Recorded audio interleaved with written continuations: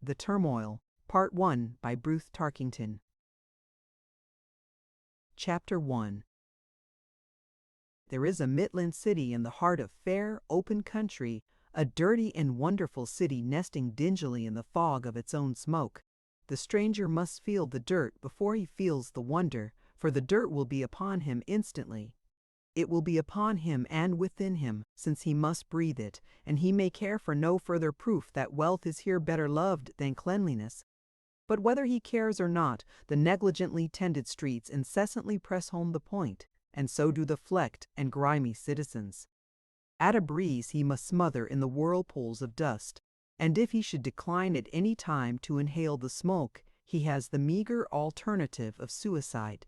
The smoke is like the bad breath of the giant panting for more and more riches. He gets them and pants the fiercer, smelling and swelling prodigiously.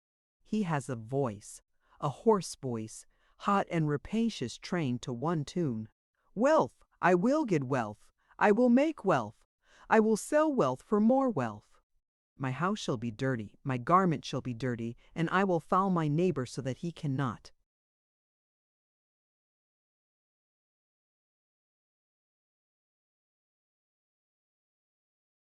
Be clean, but I will get wealth. There shall be no clean thing about me. My wife shall be dirty, and my child shall be dirty, but I will get wealth. And yet it is not wealth that he is so greedy for. What the giant really wants is hasty riches. To get these, he squanders wealth upon the four winds, for wealth is in the smoke.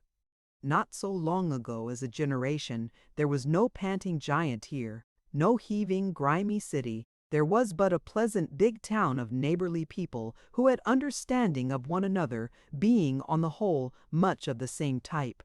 It was a leisurely and kindly place, homelike it was called, and when the visitor had been taken through the state asylum for the insane and made to appreciate the view of the cemetery from a little hill, his host's duty as Baedeker was done.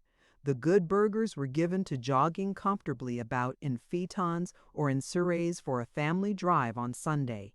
No one was very rich, few were very poor, the air was clean, and there was time to live.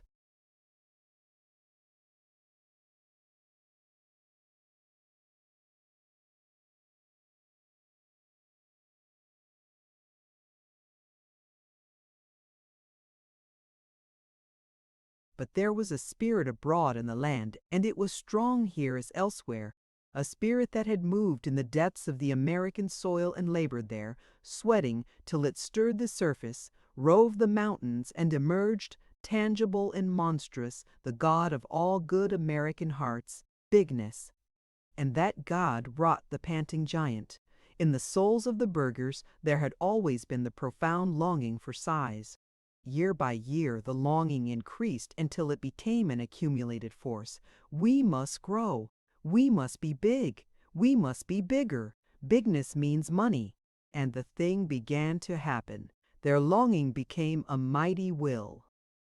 We must be bigger, bigger, bigger. Get people here. Coax them here. Bribe them. Swindle them into coming if you must, but get them. Shout them into coming. Deafen them into coming. Any kind of people, all kinds of people. We must be bigger, blow, boost, brag. Kill the fault finder. Scream and bellow to the Most High. Bigness is patriotism and honor. Bigness is love and life and happiness. Bigness is money.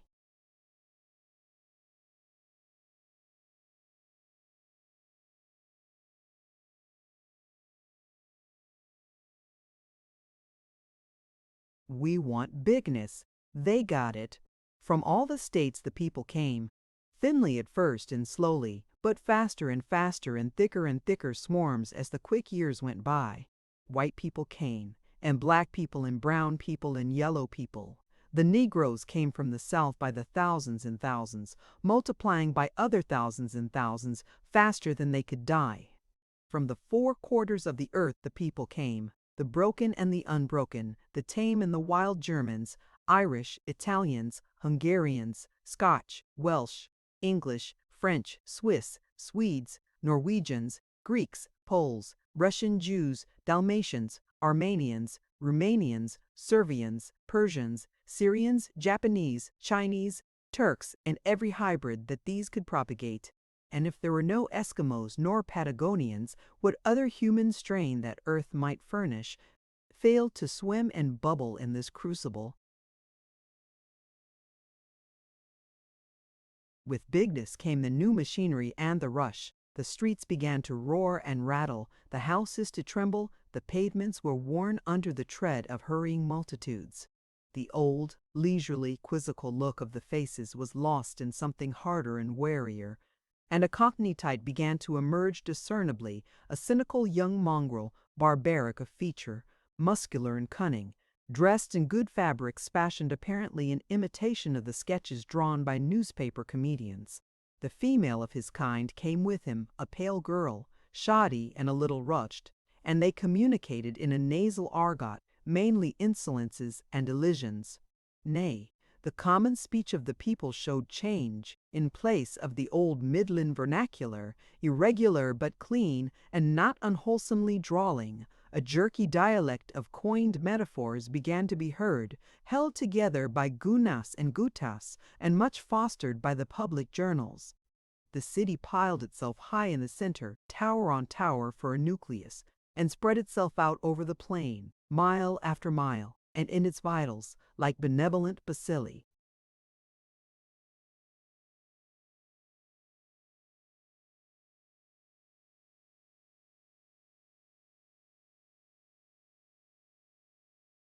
Contending with malevolent in the body of a man, missions and refuges offered what resistance they might to the saloons and all the hells that cities house and shelter.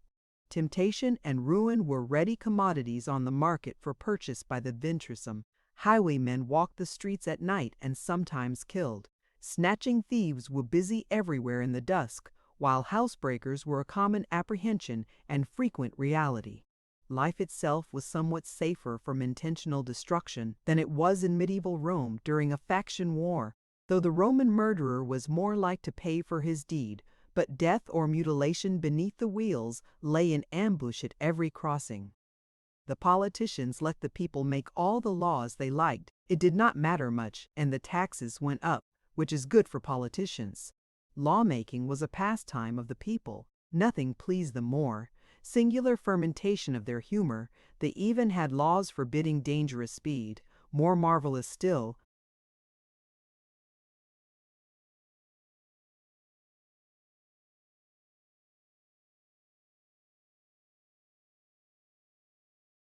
they had a law forbidding smoke. They forbade chimneys to smoke, and they forbade cigarettes to smoke. They made laws for all things, and forgot them immediately, though sometimes they would remember after a while and hurry to make new laws that the old laws should be enforced, and then forget both new and old. Wherever enforcement threatened money or votes, or wherever it was too much to bother, it became a joke. Influence was the law. So the place grew, and it grew strong. Straightway when he came, each man fell to the same worship. Give me of thyself, O bigness, power to get more power, riches to get more riches. Give me of thy sweat that I may sweat more. Give me bigness to get more. Bigness to myself, O bigness, for thine is the power and the glory. And there is no end but bigness, ever and forever.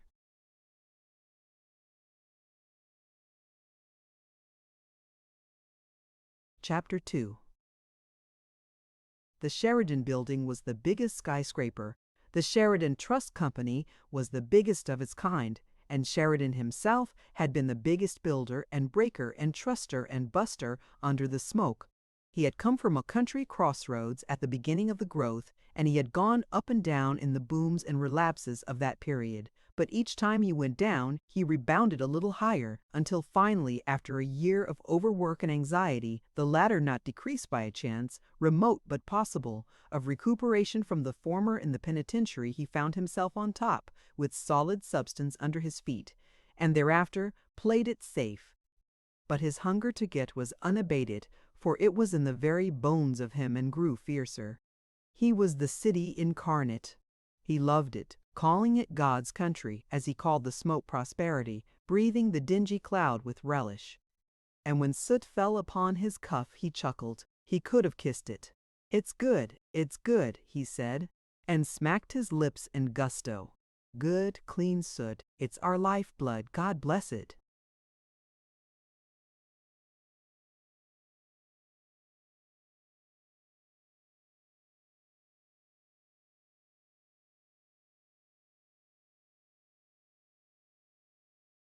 The smoke was one of his great enthusiasms. He laughed at a committee of plaintive housewives who called to beg his aid against it. Smoke's what brings your husband's money home on Saturday night, he told them, jovially. Smoke may hurt your little shrubberies in the front yard some, but it's the catahol climate and the adenoids that starts your children coughing. Smoke makes the climate better. Smoke means good health. It makes the people wash more. They have to wash so much they wash off the microbes. You go home and ask your husbands what smoke puts in their pockets out of the payroll, and you'll come around next time to get me to turn out more smoke instead of choking it off. It was narcissism in him to love the city so well. He saw his reflection in it, and like it, he was grimy, big, careless, rich, strong, and unquenchably optimistic. From the deepest of his inside all the way out, he believed it was the finest city in the world. Finest was his word. He thought of it as his city as he thought of his family as his family, and just as profoundly believed his city to be the finest city in the world, so did he believe his family to be, in spite of his son Bibbs, the finest family in the world. As a matter of fact, he knew nothing worth knowing about either. Bibbs Sheridan was a musing sort of boy, poor in health and considered the failure the odd one of the family. Born during that most dangerous and anxious of the early years, when the mother fretted and the father took his chance, he was an ill-nourished baby and grew meagerly, only lengthwise, through a feeble childhood.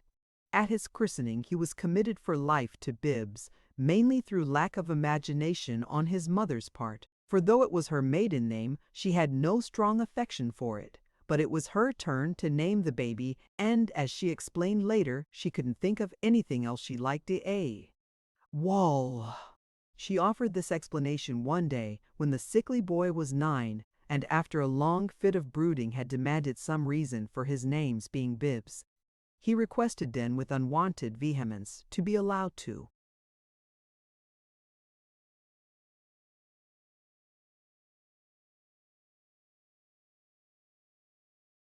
exchange names with his older brother Roscoe Conkling Sheridan or with the oldest, James Sheridan Jr., and upon being refused went down into the cellar and remained there the rest of that day.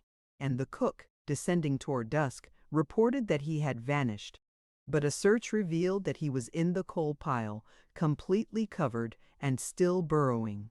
Removed by force and carried upstairs, he maintained a cryptic demeanor, refusing to utter a syllable of explanation, even under the lash. This obvious thing was wholly a mystery to both parents. The mother was nonplussed, failed to trace and connect, and the father regarded his son as a stubborn and mysterious fool, an impression not effaced as the years went by. At 22, Bibbs was physically no more than the outer scaffolding of a man, waiting for the building to begin inside a long-shanked, long-faced, rickety youth, sallow and hollow and haggard, dark-haired and dark-eyed, with a peculiar expression of countenance. Indeed, at first sight of Bibbs Sheridan, a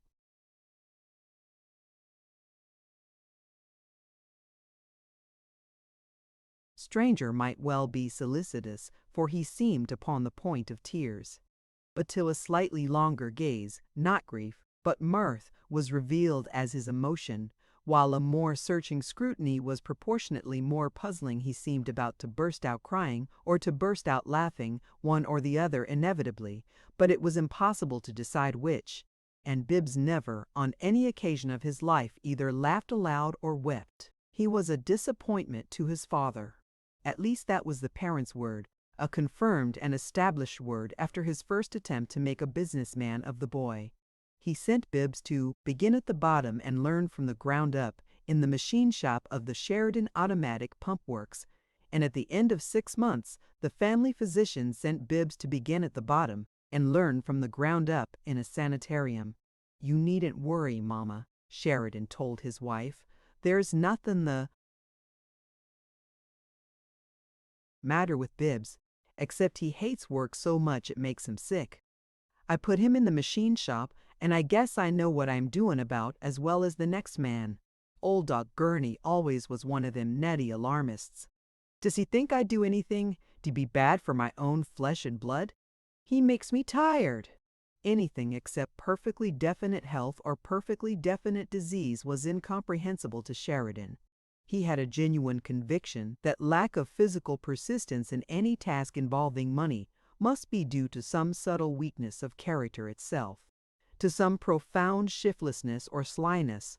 He understood typhoid fever, pneumonia, and appendicitis. One had them and either died or got over them and went back to work. But when the word nervous appeared in a diagnosis, he became honestly suspicious. He had the feeling that there was something contemptible about it, that there was a nigger in the woodpile somewhere.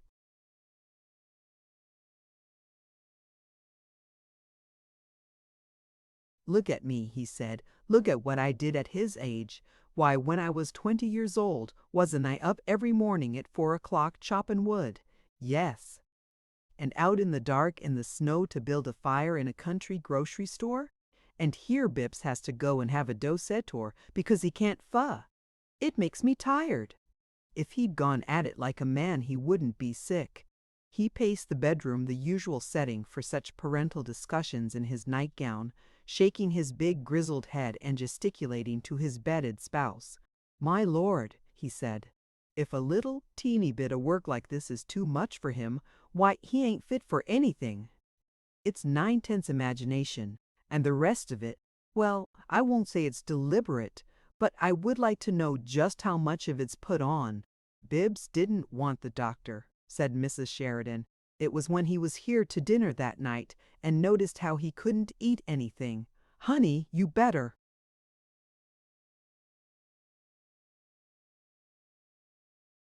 "Come to bed. Eat," he snorted. "Eat. It's work that makes men eat, and it's imagination that keeps people from eatin'. Busy men don't get time for that kind of imagination. And there's another thing you'll notice about good health, if you'll take the trouble to look around you. Mrs. Sheridan, busy men haven't got time to be sick, and they don't jet sick. You just think it over, and you'll find that 99% of the sick people you know are either women or loafers. Yes, ma'am." "Honey," she said again, drowsily, "you better come to bed." "Look at the other boys," her husband bade her. "Look at Jim and Roscoe. Look at how they work. There isn't a shiftless bone in their bodies. Work never made Jim or Roscoe sick. Jim takes half the load off my shoulders already. Right now, there isn't a harder working, brighter businessman in this city than Jim. I've pushed him, but he give me something to push against. You can't push."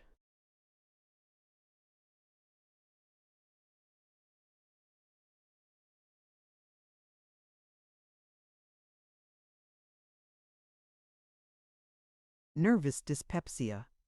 And look at Roscoe. Just look at what that boy's done for himself, and barely 27 years old, married, got a fine wife, and ready to build for himself with his own money. When I put up the new house for you and Edie, "Papa, you'll catch cold in your bare feet," she murmured. "You better come to bed. And I'm just as proud of Edie for a girl," he continued emphatically, "as I am of Jim and Roscoe for boys. She'll make some man a mighty good wife when the time comes. She's the prettiest and talentedest girl in the United States. Look at that poem she wrote when she was in school and took the prize with. It's the best poem I ever read in my life, and she'd never even tried to write one before. It's the finest thing I ever read, and R.T. Bloss said so too.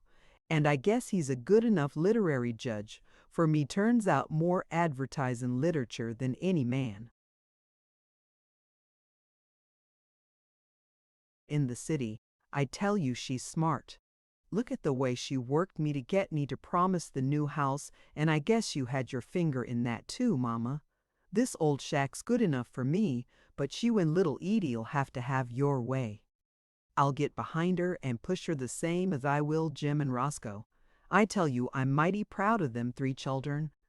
But Bibbs," he paused, shaking his head. "Honest, Mama, when I talk to men that got all their boys doing well and worth their salt, why I have to keep my mind on Jim and Roscoe and forget about Bibbs." Mrs. Sheridan tossed her head fretfully upon the pillow. "You did the best you could, Papa," she said impatiently, "so come to bed and quit reproaching yourself for it." He glared at her indignantly. "Reproaching myself," he snorted. "I ain't doing anything of the kind. What in the name o' goodness would I want to reproach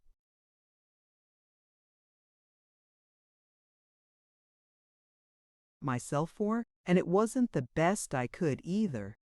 It was the best anybody could.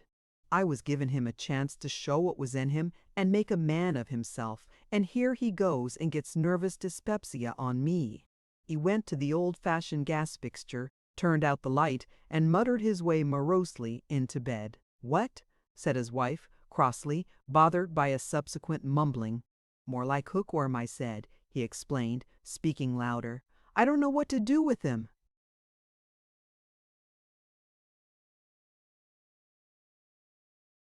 Chapter 3.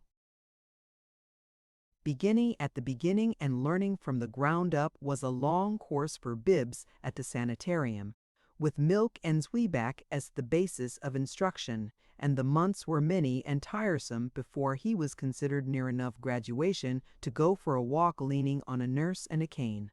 These and subsequent months saw the planning, the building, and the completion of the new house, and it was to that abode of bigness that Bibbs was brought when the cane, without the nurse, was found sufficient to his support. Edith met him at the station. "Well, well, Bibbs," she said as he came slowly through the gates, the last of all the travelers from that train. She gave his hand a brisk little shake, averting her eyes after a quick glance at him, and turning at once toward the passage to the street. "Do you think they ought to have let you come? You certainly don't look well." "But I certainly do look better," he returned, in a voice as slow as his gait. Drawl that was a necessity, for when Bibbs tried to speak quickly he stammered. "Up to about a month ago it took 2 people to see me.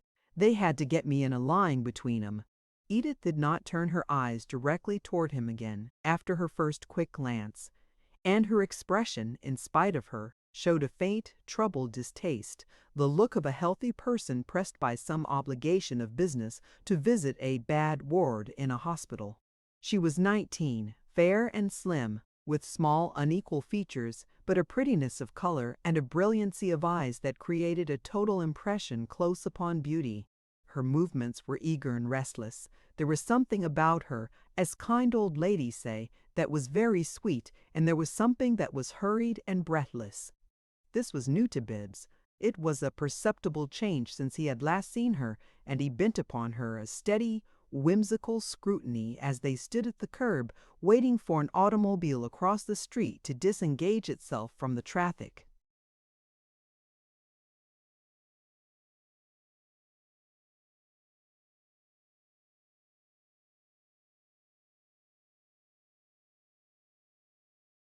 "That's the new car," she said. "Everything's new. We've got 4 now, besides Jim's. Roscoe's got 2. Edith, you look," he began, and paused. "Oh, W.E., they're all well," she said briskly, and then, as if something in his tone had caught her as significant, "Well, how do I look, Bibbs?" "You look," he paused again, taking in the full length of her trim brown shoes, her scant, tapering, rough skirt, and her coat of brown and green, her long green tippet, and her mad little rough hat, in the mad mode all suited to the October day. "How do I look?" she insisted.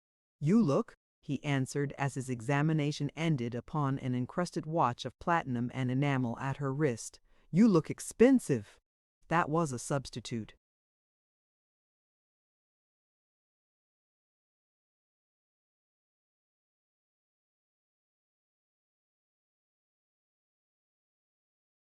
for what he intended to say, for her constraint and preoccupation, manifested particularly in her keeping her direct glance away from him, did not seem to grant the privilege of impulsive intimacies.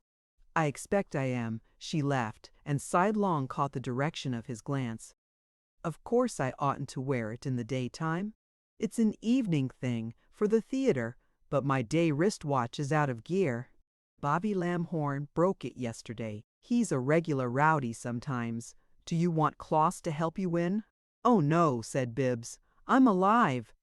And after a fit of panting subsequent to his climbing into the car unaided, he added, "Of course I have to tell people." "We only got your telegram this morning," she said as they began to move rapidly through the wholesale district neighboring the station. "Mother said she'd hardly expected you this month."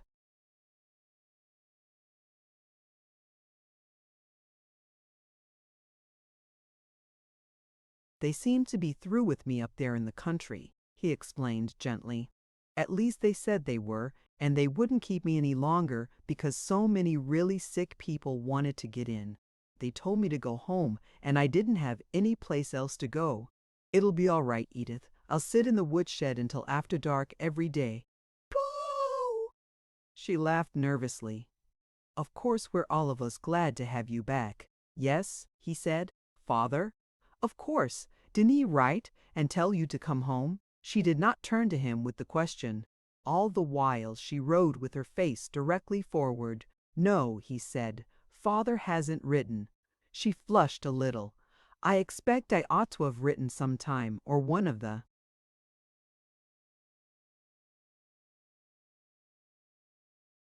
boys." "Oh no, that was all right.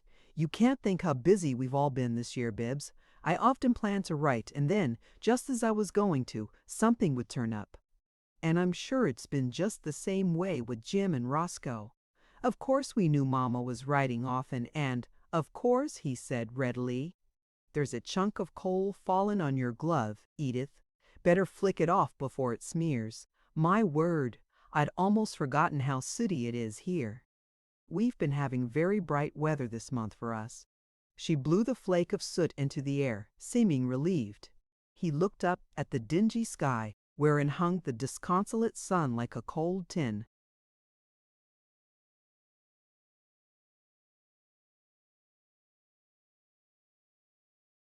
"Pan nailed up in a smokehouse by some lunatic for a decoration." "Yes," said Bibbs, "it's very gay." A few moments later, as they passed a corner, "Aren't we going home?" he asked. "Why, yes.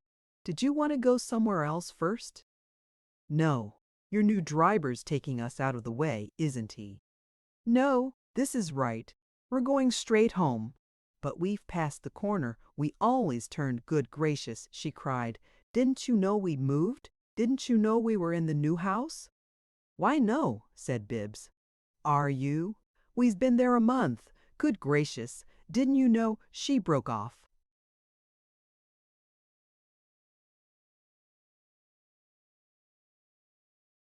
flushing again, and then went on hastily.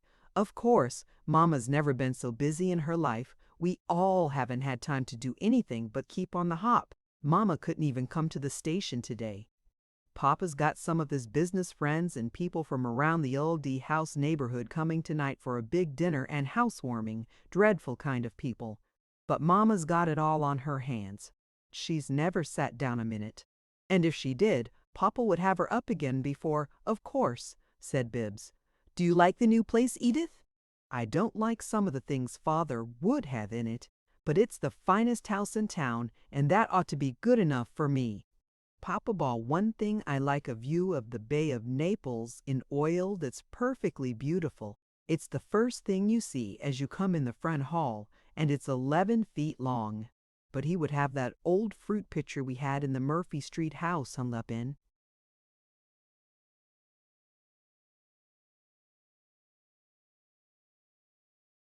The new dining room. You remember it, a table, and a watermelon sliced open, and a lot of rouge-looking apples, and some shiny lemons, with 2 dead prairie chickens on a chair. He bought it at a furniture store years and years ago, and he claims it's a finer picture than any they saw in the museums. That time he took Mama to Europe. But it's horribly out of date to have those things in dining rooms, and I caught Bobby Lamhorn giggling at it, and Sybil made fun of it, too, with Bobby, and then told Papa she agreed with him about its being such a fine thing, and said he did just right to insist on having it where he wanted it. She makes me tired, Sybil.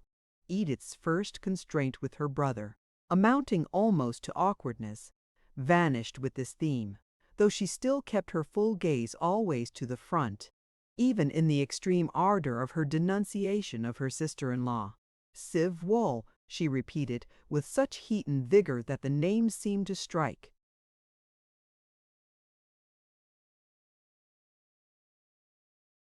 Fire on her lips.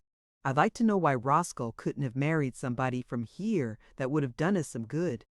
He could have got in with Bobby Lamhorn years ago just as well as now, and Bobby'd have introduced him to the nicest girls in town, but instead of that he had to go and pick up this Sybil Rink. I met some awfully nice people from her town when Mama and I were at Atlantic City last spring, and not one had ever heard of the Rinks, not even heard of 'em. I thought you were great friends with Sybil, Bibbs said. Up to the time I found her out, the sister returned with continuing vehemence. I found out some things about Mrs. Roscoe Sheridan lately. It's only lately. Well, Edith hesitated, her lips setting primly. Of course, I always did see.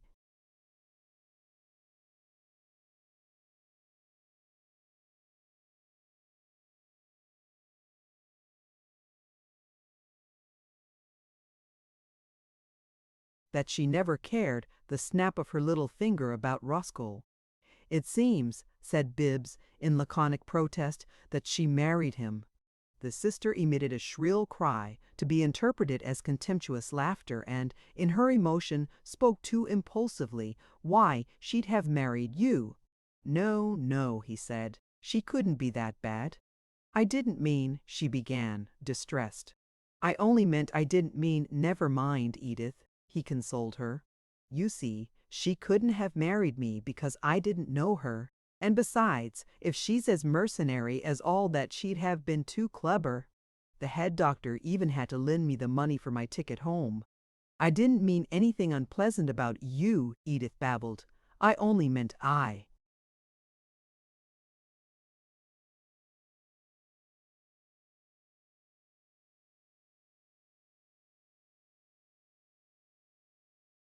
Thought she was the kind of girl who was so simply crazy to marry somebody she'd have married anybody that asked her. Yes, yes, said Bibbs, it's all straight. And, perceiving that his sister's expression was that of a person whose adroitness has set matters perfectly to rights, he chuckled silently. Roscoe's perfectly lovely to her, she continued a moment later. Too lovely. If he'd wake up a little and lay down the law, some day, like a man, I guess she'd respect him more and learn to behave herself. Behave? Oh, well, I mean, she's so insincere, said Edith, characteristically evasive when it came to stating the very point to which she had led, and in this not unique of her sex.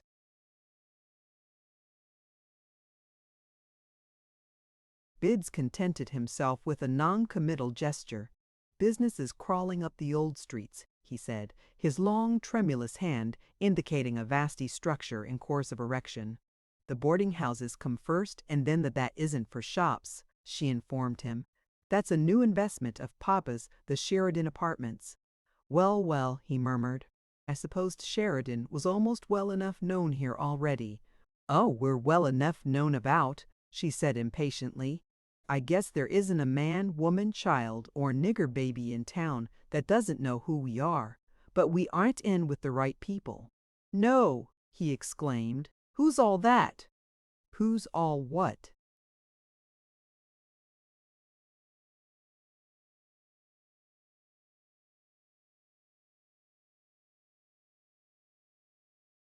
The right people. You know what I mean. The best people, the old families, the people that have the real social position in this town and that know they've got it. Bibbs indulged in his silent chuckle again. He seemed greatly amused.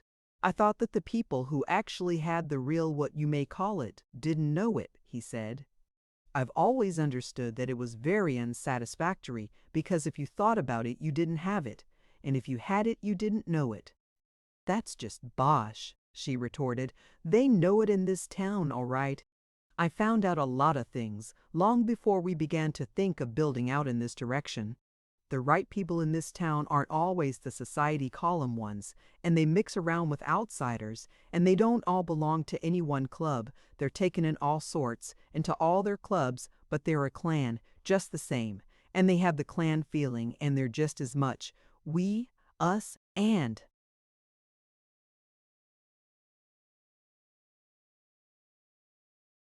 company as any crowd you read about anywhere in the world. Most of them were here long before Papa came, and the grandfathers of the girls of my age knew each other.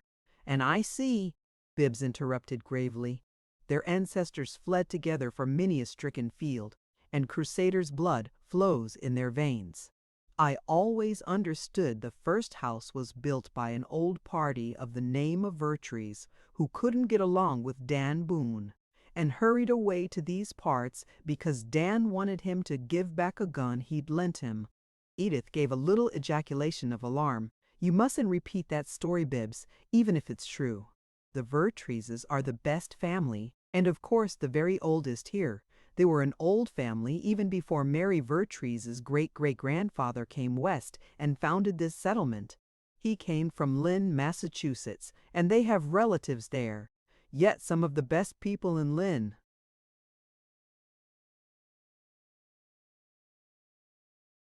No, exclaimed Bibbs incredulously. And there are other old families like the Vertreeses, she went on, not heeding him, the Lamhorns and the Kittersbys and the J. Palmerston Smiths, strange names to me, he interrupted. Poor things, none of them have my acquaintance. No, that's just it, she cried. And Papa had never even heard the name of Vertrees. Mrs. Vertrees went with some anti-smoke committee to see him, and he told her that smoke was what made her husband bring home his wages from the payroll on Saturday night. Hay told us about it, and I thought I just couldn't live through the night. I was so ashamed. Mr. Vertrees has always lived on his income, and Papa didn't know him, of course. They're the stiffest, most elegant people in the whole town.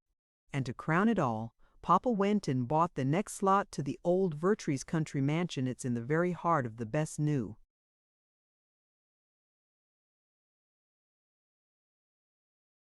residence district now, and that's where the new house is, right next door to them, and I must say it makes their place look rather shabby. I met Mary Vertrees when I joined the Mission Service Helpers, but she never did any more than just barely bow to me, and since Papa's break I doubt if she'll do that. They haven't called. And you think if I spread this gossip about Vertrees the First stealing Dan'l Boone's gun, the chances that they will call, Papa knows what a break he made with Mrs. Vertrees. I made him understand that, said Edith demurely, and he's promised to try and meet Mr. Vertrees and be nice to him. It's just this way. If we don't know them, it's practically no use in our having built the new house. And if we do know them and they're decent to us, we're right with the right people. They can do the whole thing for us. Bobby Lamhorn told Sybil he was going to bring his mother to call on her and on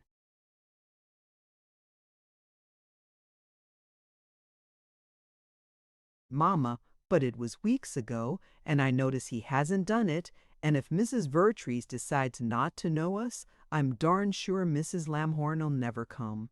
That's one thing Sybil didn't manage. She said Bobby offered to bring his mother. You say he is a friend of Roscoe's? Bibbs asked. Oh, he's a friend of the whole family, she returned, with a petulance which she made an effort to disguise. Roscoe and he got acquainted somewhere, and they take him to the theater about every other night. Sybil has him to lunch, too, and keeps— She broke off with an angry little jerk of the head. We can see the new house from the second corner ahead. Roscoe has built straight across the street from us, you know. Honestly, Sybil makes me think of a snake, sometimes the way she pulls the wool over people's eyes. She honeys up to Papa and gets anything in the world she wants out of him, and then makes fun of him behind his back. Yes, and to his face, but she can't see it. She got him to give her a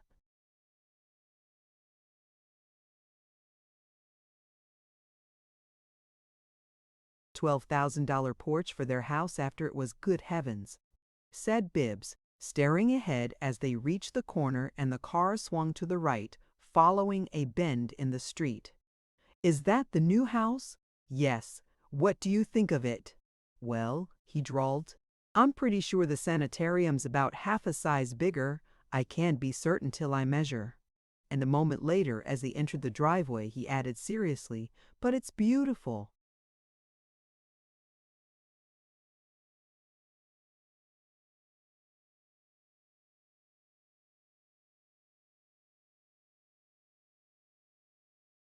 Chapter 4.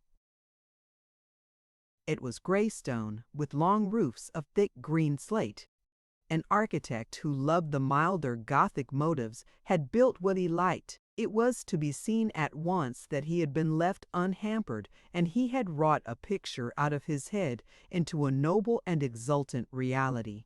At the same time, a landscape designer had played so good a second, with ready-made accessories of screen, approach, and vista, that already whatever look of newness remained upon the place was to its advantage, as showing at least one thing yet, clean under the grimy sky. For, though the smoke was thinner in this direction and at this long distance from the heart of the town, it was not absent, and under tutelage of wind and weather could be malignant even here, where cows had wandered in the meadows and corn had been growing, not 10 years gone. Altogether, the new house was a success. It was one of those architect successes which leave the owners veiled in privacy. It revealed nothing of the people who lived in it, save that they were rich. There are houses that cannot be detached from their own people without protesting. Every inch of mortar seems to mourn the separation, and such a house, no matter what be done to it, is ever murmurous with regret, whispering the old name sadly to itself, unceasingly. But the new house was of a kind to change hands without emotion. In our swelling cities, great places of its type are useful as financial gauges of the business tides. Rich families, one after another, take title and occupy such houses as fortunes rise and fall. They mark the high tide. It was impossible to imagine a child's toy wagon left upon a walk or driveway of the new house, and yet it was, as Bibbs rightly called it, beautiful. What the architect thought of the Golfo di Napoli, which hung in its vast gold revel of rococo frame against the gray wood of the hall, is to be conjectured. Perhaps he had not seen it. Edith, did you say only 11 feet? Bibbs panted, staring at it as the white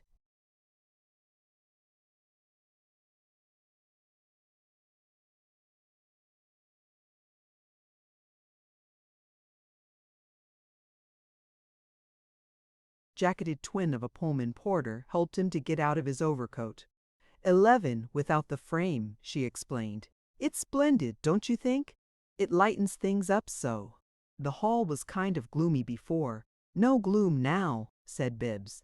This statue in the corner is pretty too, she remarked. Mama and I bought that.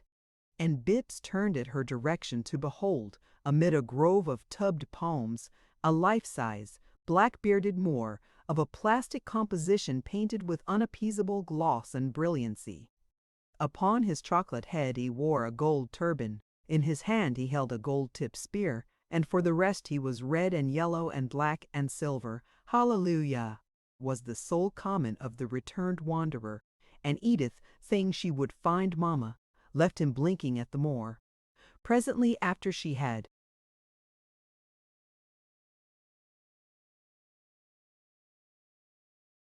disappeared, he turned to the colored man who stood waiting, Bibbs's traveling bag in his hand. "What do you think of it?" Bibbs asked solemnly. "Gran," replied the servitor. "She mighty hard to deuces gettin' all 'em wrinkles. Yes, sir, she mighty hard to deuces." "I expect she must be," said Bibbs, his glance returning reflectively to the black bull beard for a moment. "Is there a place anywhere I could lie down?" "Yes, sir. We got one 'nem spare rooms all fix up for you, sir, Right upstairs, sir. Nice room." He led the way, and Bibbs followed slowly, stopping at intervals to rest, and noting a heavy increase in the staff of service since the exodus from the old house. Maids and scrubwomen were at work under the patently nominal direction of another Pullman porter, who was profoundly enjoying his own.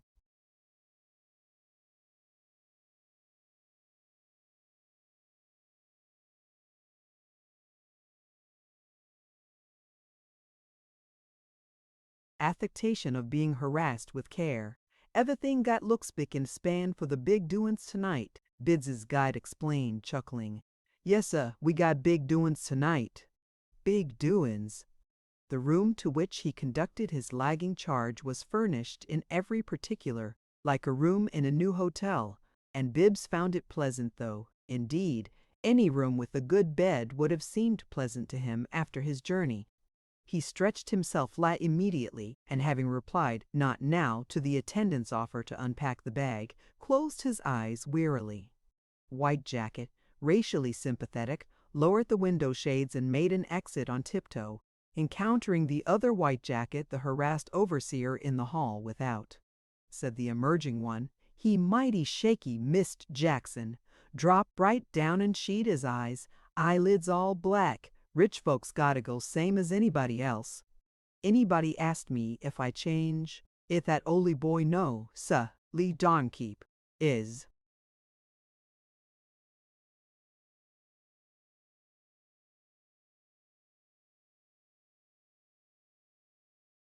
"Money. I keep my black skin and keep out the ground." Mr. Jackson expressed the same preference. "Yes'ah, he look tell me like somebody already laid out," he concluded. And upon the stairway landing, near by, two old women on all fours at their work were likewise pessimistic.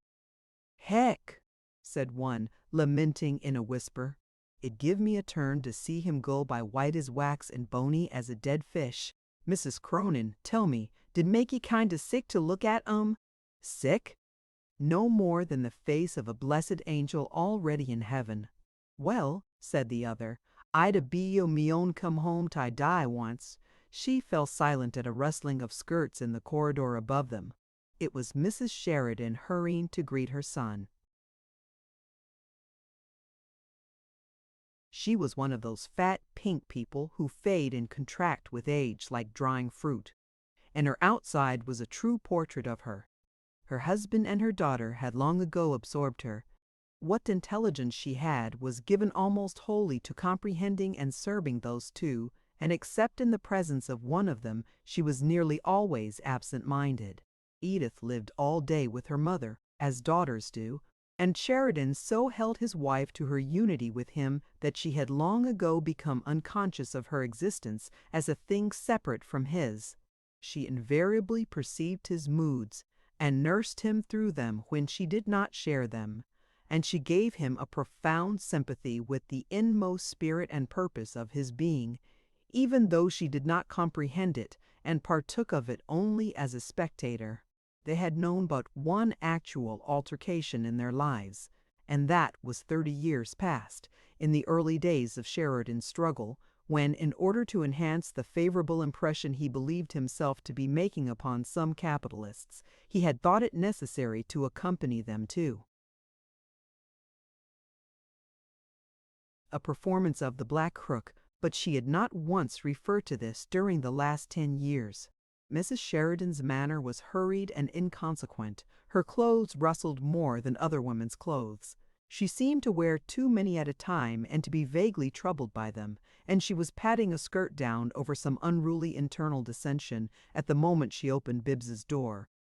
At sight of the recumbent figure she began to close the door softly, withdrawing, but the young man had heard the turning of the knob and the rustling of skirts, and he opened his eyes. "Don't go, mother," he said. "I'm not asleep." He swung his long legs over the side of the bed to rise, but she set a hand on his shoulder, restraining him, and he lay flat again. "No," she said, bending over to kiss his cheek. "I just come for a minute, but I want to see how you seem." Edith said, "Poor Edith," he murmured. She couldn't look at me. Nonsense. Mrs. Sheridan, having let in the light at a window, came back to the bedside. You look a great deal better than what you did before you went to the sanitarium anyway. It's done you good. A body can see that right away. You need fatting up, of course, and you haven't got much color. No, he said. I haven't much color. But you will have when you get your strength back. Oh, yes. He responded cheerfully. Den I will. You look a great deal better than what I expected.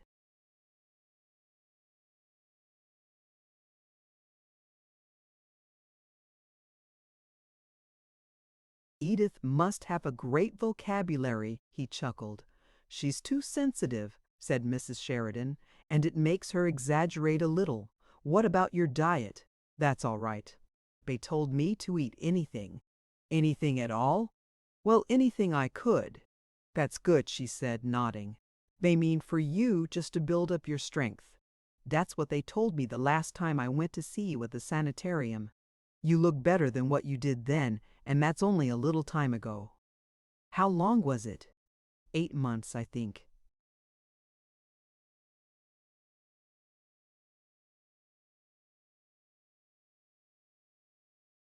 No, it couldn't be. I know it ain't that long, but maybe it was longer'n I thought. And this last month or so, I haven't had scarcely even time to write more than just a line to ask how you were getting along, but I told Edith to write, the weeks I couldn't, and I asked Jim to, too, and they both said they would, so I suppose you've kept up pretty well on the home news. Oh, yes. What I think you need, said the mother gravely, is to liven up a little and take an interest in things. That's what Papa was saying this morning, after we got your telegram, and that's what'll stimulate your appetite, too. He was talking over his plans for you plans. Bibbs, turning on his side, shielded his eyes from the light with his hand so that he might see her better. He paused. What plans is he making for me, Mother?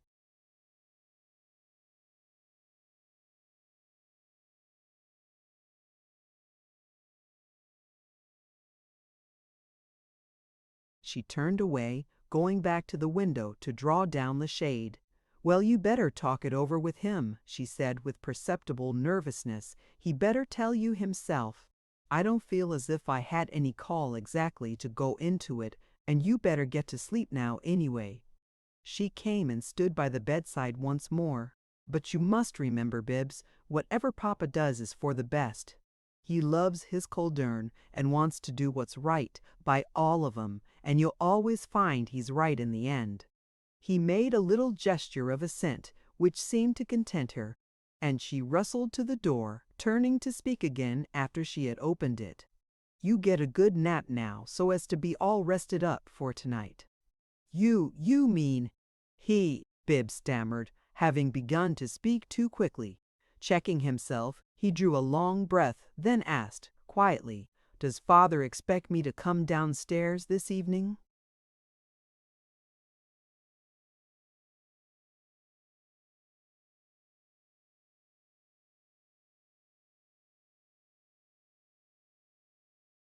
Well, I think he does, she answered. You see, it's the housewarming, as he calls it, and he said he thinks all our children ought to be around us, as well as the old friends and other folks. It's just what he thinks you need to take an interest and liven up.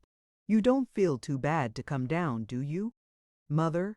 Well, take a good look at me, he said. Oh, see here, she cried with brusque cheerfulness. You're not so bad off as you think you are, Bibbs. You are on the mend, and it won't do you any harm to please your— It isn't that, he interrupted. Honestly, I'm only afraid it might spoil somebody's appetite. Edith.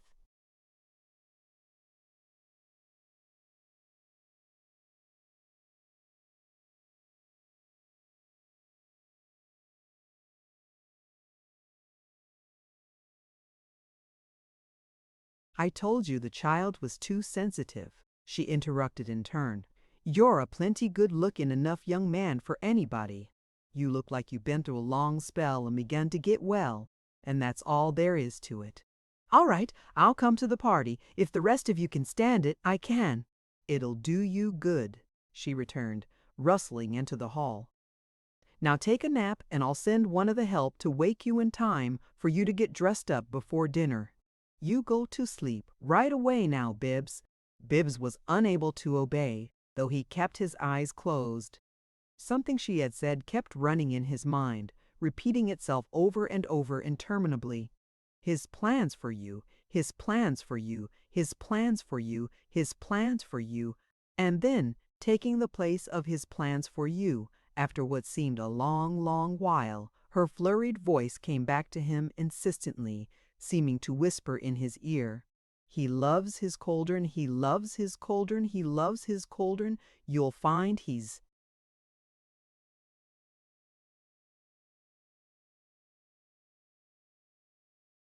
always right. You'll find he's always right." Until at last, as he drifted into the state of half-dreams and distorted realities, the voice seemed to murmur from beyond a great black wing that came out of the wall and stretched over his bed. It was a black wing within the room, and at the same time it was a black cloud crossing the sky, bridging the whole earth from pole to pole. It was a cloud of black smoke, and out of the heart of it came a flurried voice whispering over and over, "His plans for you, his plans for you, his plans for you, his plans for you." And then there was nothing. He woke refreshed, stretched himself gingerly as one might have a care against too quick or too long a pull upon a frayed elastic, and getting to his feet, went blinking to the window and touched the shade so that it flew up, letting in a pale sunset. He looked out into the lemon-colored light and smiled wanly at the next house. As Edith's grandiose phrase came to mind, the old Vertrees country mansion. It stood in a broad lawn which was separated from the Sheridans by a young hedge, and it was a big, square, plain old box of a house, with a giant salt cellar atop for a cupola. Paint had been smeared for a long time, and no one could have put a name to the color of it. But in spite of that, the place had no look of being out at heel, and the sward was as neatly trimmed as the Sheridans' own. The separating hedge ran almost beneath Bibbs's window, for this wing of the new house extended here almost to the edge of the lot, and directly opposite the window the Vertrees' lawn had been graded so as to make a little knoll upon which stood a small rustic summer house. It was almost on a level with Bibbs's window and not 30 feet away, and it was easy for him to imagine the present dynasty of Vertreeses in grievous outcry when they had found this retreat ruined by the juxtaposition of the parvenu intruder. Probably the summer house was pleasant and pretty in summer. It had the look of a place wherein little girls had played for a generation or so with dolls and housekeeping, or where a lovely old lady might come to read something dull on warm afternoons. But now in the thin light it was desolate, the color of dust, and hung with haggard vines which had lost their leaves. Bibbs looked at it with grave sympathy, probably feeling some kinship with anything so dismantled. Then he turned to a cheval glass beside the window and paid himself the dubious tribute of a thorough inspection. He looked a mirror up and down, slowly, repeatedly, but came in the end to a long and earnest scrutiny of the face. Throughout this cryptic séance his manner was profoundly impersonal. He had the air of an entomologist intent upon classifying a specimen. But finally he appeared to become pessimistic. He shook his head solemnly, then gazed again and shook his head again and continued to shake it slowly, in complete disapproval. "You certainly are one horrible sight," he said aloud, and at that he was instantly aware of an observer. Turning quickly, he was vouchsafed the picture of a charming lady, framed in a rustic aperture of the summer house, and staring full into his window, straight into his eyes too, for the infinitesimal fraction of a second before the flashingly censorious withdrawal of her own. Composedly, She pulled several dead twigs from a vine, the manner of her action conveying a message or proclamation to the effect that she was in the summer house for the sole purpose of such like pruning and tending, and that no gentleman could suppose her presence there to be due to any other purpose whatsoever, or that, being there on that account, she had allowed her attention to wander for one instant in the direction of things of which she was in reality unconscious. Having pulled enough twigs to emphasize her unconsciousness, and at the same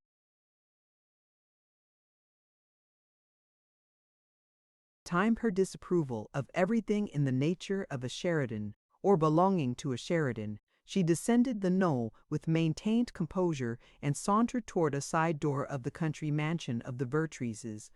An elderly lady, bonneted and cloaked, opened the door and came to meet her. "Are you ready, Mary? I've been looking for you. What were you doing?" "Nothing. Just looking into one of Sheridan's windows," said Mary Vertrees.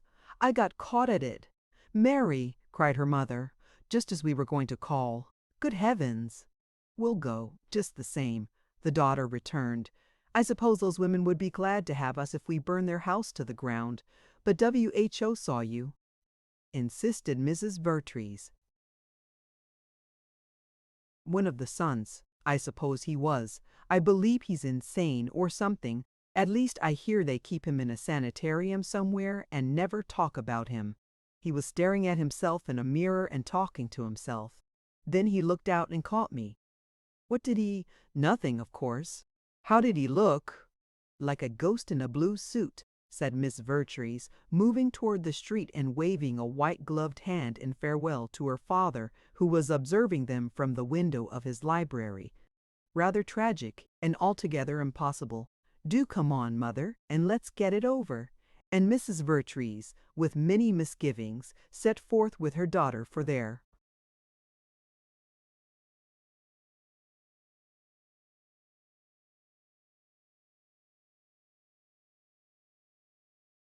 gracious assault upon the new house next door.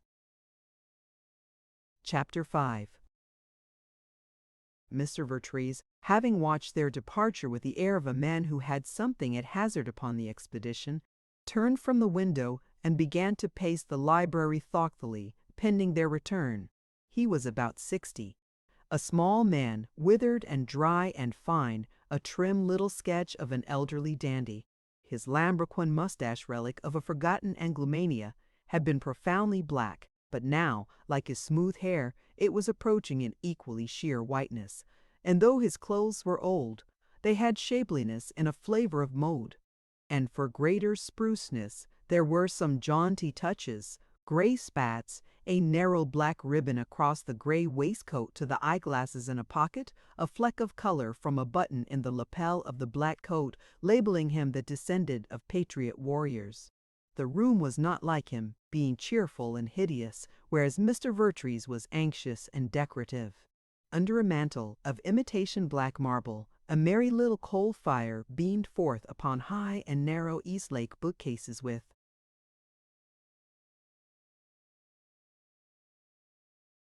long glass doors, and upon comfortable, incongruous furniture, and upon meaningless woodwork everywhere, and upon half a dozen Landseer engravings which Mr. and Mrs. Vertrees sometimes mentioned to each other, after 30 years of possession, as very fine things.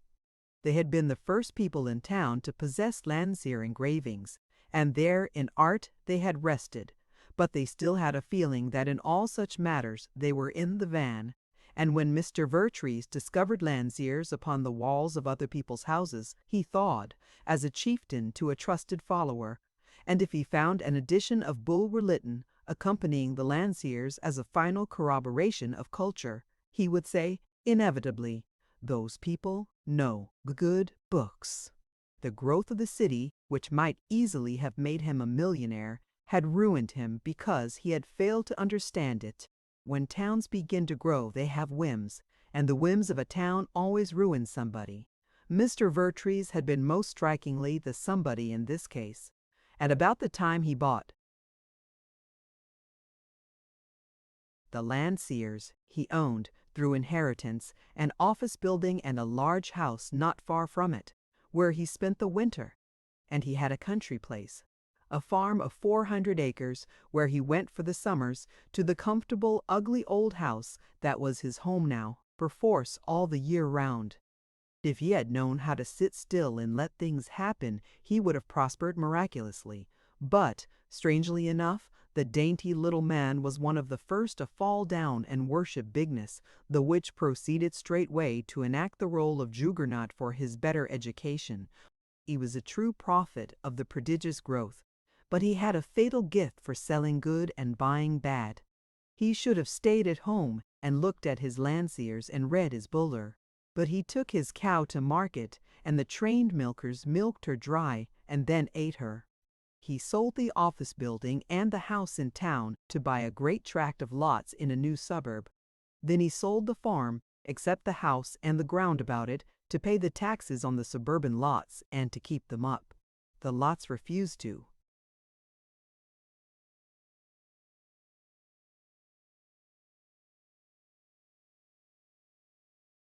Stay up, but he had to do something to keep himself and his family up, so in despair he sold the lots, which went up beautifully the next year for traction stock that was paying dividends, and thereafter he ceased to buy and sell. Thus he disappeared altogether from the commercial surface at about the time James Sheridan came out securely on top, and Sheridan, until Mrs. Vertrees called upon him with her anti-smoke committee, had never heard the name. Mr. Vertrees, pinched, retired to his Landseers, and Mrs. Vertrees managed somehow on the dividends, though managing became more and more difficult as the years went by and money bought less and less. But there came a day when 3 servitors of bigness in Philadelphia took greedy counsel with 4 fellow worshippers from New York, and not long after that there were no more dividends for Mr. Vertrees. In fact, there was nothing for Mr. Vertrees, because the traction stock henceforth was no stock at all, and he had mortgaged his house long ago to help manage somehow, according to his conception of his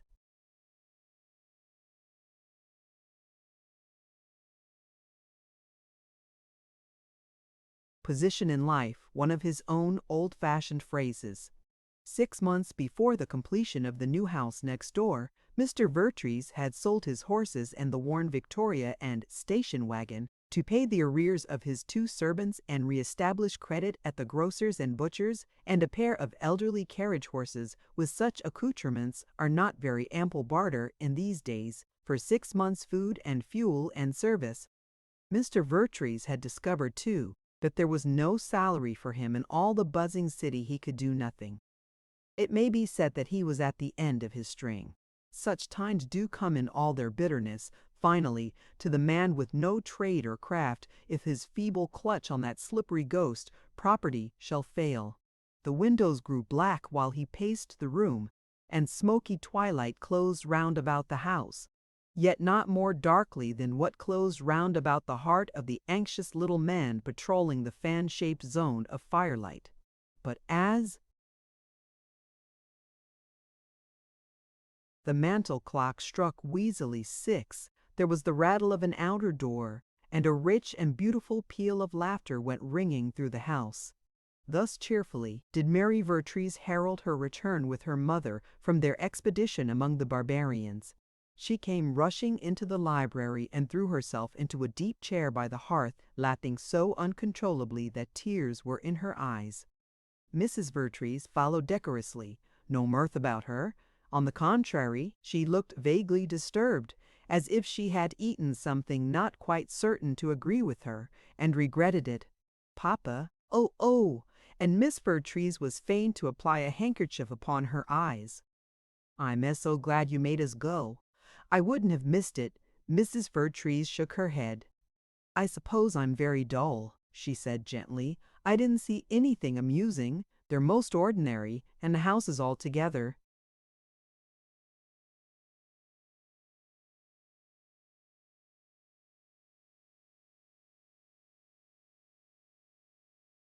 In bad taste. But we anticipated that. And Papa, Mary cried, breaking in, they asked us to dinner. What? And I'm going, she shouted, and was seized with fresh paroxysms. Think of it. Never in their house before, never met any of them but the daughter, and just barely met her. What about you? Interrupted Mr. Vertrees, turning sharply upon his wife. She made a little face as if positive now that what she had eaten would not agree with her. I couldn't, she said. Yes, that's just the way she looked when they asked her, cried Mary, choking. And then she realized it and tried to turn it into a cough, and she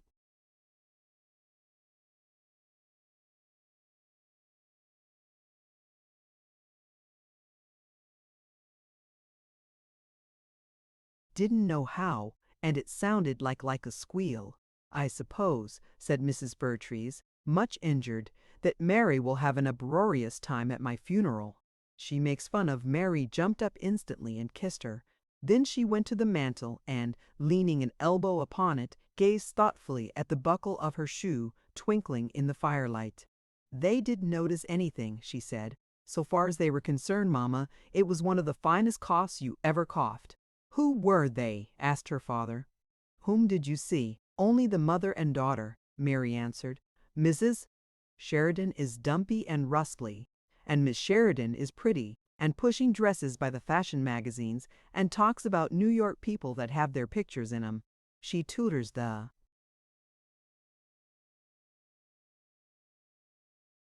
mother, but not very successfully, partly because her own foundation is too flimsy, and partly because she began too late. They've got an enormous more of painted plaster something in the hall, and the girl evidently thought it was to her credit that she selected it. They have oil paintings, too, added Mrs. Vertrees with a glance of gentle pride at the Landseers. I've always thought oil paintings in a private house the worst of taste. Oh, if one owned a Raphael or a Titian, said Mr. Vertrees, finishing the implication, not in words, but with a wave of his hand. Go on, Mary. None of the rest of them came in? You didn't meet Mr. Sheridan, or he paused and adjusted a lump of coal in the fire delicately with the poker. Or one of the sons? Mary's glance crossed his, at that with a flash of utter comprehension. He turned instantly away, but she had begun to laugh again.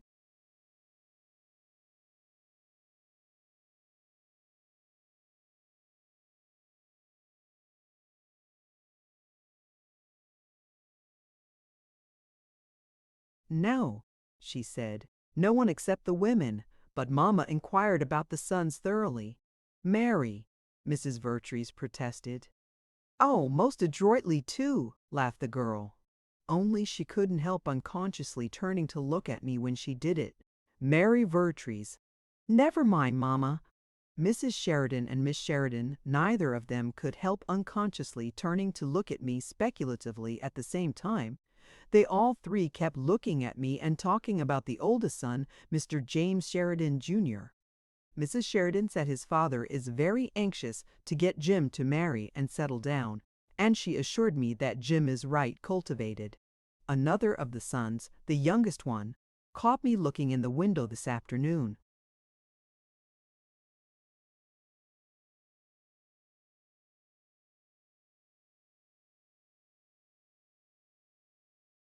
But they didn't seem to consider him quite one of themselves somehow, though Mrs. Sheridan mentioned that a couple of years or so ago he had been right sick and had been to some cure or other. They seemed relieved to bring the subject back to Jim and his virtues, and to look at me. The other brother is the middle one, Roscoe. He's the one that owns the new house across the street, where that young black sheep of the Lamhorns, Robert, goes so often. I saw a short, dark young man standing on the porch with Robert Lamhorn there the other day, so I suppose that was Roscoe. Jim still lurks in the mists, but I shall meet him tonight. Papa, she stepped nearer to him so that he had to face her, and his eyes were troubled as he did. There may have been a trouble deep within her own, but she kept their surface merry with laughter. Papa, Bibbs is the youngest one's name, and Bibbs, to the best of our information, is a lunatic. Roscoe is married. Papa, does it have to be Jim? Mary! Mrs. Vertrees cried sharply. You're outrageous. That's a perfectly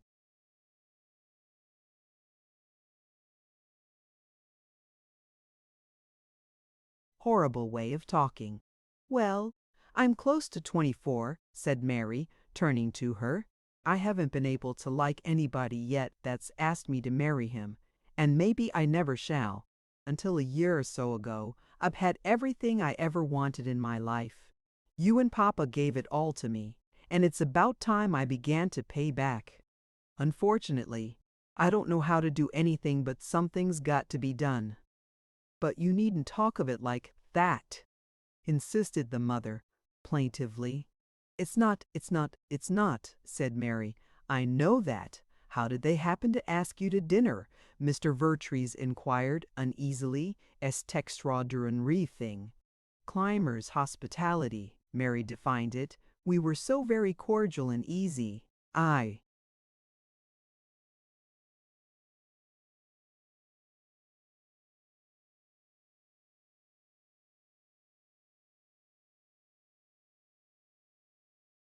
think Mrs. Sheridan herself might have done it just as any kind old woman on a farm might ask a neighbor, but it was Miss Sheridan who did it.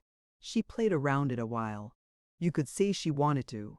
She's in a dreadful hurry to get into things, and I fancied she had an idea it might impress that Lamhorn boy to find us there tonight. It's a sort of housewarming dinner, and they talked about it, and then the girl got her courage up and blurted out the invitation. And Mama, here Mary was once more a victim to incorrigible merriment. Mama tried to say yes and couldn't. She swallowed and squealed. "I mean, you cough, dear." And then, Papa, she said that you and she had promised to go to a lecture at the Emerson Club tonight, but that her daughter would be delighted to come to the big show. So there I am, and there's Mr. Jim Sheridan, and there's the clock. Dinner's at 7:30. And she ran out of the room, scooping up her fallen furs with a gesture of flying grace as she sped. When she came down, at 20 minutes after 7, her father stood in the hall, at the foot of the stairs, waiting to be her escort through the dark. He looked up and watched her as she descended, and his gaze was fond and proud and profoundly disturbed. But she smiled and nodded gaily, and when she reached the floor, put a hand on his shoulder. "At least no one could suspect me tonight," she said. "I look rich, don't I, Papa?" She did. She had a look that worshipful girl-friends bravely called regal. A head taller than her father, she was as straight and jauntily poised as a boy athlete, and her brown hair and her brown eyes were like her mother's, but for the rest she went back to some stronger and livelier ancestor than either of her parents. "Don't I look too rich to be suspected?" she insisted.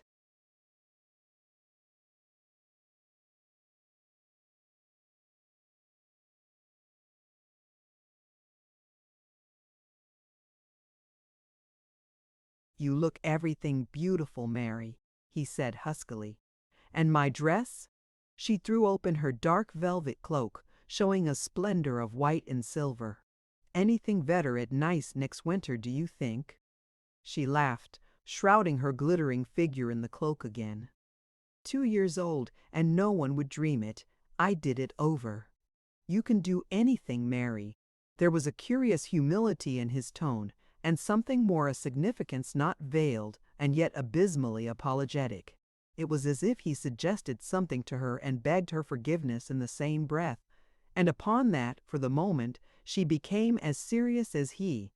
She lifted her hand from his shoulder and then set it back more firmly so that he should feel the reassurance of its pressure.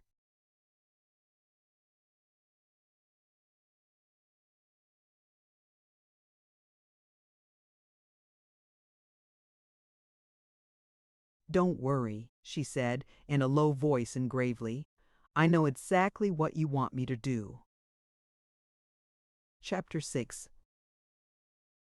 It was a brave and lustrous banquet, and a noisy one, too, because there was an orchestra among some plants at one end of the long dining room, and after a preliminary stiffness, the guests were impelled to converse necessarily at the tops of their voices.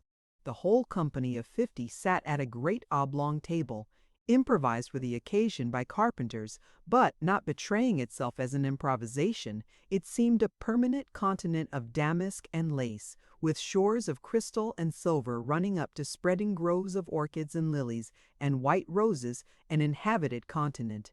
Evidently, for there were 3 marvelous gleaming buildings, one in the center and one at each end, white miracles wrought by some in sculptural icing.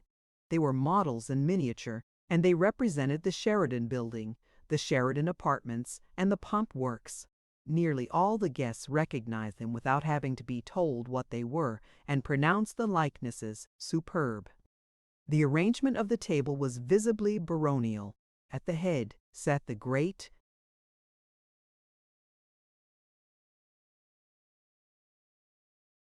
Thane, with the flower of his family and of the guests about him.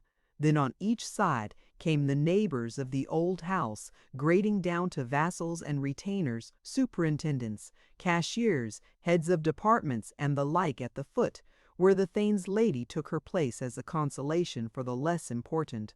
Here, too, among the thralls and bondmen, sat Bibbs Sheridan, a meek Banquo, wondering how anybody could look at him and eat. Nevertheless, there was a vast continuous eating, for these were wholesome folk who understood that dinner meant something intended for introduction into the system by means of an aperture in the face, devised by nature for that express purpose. And besides, nobody looked at Bibbs.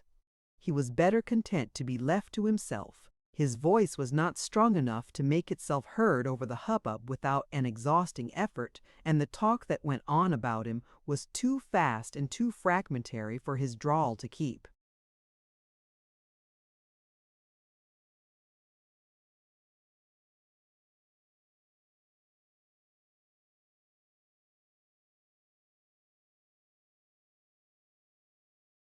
Pace with it. So he felt relieved when each of his neighbors in turn, after a polite inquiry about his health, turned to seek livelier responses in other directions. For the talk went on with the eating incessantly. It rose over the throbbing of the orchestra and the clatter and clinking of silver and china and glass, and there was a mighty babble. Yes, sir. Started without $1.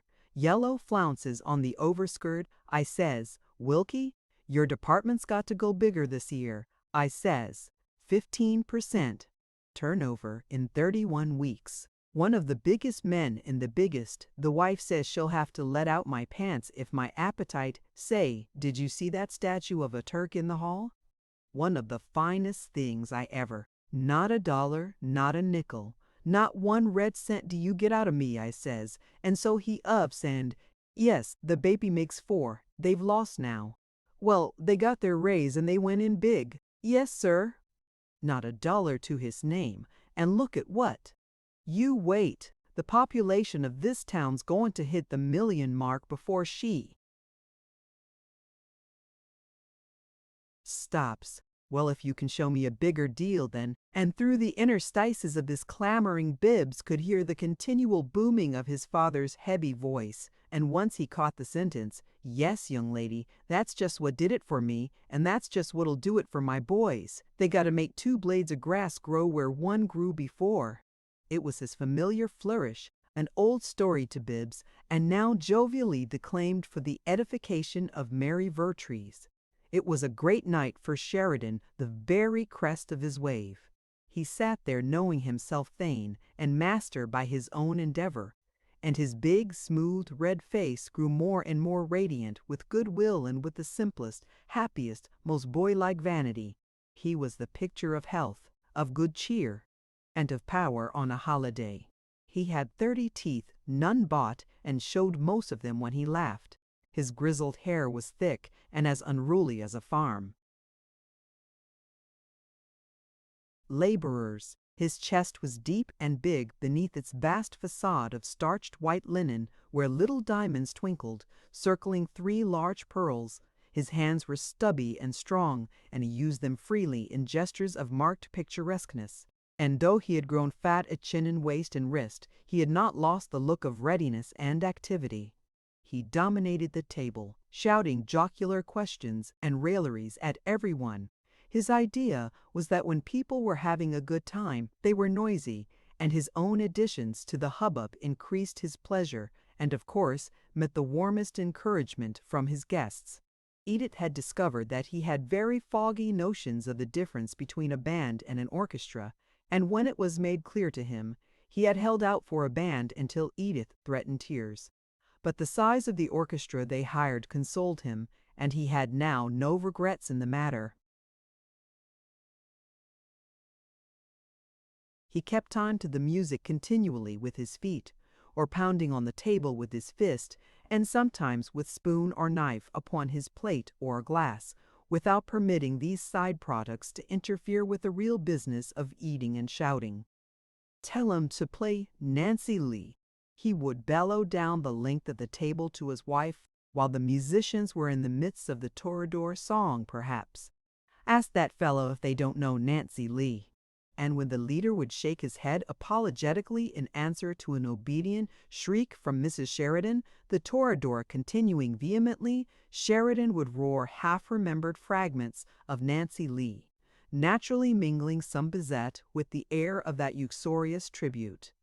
"Oh, there she stands and waves her hands while I'm away. A sailor's wife, a sailor's star should be. Yo-ho-oh-oh. Oh, Nancy, Nancy Lee, Nancy Lee. Oh, Nancy."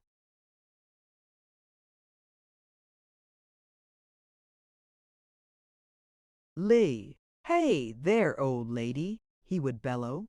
"Tell 'em to play in the gloaming. In the gloaming, oh my darling lullop Nayswell. If they don't know that, what's the matter with Larboard Watch? Ahoy! That's good music. That's the kind of music I like. Come on now, Mrs. Callan, get 'em singing down in your part on the table. What's the matter, you folks down there, anyway? Larboard Watch, ahoy!" What joy he feels as stutum dum dee dee dum steals. Larboard Watch, ahoy! No external bubbling contributed to this effervescence. The Sheridans' table had never borne wine, and, more because of timidity about it than conviction, it bore none now, though mineral waters were copiously poured from bottles wrapped, for some reason, in napkins, and proved wholly satisfactory to almost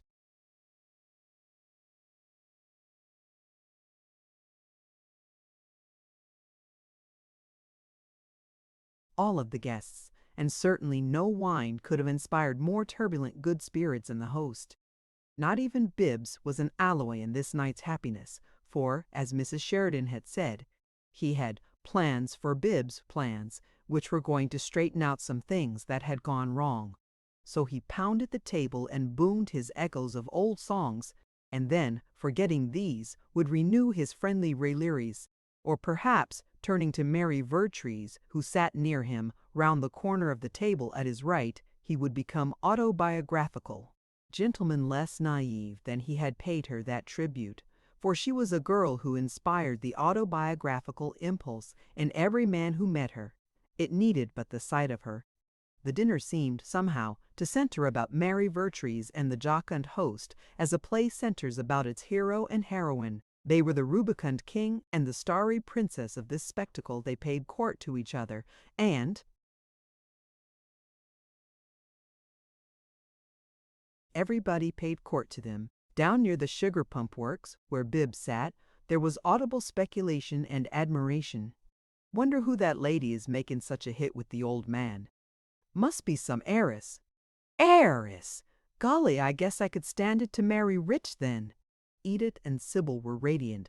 At first they had watched Miss Vertrees with an almost haggard anxiety, wondering what disastrous effect Sheridan's pastoral gaieties and other things would have upon her, but she seemed delighted with everything, and with him most of all. She treated him as if he were some delicious, foolish old joke that she understood perfectly, laughing at him almost violently when he bragged. Probably his first experience of that kind in his life. It enchanted him. As he proclaimed to the table, she had a way with her. She had indeed, as Roscoe Sheridan upon her right discovered just after the feast began, since his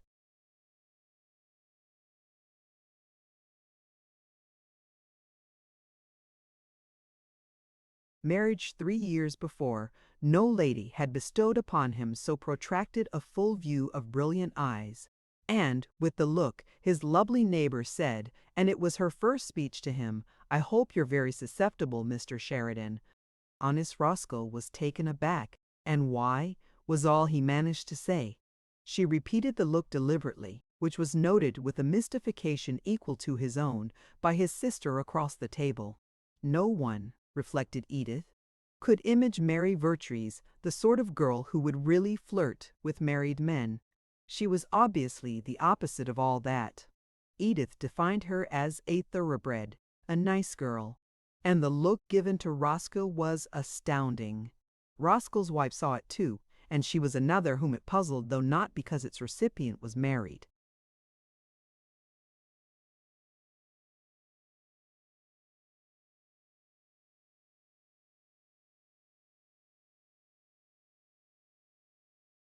"Because," said Mary Vertrees, replying to Roscoe's monosyllable, "and also because we're next-door neighbors at table, and it's dull times ahead for both of us if we don't get along." Roscoe was a literal young man, all stocks and bonds, and he had been brought up to believe that when a man married he married and settled down. It was all right, he felt, for a man as old as his father to pay florid compliments to as pretty a girl as this Miss Vertrees. But for himself, a young married man, it wouldn't do. And it wouldn't even be quite moral. He knew that young married people might have friendships, like his wife's for Lamhorn, but Sybil and Lamhorn never flirted. They were always very matter-of-fact with each other. Roscoe would have been troubled if Sybil had ever told Lamhorn she hoped he was susceptible. "Yes, we're neighbors," he said awkwardly.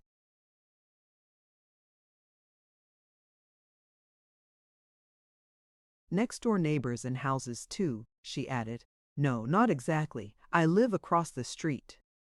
"Why, no," she exclaimed and seemed startled. "Your mother told me this afternoon that you lived at home." "Yes, of course I live at home.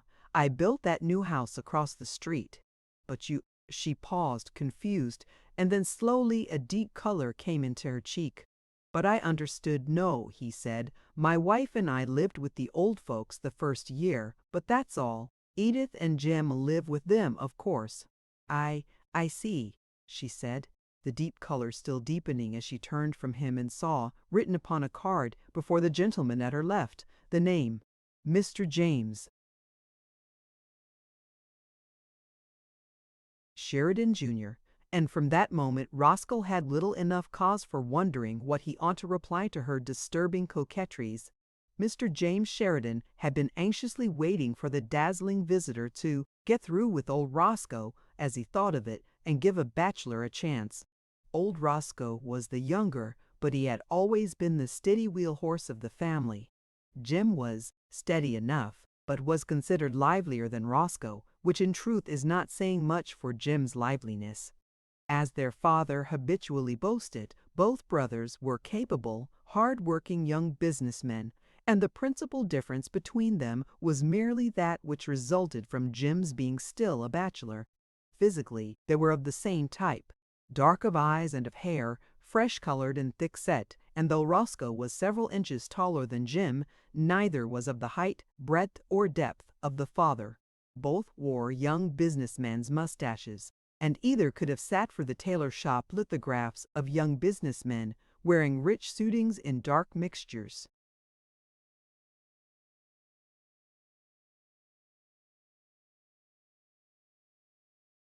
Jim, approving warmly of his neighbor's profile, perceived her access of color, which increased his approbation. "What's that old Roscoe saying to you, Miss Vertrees?" he asked. "These young married men are mighty forward nowadays, but you mustn't let 'em make you blush." "Am I blushing?" she said. "Are you sure?" And with that she gave him ample opportunity to make sure, repeating with interest the look wasted upon Roscoe. "I think you must be mistaken," she continued. "I think it's your brother who is blushing. I've thrown him into confusion." "How?" She laughed, and then, leaning to him a little, said in a tone as confidential as she could make it under cover of the uproar, "By trying to begin with him a courtship I meant for you." this might well be a style new to Jim. And it was. He supposed it a nonsensical form of badinage, and yet it took his breath. He realized that he wished what she said to be the literal truth, and he was instantly snared by that realization.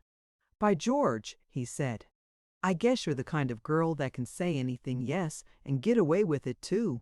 She laughed again in her way so that he could not tell whether she was laughing at him or at herself or at the nonsense she was talking, and she said, "But you see, I don't care whether I get away with it or not. I wish you'd tell me frankly if you think I've got a chance to get away with you? More like if you've got a chance to get away from me?" Jim was inspired to reply, "Not one in the world, especially after beginning by making fun of me like that." "I mightn't be so much in fun as you think," she said, regarding him with sudden gravity. "Well," said Jim, in simple honesty, "you're a funny girl." Her gravity continued an instant longer. "I may not turn out to be funny for you. So long as you turn out to be anything at all for me, I expect I can manage to be satisfied." And with that, to his own surprise, it was his turn to blush, whereupon she laughed again. "Yes," he said plaintively, not wholly lacking intuition, "I can see you're the sort of girl that would laugh the minute you see a man really means anything." "Laugh!" she cried gaily. "Why, it might be a matter of life and death, but if you want tragedy, I'd better put the question at once, considering the mistake I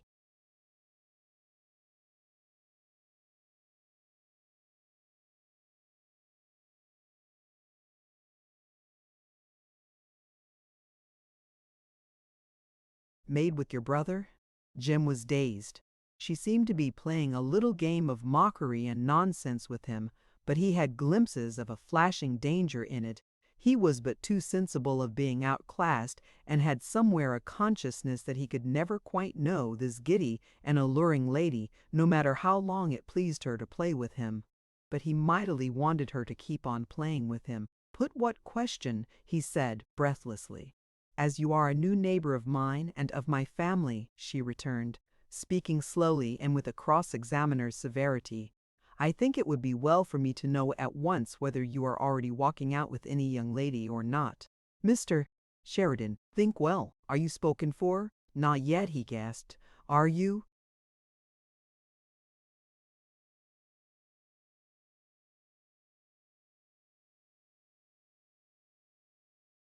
"No," she cried, and with that they both laughed again, and the pastime proceeded, increasing both in its gaiety and in its gravity. Observing its continuance, Mr. Robert Lamhorn, opposite, turned from a lively conversation with Edith and remarked covertly to Sybil that Miss Vertrees was starting rather picturesquely with Jim. And he added languidly, "Do you suppose she would?" For the moment, Sybil gave no sign of having heard him, but seemed interested in the clasp of a long rope of pearls, a loop of which she was allowing to swing from her fingers, resting her elbow upon the table, and following with her eyes the twinkle of diamonds and platinum in the clasp at the end of the loop. She wore many jewels. She was pretty, but hers was not the kind of prettiness to be loaded with too sumptuous accessories, and jeweled headdresses are dangerous. They may emphasize the wrongness of the wearer.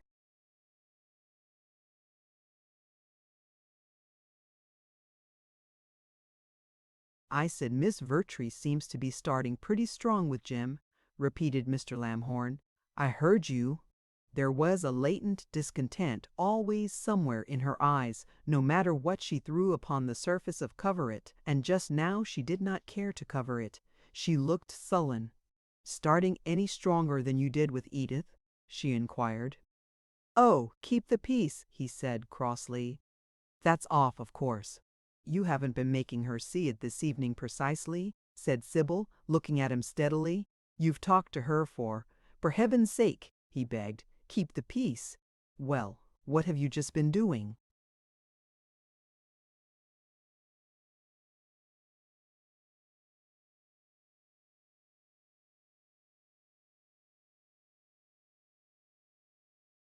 "Yes," he said, "listen to your father-in-law. Sheridan was booming in brain louder than ever, the orchestra having begun to play the rosary to his vast content. "I count them over. L.A. two-tum-tea-dum," he roared, beating the measures with his fork. Each, horta pearl. Pearl tea-dum-tum-dum. What's the matter with all you folks? Why'n't you sing? Miss Vertrees, I bet $1,000 you sing. Why'n't Mr. Voorhees? Sheridan, she said, turning cheerfully from the ardent Jim, you don't know what you interrupted. Your son isn't used to my rough ways, and my Solter's wooing frightens him, but I think he was about to say something important. I'll say something important to him if he doesn't, the father threatened, more.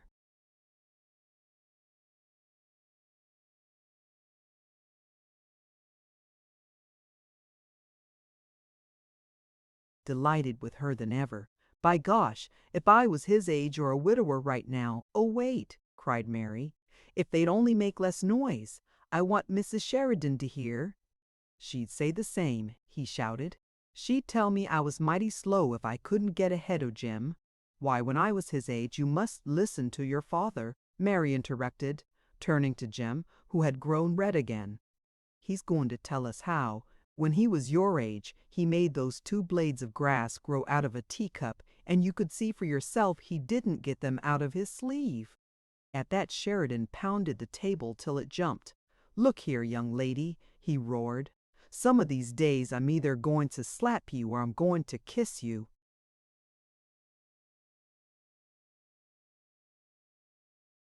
Edith looked aghast. She was afraid this was indeed too awful, but Mary Vertrees burst into ringing laughter. Both, she cried, both, the one to make me forget the other. But which, he began, and then suddenly gave forth such stentorian trumpetings of mirth that for once the whole table stopped to listen. Jim, he roared, if you don't propose to that girl tonight, I'll send you back to the machine shop with Bibbs. And Bibbs down among the retainers by the sugar pump works, and watching Mary Vertrees as a ragged boy in the street might watch a rich little girl in a garden. Bibbs heard. He heard, and he knew what his father's plans were now.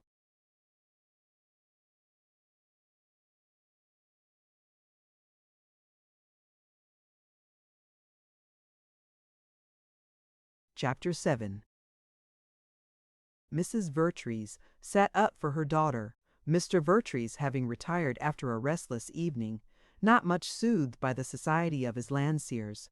Mary had taken a key, insisting that he should not come for her, and seeming confident that she would not lack for escort. Nor did the sequel prove her confidence unwarranted. But Mrs. Vertrees had a long vigil of it. She was not the woman to make herself easy.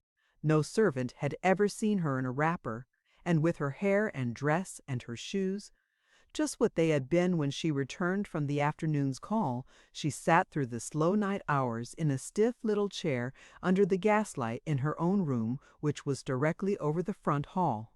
There, book in hand, she employed the time in her own reminiscences, though it was her belief that she was reading Madame de Rémusat's.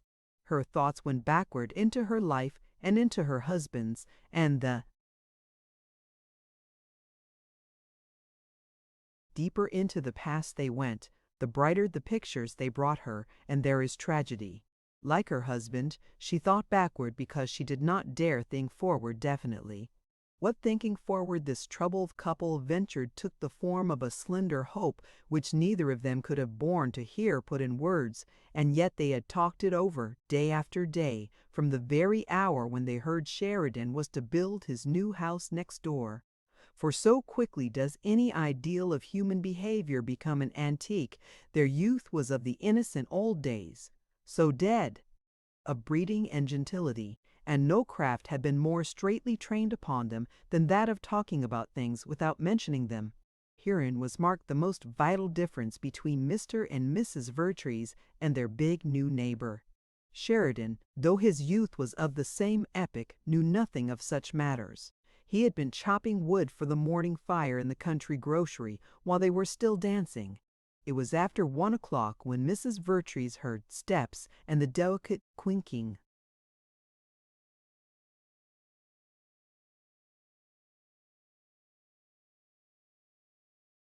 of the key in the lock, and then, with the opening of the door, Mary's laugh, and, "Yes, if you aren't afraid tomorrow," the door closed, and she rushed upstairs, bringing with her a breath of cold and bracing air into her mother's room. "Yes," she said before Mrs. Vertrees could speak, "he brought me home." She let her cloak fall upon the bed and, drawing an old red velvet rocking chair forward, sat beside her mother after giving her a light pat upon the shoulder and a hearty kiss upon the cheek. "Mamma," Mary exclaimed, when Mrs. Vertrees had expressed a hope that she had enjoyed the evening and had not caught cold, "why don't you ask me?" This inquiry obviously made her mother uncomfortable. "I don't," she faltered. "Ask you what, Mary?"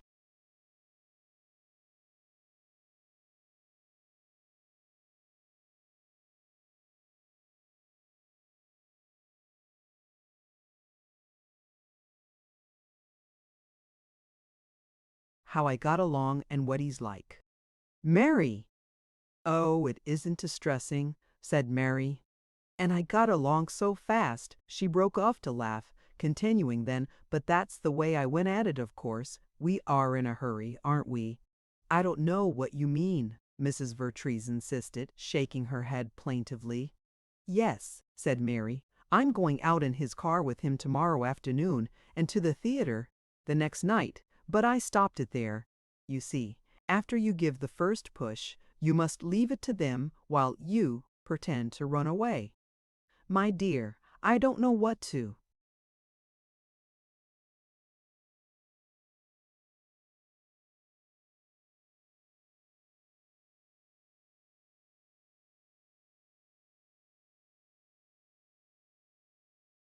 "What to make of anything," Mary finished for her.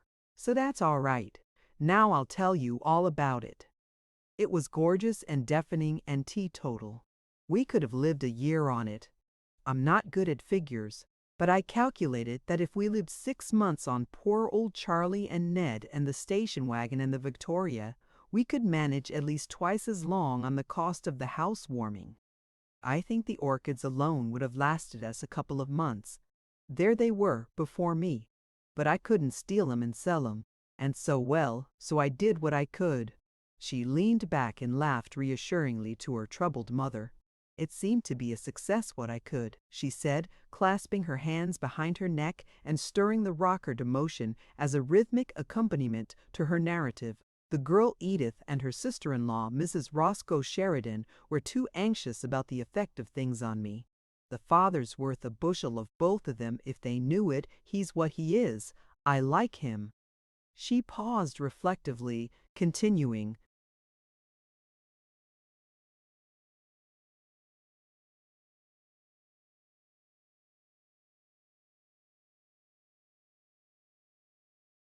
"Edith's interested in that Lamhorn boy. He's good-looking and not stupid, but I think he's—" She interrupted herself with a cheery outcry. "Oh, I mustn't be calling him names. If he's trying to make Edith like him, I ought to respect him as a colleague." "I don't understand a thing you're talking about," Mrs. Vertrees complained. "All the better!" "Well, he's a bad lot, that Lamhorn boy. Everybody's always known that, but the Sheridans don't know the everybodies that know. He sat between Edith and Mrs. Roscoe Sheridan. He's like those people you wondered about at the theater. The last time we went dressed in ball gowns, bound to show their clothes and jewels somewhere. She flatters the father, and so did I for that matter. But not that way. I treated him outrageously. Mary!"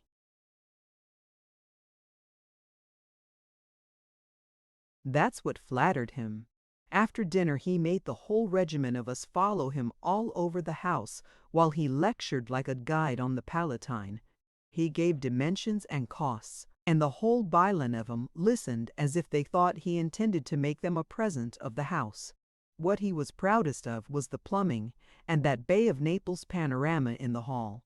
He made us look at all the plumbing bathrooms and everywhere else, and then he made us look at the Bay of Naples. He said it was 111 feet long, but I think it's more. And he led us all into the ready-made library to see a poem Edith had taken a prize with at school. They'd had it printed in gold letters and framed in mother of pearl.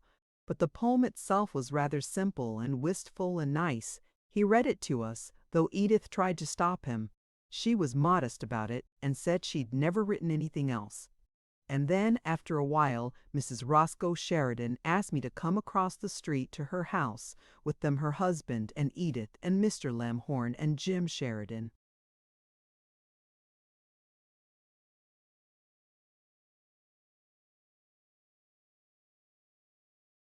Mrs. Vertrees was shocked. "Jim!" she exclaimed. "Mary, please, of course," said Mary. "I'll make it as easy for you as I can, Mama. Mr. James Sheridan, Jr."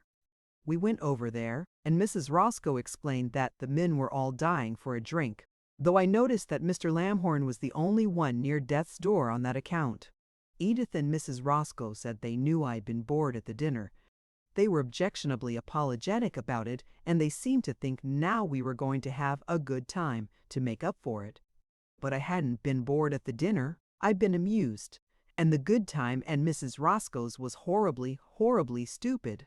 "But Mary," her mother began, and she seemed unable to complete the question. "Never mind, Mama. I'll say it. Is Mr. James Sheridan, Jr. stupid? I'm sure he's not at all stupid about business. Otherwise. Oh, what right have I to be?"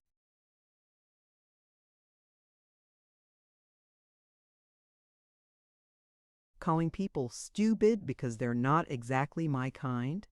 On the big dinner table, they had enormous icing models of the Sheridan Building. "Oh, no!" Mrs. Vertrees cried. "Surely not. Yes, and two other things of that kind, I don't know what. But, after all, I wondered if they were so bad. If I'd been at a dinner at a palace in Italy, and a relief or inscription on one of the old silver pieces had referred to some great deed or achievement of the family, I shouldn't have felt superior. I'd have thought it picturesque and stately. I'd have been impressed. And what's the real difference? The icing is temporary. And that's much more modest, isn't it?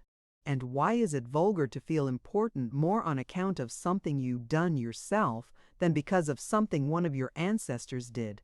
Besides, if we go back a few generations, we've all got such hundreds of ancestors it seems idiotic to go picking out one or two to be proud of ourselves about. Well then, Mama.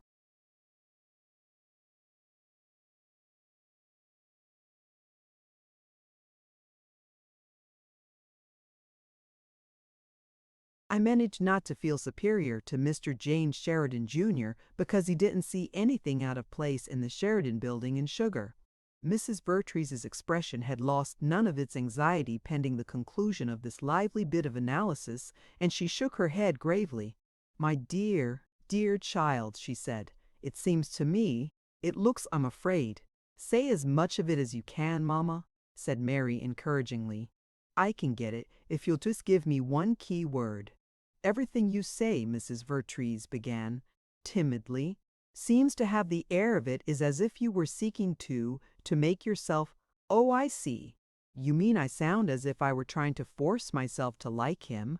"Not exactly, Mary." "That wasn't quite what I meant," said Mrs. Vertrees, speaking direct untruth with perfect unconsciousness, "but you said that."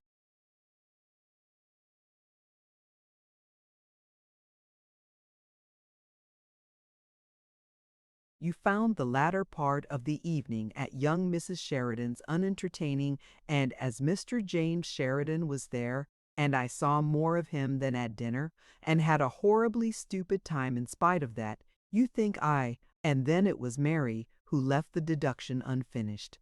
Mrs. Vertrees nodded, and though both the mother and the daughter understood, Mary felt it better to make the understanding definite. "Well," she asked gravely, "is there anything else I can do? You and Papa don't want me to do anything that distresses me, and so, as this is the only thing to be done, it seems it's up to me not to let it distress me. That's all there is about it, isn't it?" "But nothing must distress you," the mother cried. "That's what I say," said Mary cheerfully, "and so it doesn't. It's all right." She rose and took her cloak over her arm as if to go to her own room.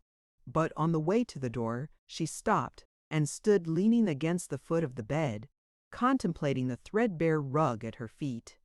"Mother, You've told me 1,000 times that it doesn't really matter whom a girl marries." "No, no," Mrs. Vertrees protested. "I never said such a no, not in words. I mean what you meant. It's true, isn't it, that marriage really is not a bed of roses, but a field of battle? To get right down to it, a girl could fight it out with anybody, couldn't she? One man as well as another?" "Oh, my dear! I'm sure your father and I—" "Yes, yes," said Mary indulgently. "I don't mean you and Papa, but isn't it propinquity that makes marriages? So many people say so, there must be something in it. Mary, I can't bear for you to talk like that." And Mrs. Vertrees lifted pleading eyes to her daughter, eyes that begged to be spared. "It sounds almost reckless." Mary caught the appeal, came to her and kissed her gaily. "Never, Fred dear. I'm not likely to do anything I don't want to do. I've always been too thorough going a little pig. And if it is propinquity that does our choosing for us, well, at least no girl in the world could ask for more than tat. How could there be any more propinquity than the very house next door?" She gave her mother a final kiss and went gaily all the way to the door this time, pausing for her postscript with her hand on the knob. "Oh, the one that caught me looking in the window, Mamma, the youngest one. Did he speak of it?" Mrs. Vertrees asked apprehensively.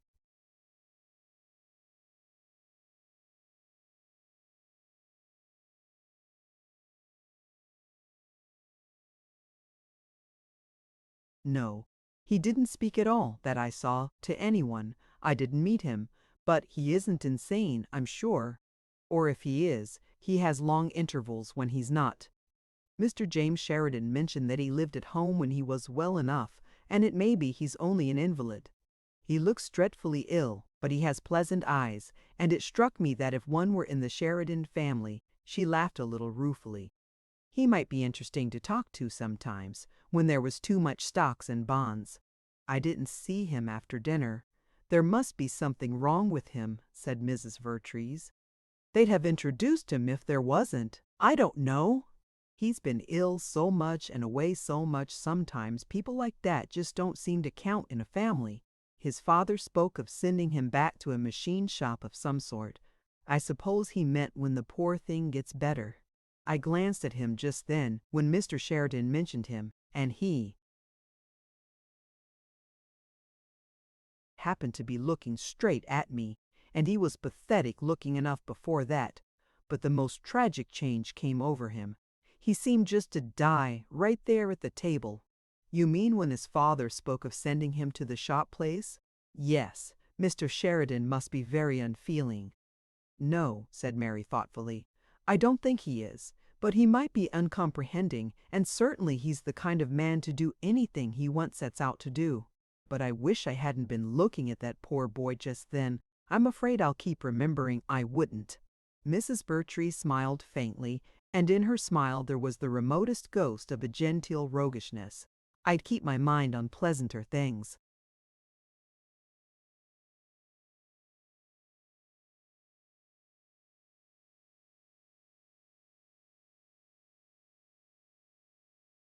Mary laughed and nodded. "Yes, indeed, plenty pleasant enough, and probably, if all were known, too good even for me." And when she had gone, Mrs. Vertrees drew a long breath, as if a burden were off her mind, and smiling, began to undress in a gentle reverie.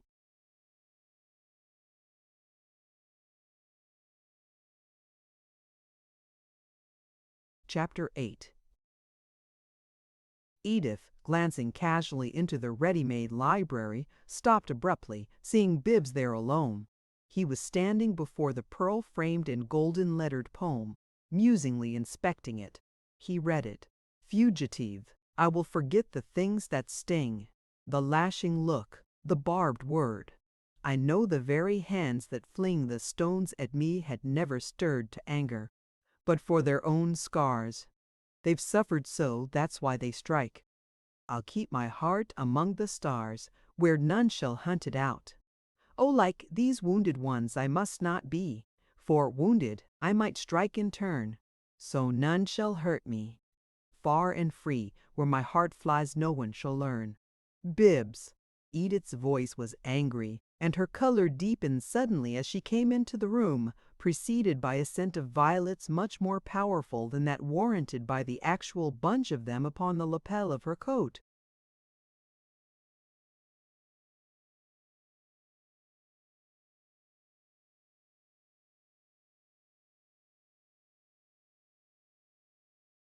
Bibbs did not turn his head, but wagged it solemnly, seeming depressed by the poem. "Pretty young, isn't it?" he said. "There must have been something about your looks that got the prize, Edith. I can't believe the poem did it." She glanced hurriedly over her shoulder and spoke sharply, but in a low voice. "I don't think it's very nice of you to bring it up at all, Bibbs. I'd like a chance to forget the whole silly business. I didn't want them to frame it, and I wish to goodness Papa'd quit talking about it. But here, that night, after the dinner, didn't he go and read it aloud to the whole crowd of 'em? And then they all wanted to know what other poems I'd written, and why I didn't keep it up and write some more. And if I didn't, why didn't I? And why this, and why that, till I thought I'd die of shame." "You could tell 'em you had writer's cramp," Bibbs suggested. "I couldn't tell 'em anything. I just choke with mortification every time."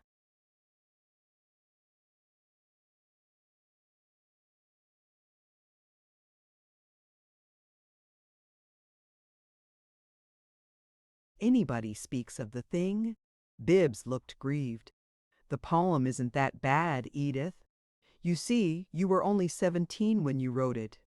"Oh, hush up!" she snapped. "I wish I had burnt my fingers the first time I touched it. Then I might have had sense enough to leave it where it was. I had no business to take it, and I'd been ashamed." "No, no," he said, comfortingly. "It was the very most flattering thing ever happened to me. It was almost my last flight before I went to the machine shop, and it's pleasant to think somebody liked it enough, too." "But I don't like it," she exclaimed. "I don't even understand it, and Papa made so much fuss over its getting the prize. I just hate it. The truth is, I never dreamed it'd get the prize." "Maybe they expected Father to endow the school," Bibbs murmured. "Well, I had to have something to turn in, and I couldn't write a line. I hate poetry anyhow, and Bobby Lamhorn's always teasing me about how I keep my heart among the stars. He makes it seem such a mushy kind of thing the way he says it. I hate it. You'll have to live it down, Edith. Perhaps abroad, and under another name, you might find—" "Oh, hush up. I'll hire someone to steal it and burn it the first chance I get." She turned away petulantly, moving to the door. "I'd like to think I could hope to hear the last of it before I die." "Edith," he called, as she went into the hall. "What's the matter?"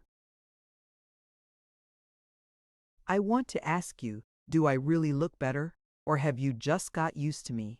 "What on earth do you mean?" she said, coming back as far as the threshold. "When I first came, you couldn't look at me," Bibbs explained, in his impersonal way. "But I've noticed you look at me lately. I wondered if I'd—" "It's because you look so much better," she told him cheerfully. "This month you've been— Here's done you no end of good. It's the change." "Yes, that's what they said at the sanitarium. The change. You look worse than most anybody I ever saw," said Edith with supreme candor. "But I don't know much about it. I've never seen a corpse in my life, and I've never even seen anybody that was terribly sick, so you mustn't judge by me. I only know you do look better, I'm glad to say. But you're right about my not being able to look at you at first. You had a kind of whiteness that, well, you're almost as thin, I suppose. But you've got more just ordinarily pale. Not that ghastly look. Anybody could look at you now, Bibbs, and not get sick? Well, almost that." She laughed. "And you're getting a better color every day, Bibbs. You really are. You're getting along splendidly." "I'm afraid so," he said ruefully. "Afraid so." "Well, if you aren't the queerest. I suppose you mean Father might send you back to the machine shop if you get well enough?" I heard him say something about it the night of the jingle of a distant bell interrupted her, and she glanced at her watch. Bobby Lamhorn. I'm going to motor him out to look at a place in the country. Afternoon, Bibbs. When she had gone, Bibbs mooned pessimistically from shelf to shelf, his eye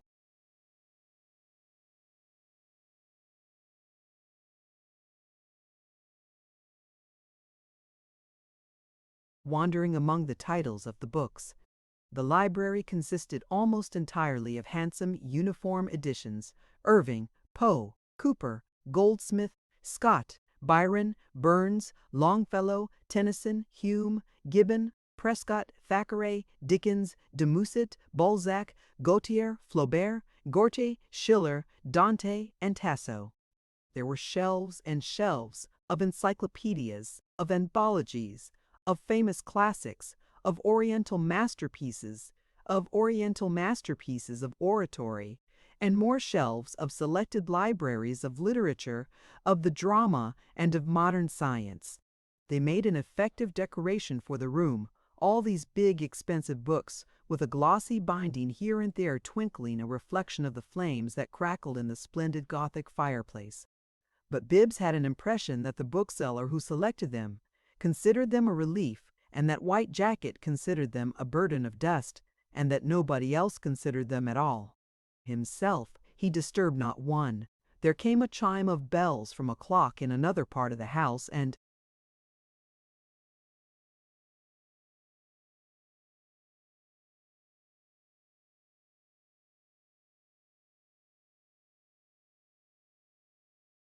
White Jacket appeared beamingly in the doorway, bearing furs. "Already, Miss Bibbs," he announced.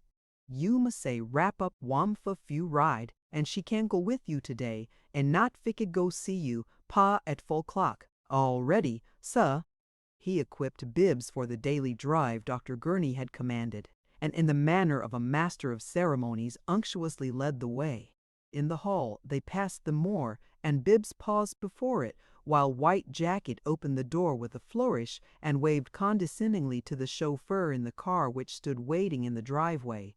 "It seems to me I asked you what you thought about this statue when I first came home, George," said Bibbs thoughtfully. "What did you tell me?" "Yes, sir." George chuckled, perfectly understanding that for some unknown reason Bibbs enjoyed hearing him repeat his opinion of the moor. "You asked me when you furs come home, and you asked me next day, and mighty near avy day all."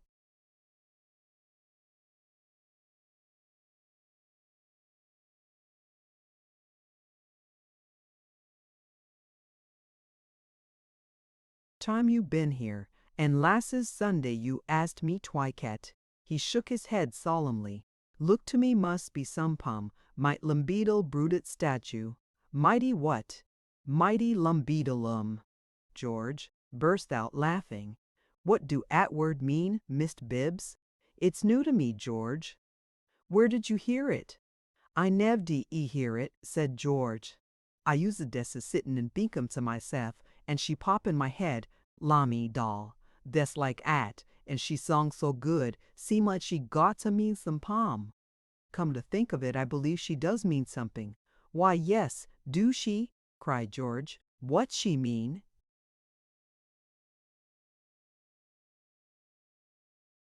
"It's exactly the word for the statue," said Bibbs with conviction as he climbed into the car. "It's a lammy doll statue." "Hee hee!" George exulted.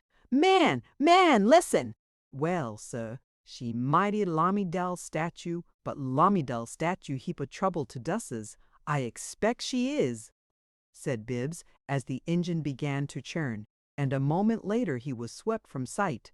George turned to Miss Jackson, who had been listening benevolently in the hallway. "Same he always say, Miss Jackson, I expect she is. Every day he tried to get me talk 'bout at Lamidal statue, and always last thing he say, 'I expect she is.'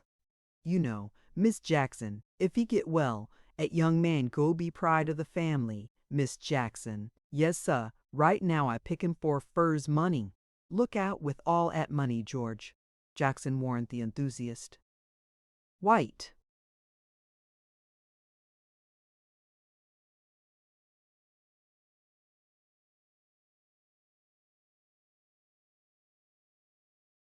Folks in this house know him heap longer'n you. You the on'y man bettin' on him. I risk it," cried George merrily.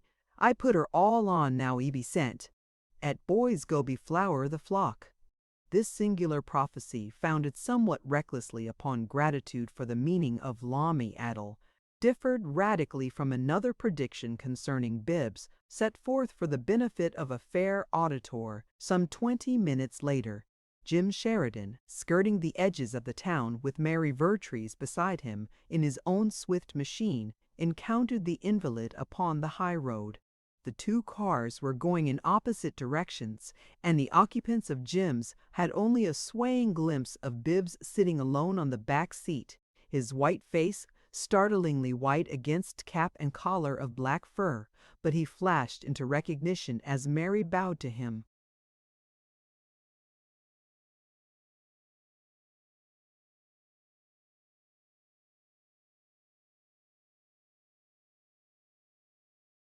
Jim waved his left hand carelessly.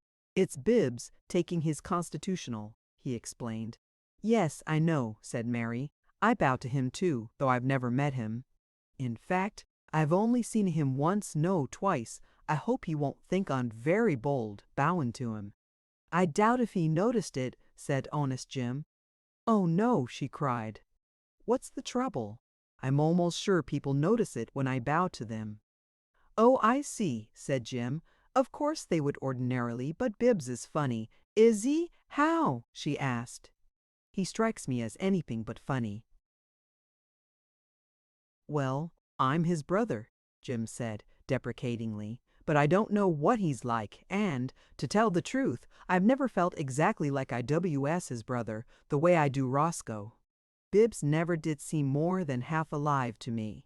Of course Roscoe and I are older, and when we were boys, we were too big to play with him.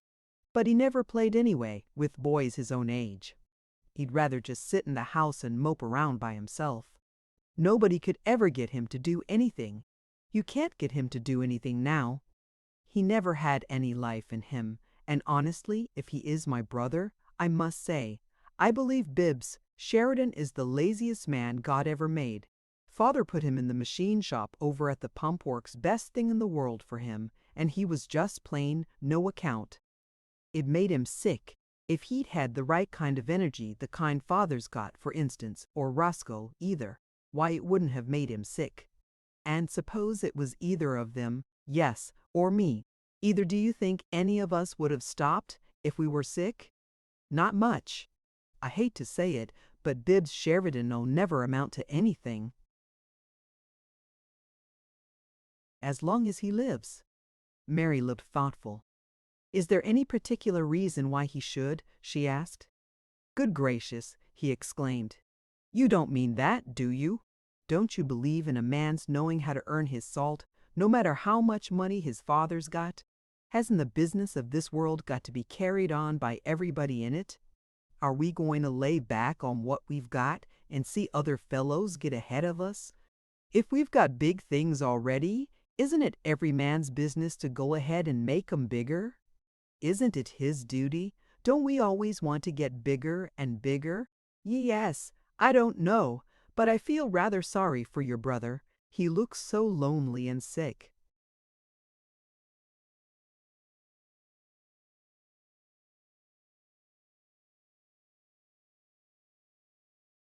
"He's getting better every day," Jim said. "Dr. Gurney says so. There's nothing much the matter with him. Really, it's 9/10 imaginary. Nerves! People that are willing to be busy don't have nervous diseases because they don't have time to imagine 'em." "You mean his trouble is really mental?" "Oh, he's not a lunatic," said Jim. "He's just queer. Sometimes he'll say something right bright, but half the time what he says is way off the subject, or else there isn't any sense to it at all. For instance, the other day I heard him talking to one of the darkies in the hall. The darky asked him what time he wanted the car for his drive, and anybody else in the world would have just said what time they did want it, and that would have been all there was to it. But here's what Bibbs says, and I heard him with my own ears. 'What time do I want the car?' he says. 'Well, now, that depends.' 'That depends,' he says. He talks slow like that, you.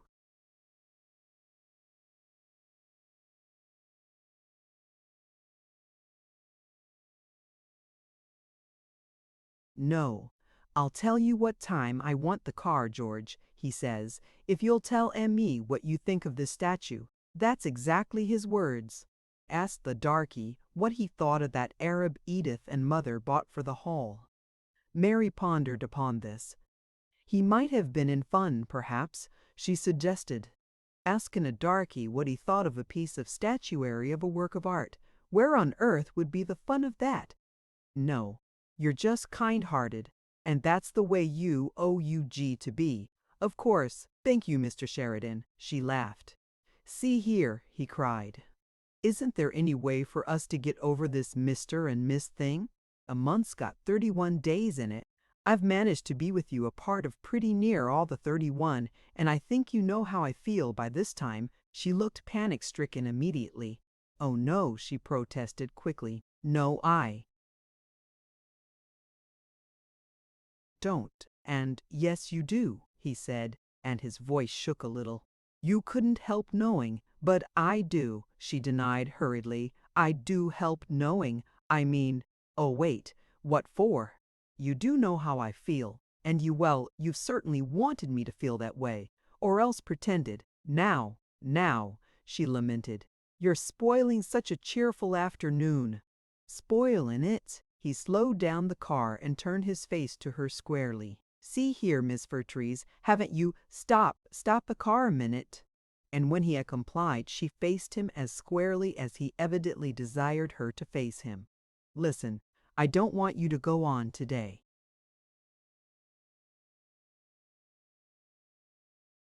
Why not? He asked sharply. I don't know. You mean it's just a whim? I don't know, she repeated. Her voice was low and troubled and honest, and she kept her clear eyes upon his. Will you tell me something? Almost anything. Have you ever told any man you loved him? And at that, though she laughed, she looked a little contemptuous. No, she said, and I don't think I ever shall tell any man that or ever know what it means. I'm in earnest, Mr. Sheridan.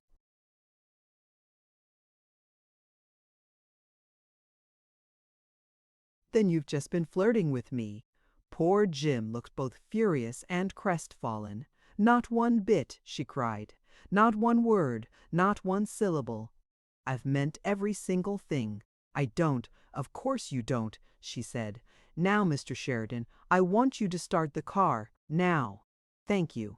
Slowly, till I finish what I have to say. I have not flirted with you. I have deliberately courted you. One thing more, and then I want you to take me straight home, talking about the weather all the way. I said that I do not believe I shall ever care for any man, and that is true. I doubt the existence of the kind of caring we hear about in poems and plays and novels. I think it must be just a kind of emotional talk, most of it.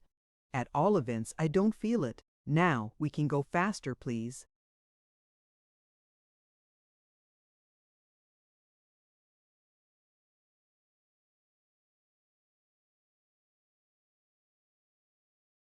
Just where does that let me out? He demanded. How does that excuse you for? It isn't an excuse, she said gently, and gave him one final look, wholly desolate. I haven't said I should never marry. What? Jim gasped. She inclined her head in a broken sort of acquiescence, very humble, unfathomably sorrowful. I promise nothing, she said, faintly. You needn't, shouted Jim, radiant and exultant. You needn't. By George, I know you're square. That's enough for me. You wait and promise whenever you're ready.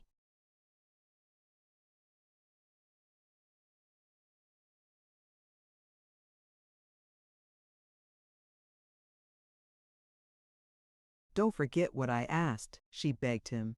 Talk about the weather? I will. God bless the old weather, cried the happy Jim. Chapter 9. Through the open country, Bibbs was borne flying between brown fields and sun-flecked groves of gray trees, to breathe the rushing clean air beneath a glorious sky, that sky so despised in the city, and so maltreated there, that from early October to mid-May it was impossible for men to remember that blue is the rightful color overhead. Upon each of Bibbs's cheeks there was a hint of something almost resembling a pinkishness, not actual color, but undeniably its bantam. How largely this apparition may have been the work of the wind upon his face, it is difficult to calculate, for beyond a doubt it was partly the result of a lady's bowing to him upon no more formal introduction than the circumstance of his having caught her looking into his window a month before. She had bowed definitely, she had bowed charmingly, and it seemed to Bibbs that she must have meant to convey her forgiveness.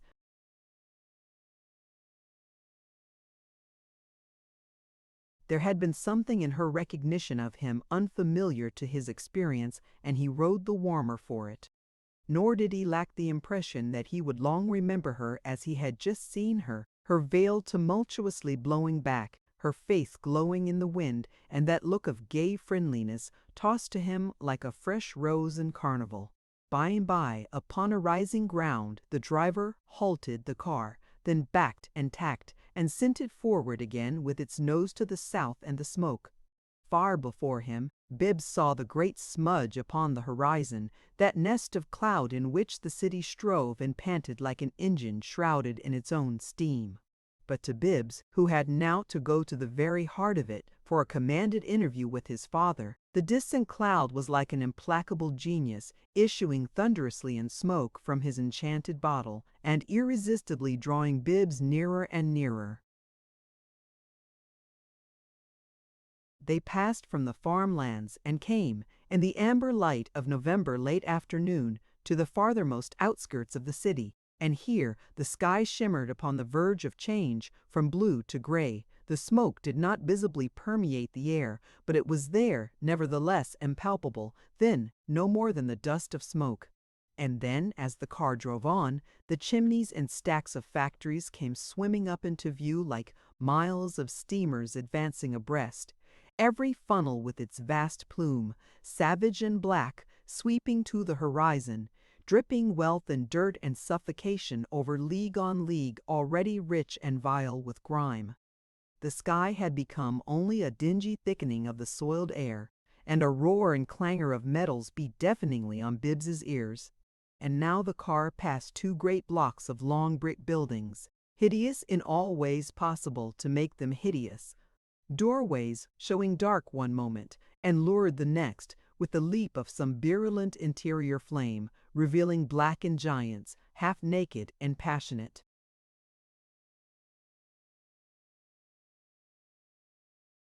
Action, struggling with formless things in the hot illumination. And big as these shops were, they were growing bigger, spreading over a third block where two new structures were mushrooming to completion in some hasty cement process of a stability not over-reassuring. Bibbs pulled the rug closer about him, and not even the phantom of color was left upon his cheeks as he passed this place, for he knew it too well. Across the face of one of the buildings there was an enormous sign, Sheridan Automatic Pump Coned, Inc. Thence they went through streets of wooden houses, all groaned, and adding their own grime from many a sooty chimney. Flimsy wooden houses of 1,000 flimsy whimsies in the fashioning, built on narrow lots and nudging one another crossly, shutting out the stingy sunlight from one another, brad neighbors who would destroy one another root and branch some night when the right wind blew. They were only waiting for that wind and a cigarette, and then they would all be gone together, a pinch of incense burned upon the tripod of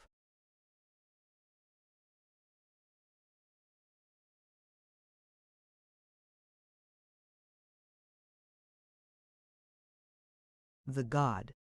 Along these streets there were skinny shade trees, and here and there a forest elm or walnut had been left, but these were dying. Some people said it was the scale, some said it was the smoke, and some were sure that asphalt and improving the streets did it, but Bigness was in too big a hurry to bother much about trees. He had telegraph poles and telephone poles and electric light poles and trolley poles by the thousand to take their places, so he let the trees die and put up his poles.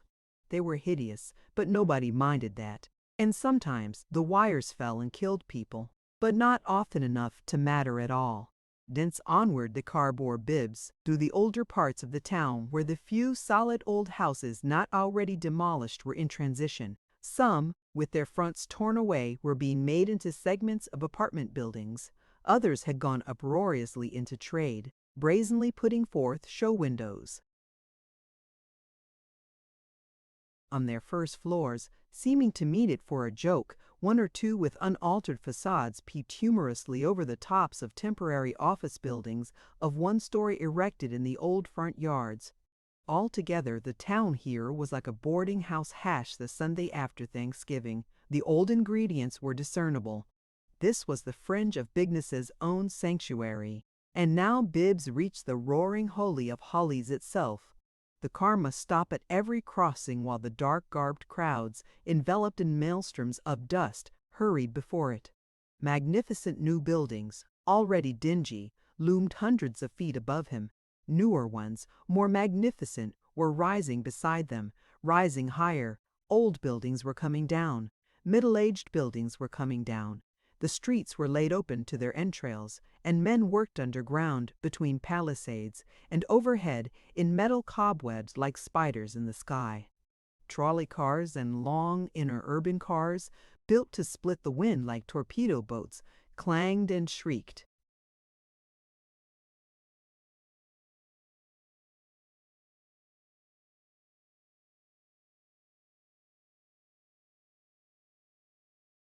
Their way round swarming corners, motor cars of every kind and shape known to man babbled frightful warnings and frantic demands. Hospital ambulances clamored wildly for passage. Steam whistles signaled a swinging of titanic tentacle and claw. Riveters rattled like machine guns. The ground shook to the thunder of gigantic trucks. And the conglomerate sound of it all was the sound of earthquake-playing accompaniments for battle and sudden death. On one of the new steel buildings, no work was being done that afternoon. The building had killed a man in the morning, and the steel workers always stop for the day when that happens. And in the hurrying crowds, swirling and sifting through the Brobdingnagian camp of iron and steel, one saw the camp followers and the pagan women there would be work today and dancing tonight. For the Puritan's dry voice is but the crackling of a leaf underfoot in the rush and roar of the coming of the new Egypt.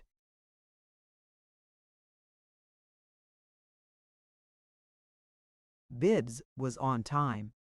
He knew it must be to the minute, or his father would consider it an outrage, and the big chronometer in Sheridan's office marked 4 precisely when Bibbs walked in. Coincidentally with his entrance, 5 people who had been at work in the office, under Sheridan's direction, walked out. They departed upon no visible or audible suggestion, and with a promptness that seemed ominous to the newcomer. As the massive door clicked softly behind the elderly stenographer, the last of the procession, Bibbs had a feeling that they all understood that he was a failure as a great man's son, a disappointment, the queer one of the family, and that he had been summoned to judgment, a well-founded impression, for that was exactly what they understood. "Sit down," said Sheridan. "It is frequently an advantage for deans, schoolmasters, and worried fathers to place delinquents in the sitting posture." Bibbs sat. Sheridan, standing, gazed enigmatically upon his son for a period of silence, then walked slowly to a window and stood looking out of it, his big hands, loosely hooked together by the thumbs, behind his back. They were soiled, as were all other hands downtown, except such as might be still damp from a basin.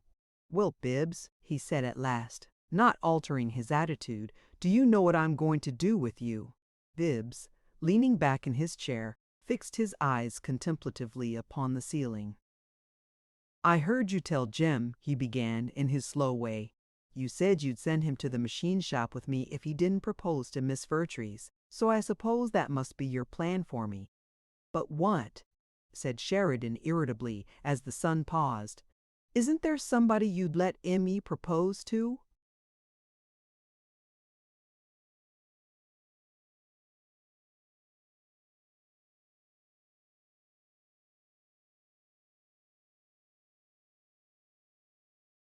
That brought his father sharply round to face him. "You beat the devil. Bibbs, what is the matter with you? Why can't you be like anybody else?" "Lever, maybe," said Bibbs gently. "Bull. Even Olo Gurney says there's nothing wrong with you organically." "No. You're a dreamer, Bibbs. That's what's the matter, and that's all the matter. Oh, not one of these big dreamers that put through the big deals. No, sir. You're the kind of dreamer that just sets out on the back fence and thinks about how much trouble there must be in the world. That ain't the kind that builds the bridges, Bibbs. It's the kind that borrows 15 cents from his wife's uncle's brother-in-law to get 10 cents worth of plug tobacco and a nickel's worth of quinine." He put the finishing touch on this etching with a snort and turned again to the window.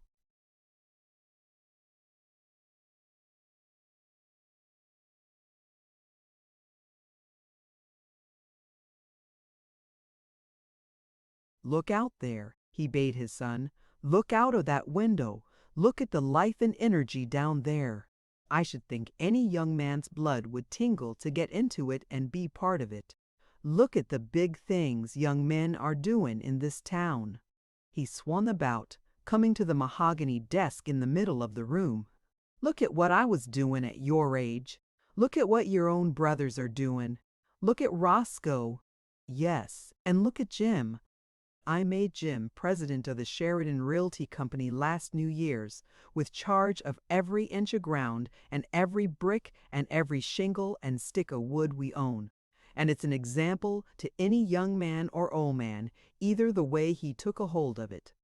Last July we found out we wanted 2 more big warehouses at the pump works, wanted 'em quick. Contractor said it couldn't be done, said 9 or 10 months at the soonest, couldn't see it any other way. What Jen do?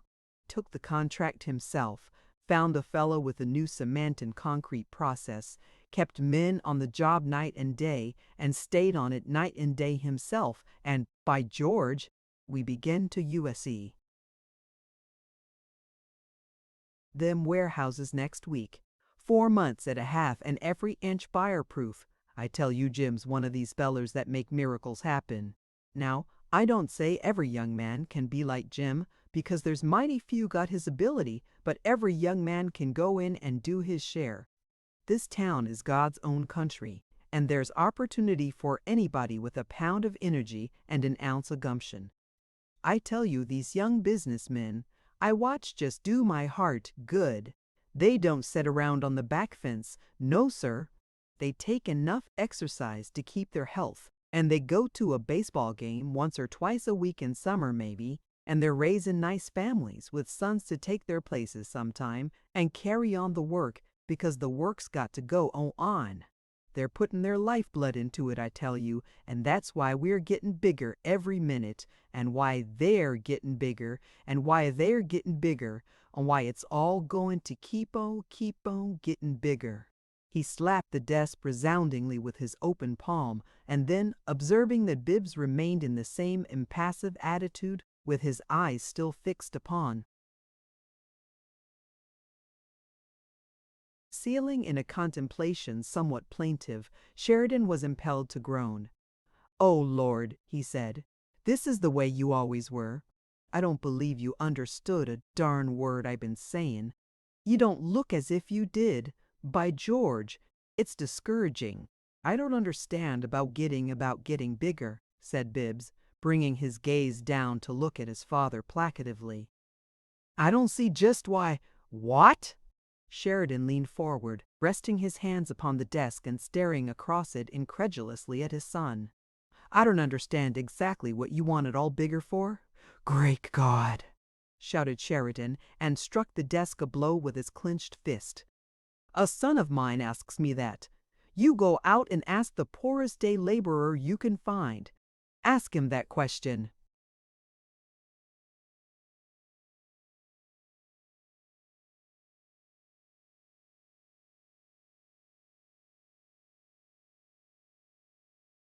"I did once," Bibbs interrupted. "When I was in the machine shop, what'd he say?" He said, "Oh, hell," answered Bibbs mildly.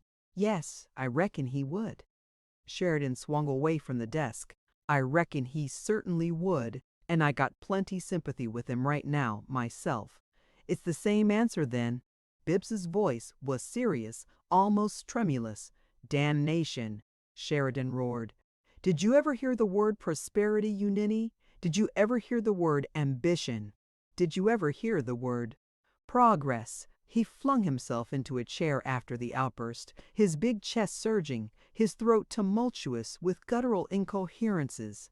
Now then, he said huskily, when the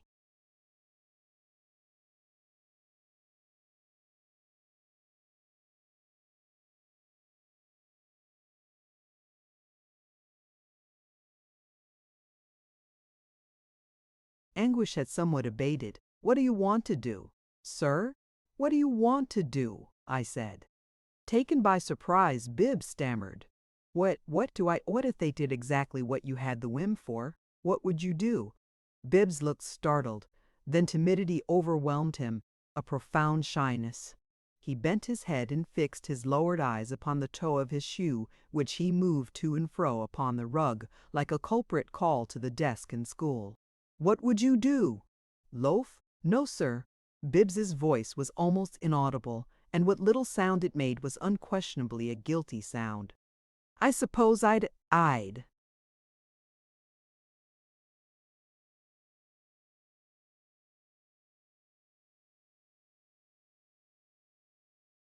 Well, I suppose I'd try to write. Write what? Nothing important, just poems and essays, perhaps. That all? Yes, sir. I see, said his father, breathing quickly with a restraint he was putting upon himself. That is, you want to write, but you don't want to write anything of any account. You think. Sheridan got up again. I take my hat off to the man that can write a good ad, he said emphatically. The best writin' talent in this country is right spang in the ad business today. You buy a magazine for good writin', look on the back of it. Let me tell you, I pay money for that kind of writin'. Maybe you think it's easy. Just try it. I've tried it, and I can't do it. I tell you, an ad's got to be written so it makes people do the hardest thing in this world to get 'em to do. It's got to make 'em give up their money. You talk about poems and essays. I tell you, when it comes to the actual skill of putting words together so as to make things happen, Bloss, right here in this city, knows more in a minute than George Waldo Emerson ever knew in his whole life. You may be, Bibbs said indistinctly, the last word smothered in a cough. Of course I'm right. And if it ain't just like you to want to take up with the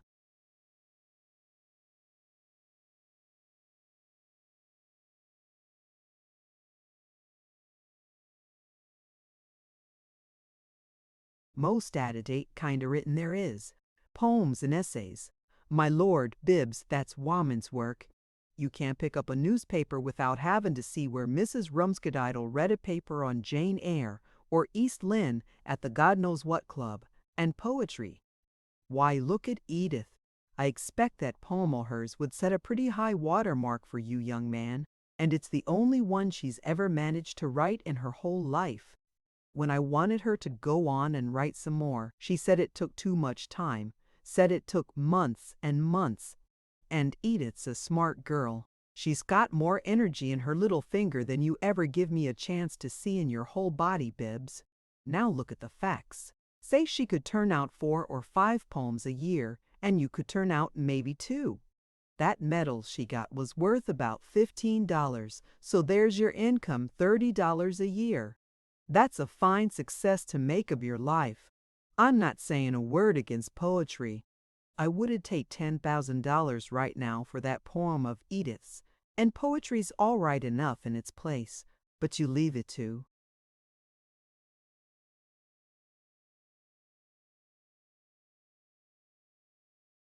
the girls.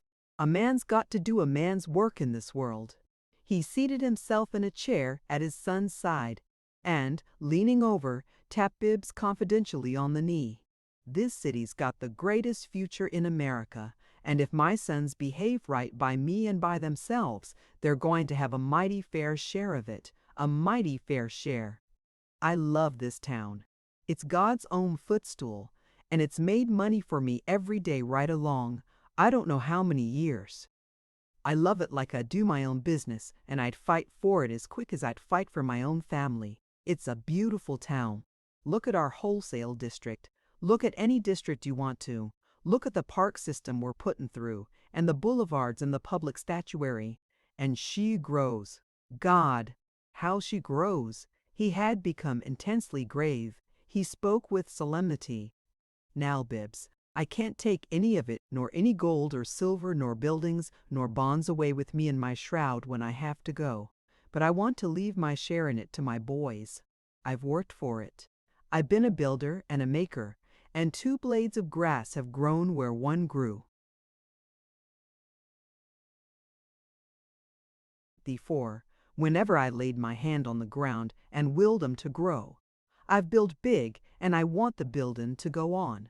And when my last hour comes, I want to know that my boys are ready to take charge, that they're fit to take charge and go on with it. Bibbs, when that hour comes, I want to know that my boys are big men, ready and fit to take hold of big things. Bibbs, when I'm up above, I want to know that the big share I've made mine here below is growing bigger and bigger in the charge of my boys. He leaned back, deeply moved. There, he said huskily, I've never spoken more what was in my heart, in my life. I do it because I want you to understand and not think me a mean father. I never had to talk that way to Jim and Roscoe. They understood without any talk, Bibbs. I see, said Bibbs. At least I think I do. But wait a minute. Sheridan raised his hand. If you see the least bit in the world,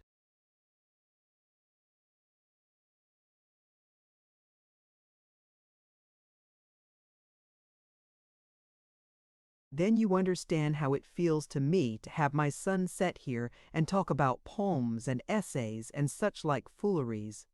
And you must understand, too, what it meant to start one of my boys and have him come back on me the way you did, and have to be sent to a sanitarium because he couldn't stand work. Now, let's get right down to it, Bibbs. I've had a whole lot of talk with old Doc Gurney about you, one time or another, and I reckon I understand your case just about as well as he does anyway. Now here, I'll be frank with you. I started you in harder than what I did the other boys, and that was for your own good, because I saw you needed to be shook up more'n they did. You were always kind of moody and moppish, and you needed work that'd keep you on the jump. Now, why did it make you sick instead of brace you up and make a man of you the way it ought have done? I pinned Ola Gurney down to it. I says, look here, ain't it really because he just plain hated it? Yes, he says, that's it. If he'd enjoyed it, it wouldn't hurt him. He loathes it, and that affects his nervous system. The more he tries it,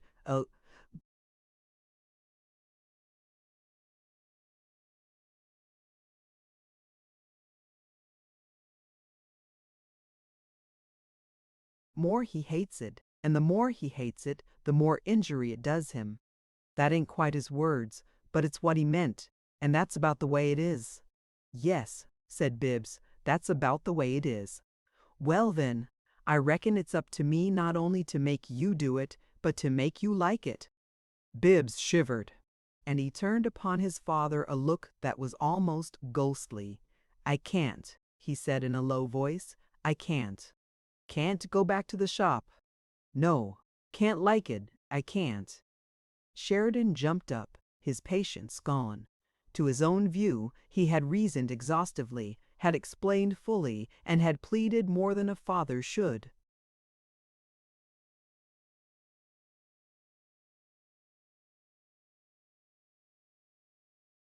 Only to be met in the end with the unreasoning and mysterious stubbornness which had been Bibbs's baffling characteristic from childhood. By George, you will, he cried. You'll go back there, and you'll like it. Gurney says it won't hurt you if you like it, and he says it'll kill you if you go back and hate it, so it looks as if it was about up to you not to hate it. Well, Gurney's a fool. Hadn't work doesn't kill anybody, and this isn't going to kill you, whether you hate it or not. I've never made a mistake in a serious matter in my life, and it wasn't a mistake my sending you there in the first place. And I'm going to prove it. I'm going to send you back there and vindicate my judgment. Gurney says it's all mental attitude. Well, you're going to learn the right one. He says in a couple more months this full thing that's been the matter with you'll be disappeared completely, and you'll be back in as good or better condition than you were before you ever went into the shop. And right then is when you begin over, right in that same shop. Nobody can call me a hard man or a mean father. I do the best I can for my children, and I take full responsibility for bringing my sons up to be men. Now, so far, I've failed with you. But I'm not going to keep on failing. I never tackled a job yet I didn't put through. And I'm not going to begin with my own son. I'm going to make a man of you. By God, I am! Bibbs rose and went slowly to the door, where he turned. You say you give me a couple of months, he said. Sheridan pushed a bell button on his desk.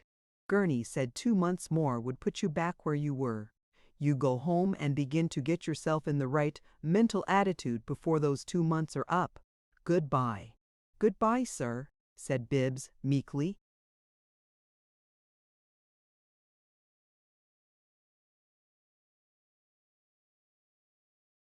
Chapter 10. Bibbs's room, that neat apartment for transients to which the lamentable George had shown him upon his return, still bore the appearance of temporary quarters, possibly because Bibbs had no clear conception of himself as a permanent incumbent. However, he had set upon the mantelpiece the 2 photographs that he owned, one, a group 20 years old, his father and mother, with Jim and Roscoe as boys, and the other a cabinet of Edith at 16.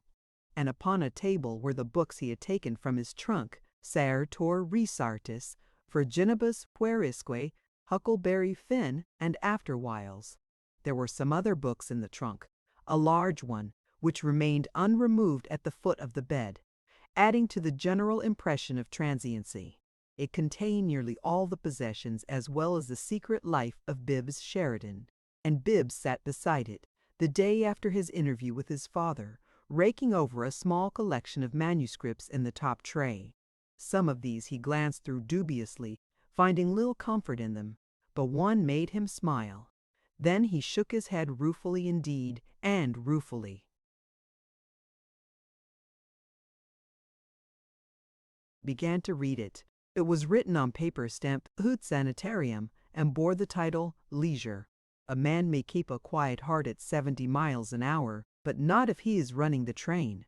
Nor is the habit of contemplation a useful quality in the stoker of a foundry furnace. It will not be found to recommend him to the approbation of his superiors.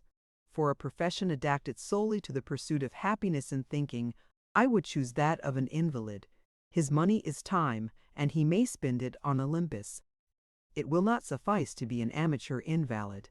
To my way of thinking, the perfect practitioner must be to all outward purposes already dead if he is to begin the perfect enjoyment of life. His serenity must not be disturbed by rumors of recovery. He must lie serene in his long chair in the sunshine. The world must be on the other side of the wall, and the wall must be so thick and so high that he cannot hear the roaring of the furnace fires and the screaming of the whistles. Peace.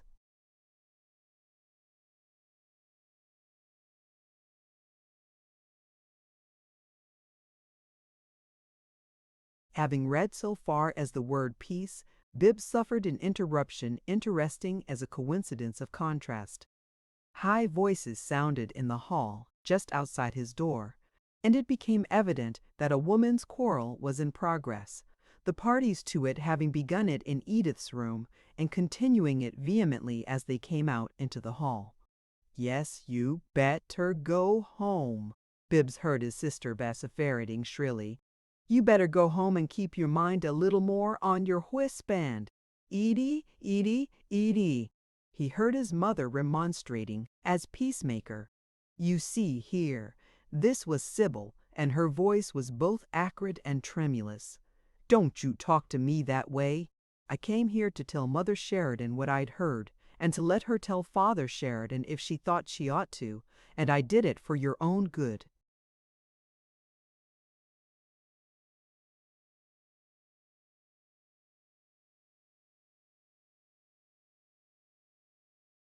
"Yes, you did," and Edith's jiving laughter tooted loudly. "Yes, you did. You didn't have any other reason. Oh, no. You don't want to break it up between Bobby Lamhorn and me because, Edie, now. Oh, hush up, Mama. I'd like to know then, if she says her new friends tell her he's got such a reputation that he oughtn't to come here, what about his not going to her house? How I've explained that to Mother Sheridan." Sybil's voice indicated that she was descending the stairs. "Married people are not the same. Some things that should be shielded from a young girl." This seemed to have no very soothing effect upon Edith. "Shielded from a young girl," she shrilled. "You seem pretty willing to be the shield. You look out." "Roscoe doesn't notice what kind of a shield you are." Sybil's answer was inaudible, but Mrs. Sheridan's flurried attempts at pacification were renewed. "Now, Edie, she means it for your good, and you'd oughtn't to— Oh, hush up, Mama, and let me alone. If you dare tell Papa, now. I'm not going to tell him today, and maybe you've got to promise never to tell him," the girl cried passionately. "Well, we'll see. You just come back in your own room, and we'll— No, I won't. Talk it over. Stop pulling me. Let me alone." And Edith, flinging herself violently upon Bibbs's door, jerked it open, swung round it into the room, slammed the door behind her, and threw herself, face down, upon the bed in such a riot of emotion that she had no perception of Bibbs's presence in the room.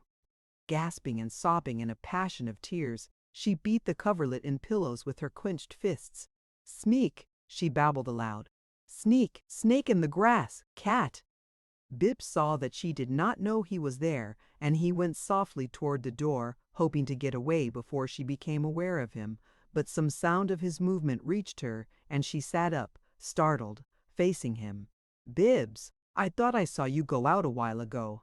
"Yes, I came back though. I'm sorry. Did you hear me quarreling with Sybil?" "Only what you said in the hall." "You lie down again, Edith. I'm going out."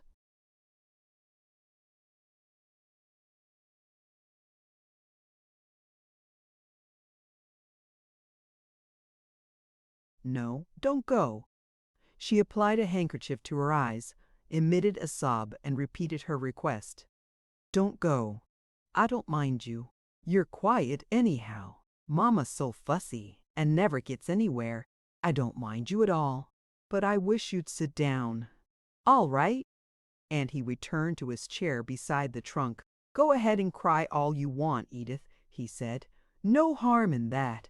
Sybil told Mama. "Oh, she began, choking. Mary Vertrees had Mama and Sybil and I to tea one afternoon 2 weeks or so ago, and she had some women there that Sybil's been crazy to get in with, and she just laid herself out to make a hit with them, and she's been running after 'em ever since, and now she comes over here and says they say Bobby Lamhorn is so bad that, even though they like his family, none of the nice people in town would let him in their houses. In the first place, it's a falsehood, and I don't believe a word of it, and in the second place, I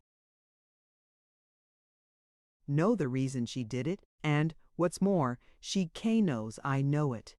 I won't say what it is not yet, because Papa and all of you would think I'm as crazy as she is snaky, and Roscoe's such a fool he'd probably quit speaking to me. But it's true. Just you watch her. That's all I ask. Just you watch that woman. You'll see." As it happened, Bibbs was literally watching that woman. Glancing from the window, he saw Sybil pause upon the pavement in front of the old house next door. She stood a moment in deep thought, then walked quickly up the path to the door, undoubtedly with the intention of calling. But he did not mention this to his sister, who, after delivering herself of a rather vague jeremiad upon the subject of her sister-in-law's treacheries, departed to her own chamber, leaving him to his speculations. The chief of these concerned the social elasticities of women. Sybil had just been a participant in a violent scene. She had suffered hot insult of a kind that could not fail to set her quivering with resentment, and yet she elected to betake herself to the presence of people whom she knew no more than formally. Bibbs marveled. Surely, he reflected, some traces of emotion must linger upon Sybil's face or in her manner. She could not have ironed it all quite out in the 3 or 4 minutes it took her to reach the Vertrees' door. And in this he was not mistaken, for Mary Vertrees was at that moment wondering what internal excitement Mrs. Roscoe Sheridan was striving to master. But Sybil had no idea that she was allowing herself to exhibit anything except the gaiety which she conceived proper to the manner of a casual caller. She was wholly intent upon fulfilling the sudden purpose that brought her, and she was no more self-conscious than she was finely intelligent. For Sybil Sheridan belonged to a type scriptural in its antiquity. She was merely the idle and half-educated intriguer who may and does delude men, of course, and the best and dullest of her own sex as well, finding invariably strong supporters among these latter. It is a type that has wrought some damage in the world, and would have wrought greater, save for the check put upon its power by intelligent women and by its own lack of perspective, for it is a type that never sees itself. Sybil followed her impulses with no reflection or question. It was like a hound on the gallop after a master on horseback. She had not even the instinct to stop and consider her effect. If she wished to make a certain impression, she believed that she made it. She believed that she was believed. "My mother asked me to say that she was sorry she couldn't come down," Mary said when they were seated. Sybil ran the scale of a cooing simulance of laughter, which she had been brought up to consider the polite thing to do after a remark addressed to her by any person with whom she was not on familiar terms. It was intended partly as a courtesy and partly as the foundation for an impression of sweetness. "Just thought I'd fly in a minute, say," she said, continuing the cooing to relieve the last doubt of her gentiality. "I thought I'd just behave like our real country."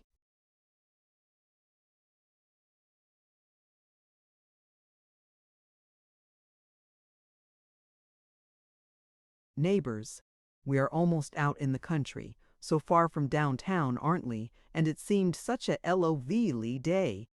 I wanted to tell you how much I enjoyed meeting those nice people at tea that afternoon. You see, coming here a bride and never having lived here before, I've had to depend on my husband's friends almost entirely, and I've known scarcely anybody. Mr. Sheridan has been so engrossed in business ever since he was a mere boy. Why, of course," she paused, with the air of having completed an explanation. "Of course," said Mary, sympathetically accepting it. "Yes, I've been seeing quite a lot of the Kittersbys since that afternoon," Sybil went on. "They're really delightful people." "Indeed they are." "Yes." She stopped with unconscious abruptness, her mind plainly wandering to another matter, and Mary perceived that she had come upon a definite errand.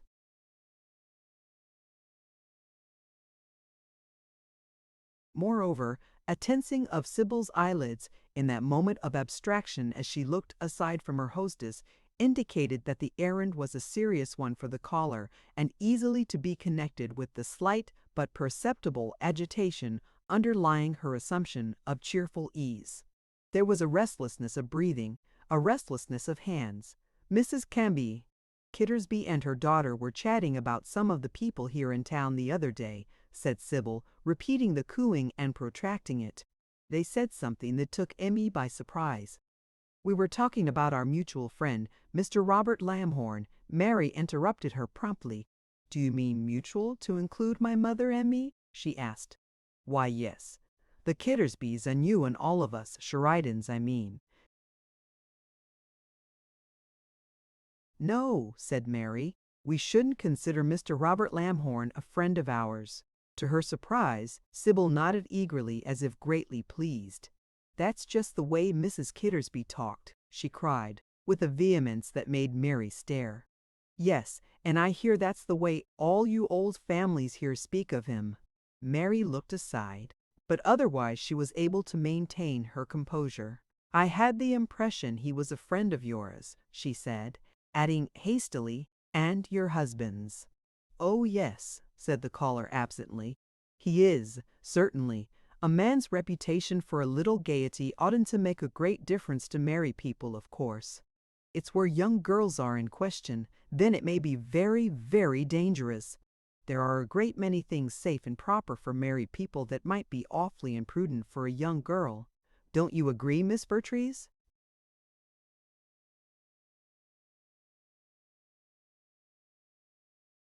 I don't know, returned the frank Mary.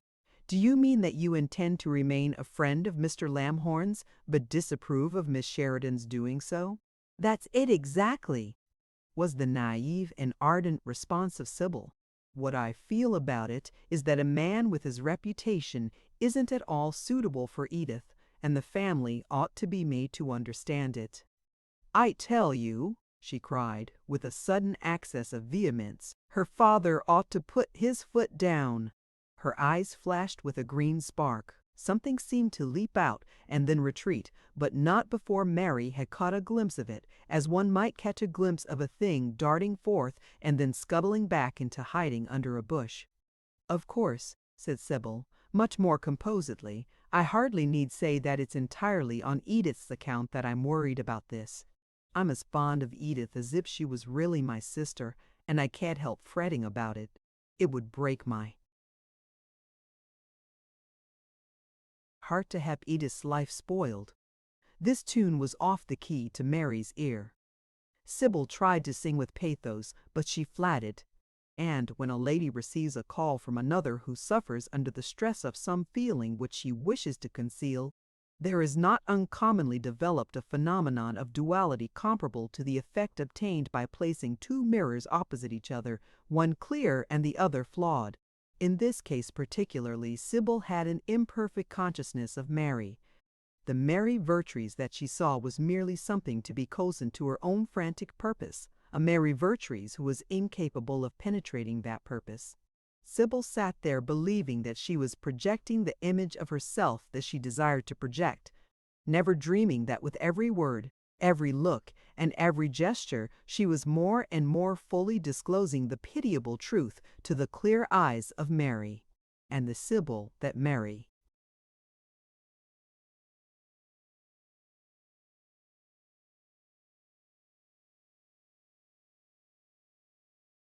Saul was an overdressed woman, in manner half rustic, and in mind as shallow as a pan, but possessed by emotions that appeared to be strong, perhaps even violent. What those emotions were, Mary had not guessed, but she began to suspect. And Edith's life would be spoiled, Sybil continued. It would be a dreadful thing for the whole family. She's the very apple of Father Sheridan's eye, and he's as proud of her as he is of Jim and Roscoe.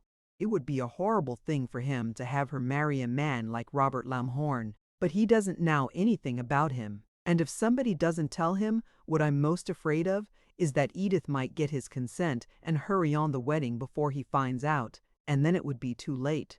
You see, Miss Vertrees, it's very difficult for me to decide just what it's my duty to do. I see, said Mary, looking at her thoughtfully. Does Miss Sheridan seem to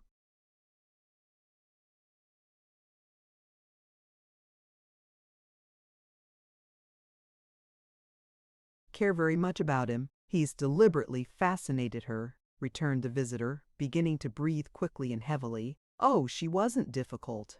She knew she wasn't in right in this town, and she was crazy to meet the people that were, and she thought he was one of 'em.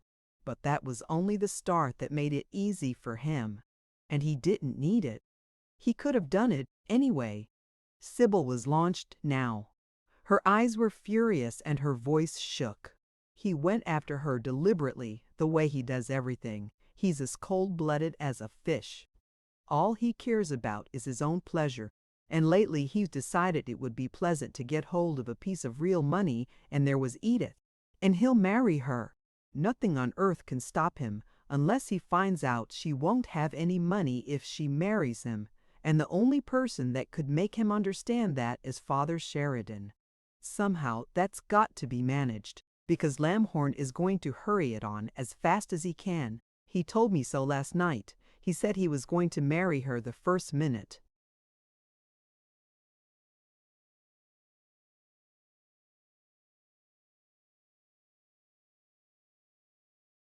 He could persuade her to it, and little Edith's all ready to be persuaded.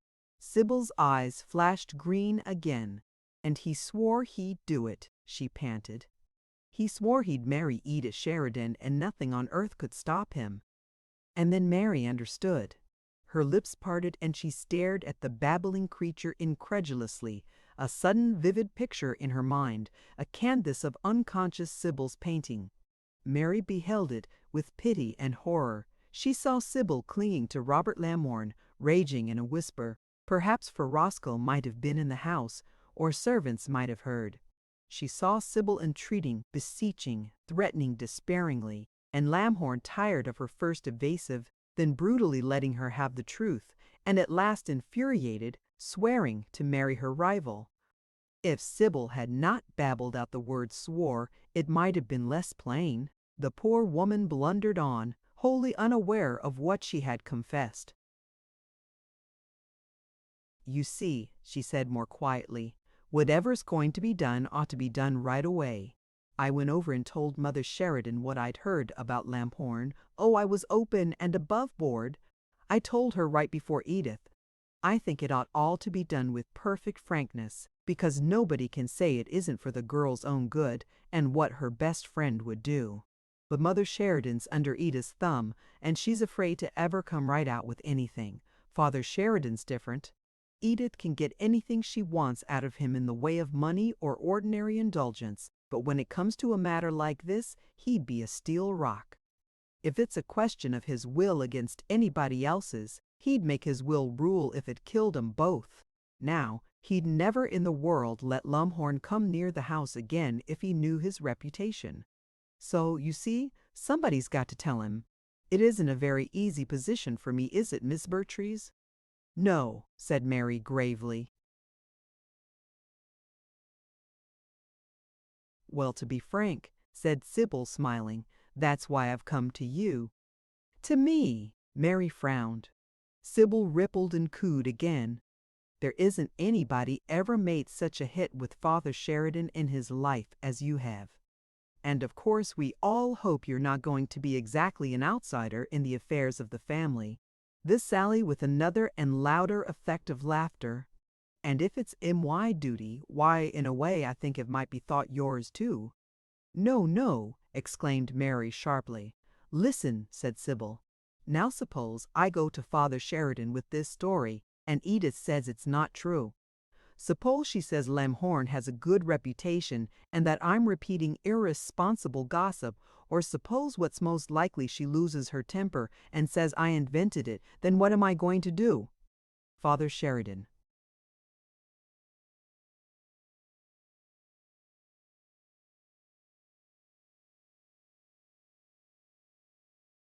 "Doesn't know Mrs. Kittersby and her daughter, and they're out of the question anyway. But suppose I could say, 'All right, if you want proof, ask Miss Bertrees.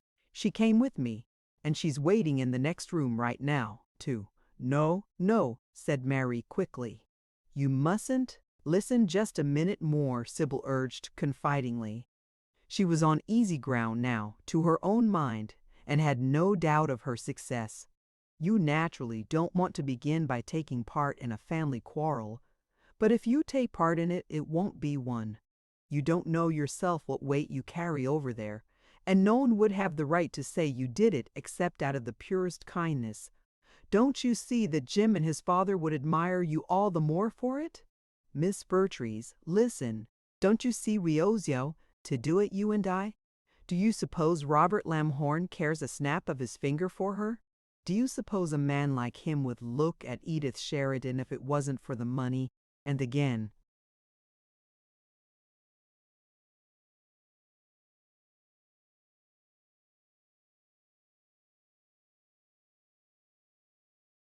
Sybil's emotion rose to the surface. "I tell you he's after nothing on earth but to get his finger in that old man's money pile, over there, next door. He'd marry anybody to do it. "Marry Edith?" she cried. "I tell you he'd marry their nigger cook for that." She stopped, afraid at the wrong time that she had been too vehement, but a glance at Mary reassured her, and Sybil decided that she had produced the effect she wished. Mary was not looking at her. She was staring straight before her at the wall, her eyes wide and shining. She became visibly a little paler as Sybil looked at her. After nothing on earth but to get his finger in that old man's money pile, over there, next door. The voice was vulgar, the words were vulgar, and the plain truth was vulgar. How it rang in Mary Vertrees's ears. The clear mirror had caught its own image clearly in the flawed one at last. Sybil put forth her best bid to clinch the matter. She offered her bargain. "Now, don't you worry," she said sunnily, "about this setting Edith against you. She'll get over it after a while anyway.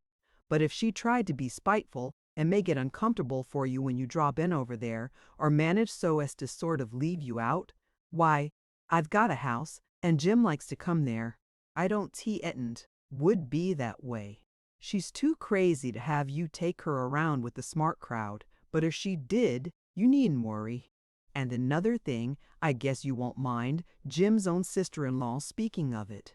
Of course, I don't know just how matters stand between you and Jim, but Jim and Roscoe are about as much alike as two brothers can be, and Roscoe was very slow making up his mind. Sometimes I used to think he actually never would. Now, what I mean is, sisters-in-law can do lots of things to help matters on like that. There's lots of little things can be said, and lots." She stopped, puzzled. Mary Vertrees had gone from pale to scarlet, and now,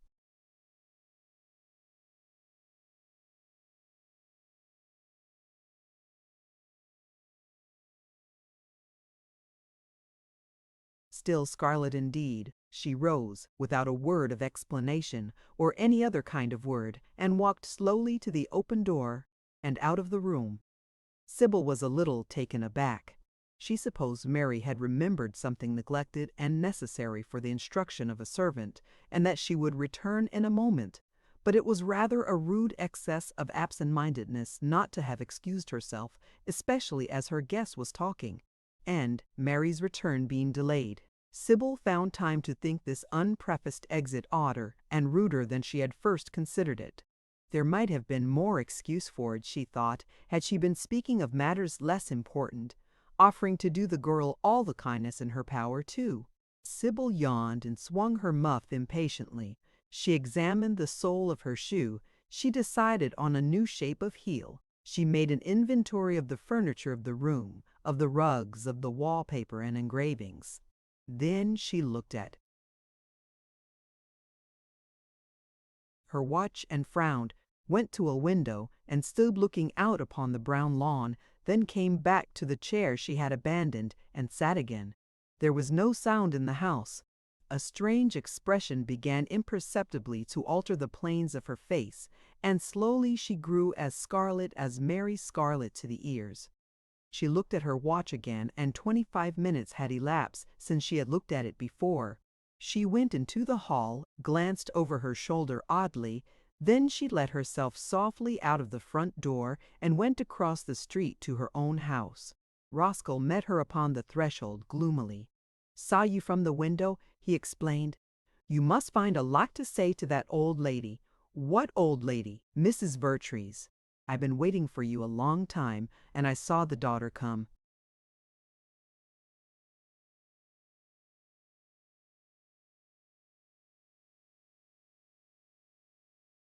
out 15 minutes ago and post a letter and then walk on up the street. Don't stand out on the porch," he said crossly. "Come in here. There's something it's come time I'll have to talk to you about. Come in." But as she was moving to obey, he glanced across at his father's house and started. He lifted his hand to shield his eyes from the setting sun, staring fixedly. "Something's the matter over there," he muttered, and then, more loudly, as alarm came into his voice, he said, "What's the matter over there?" Bibbs dashed out of a gate in an automobile set at its highest speed, and as he saw Roscoe he made a gesture singularly eloquent of calamity, and was lost at once in a cloud of dust down the street. Edith had followed part of the way down the drive, and it could be seen that she was crying bitterly. She lifted both arms to Roscoe, summoning him. "By George," gasped Roscoe, "I believe somebody's dead."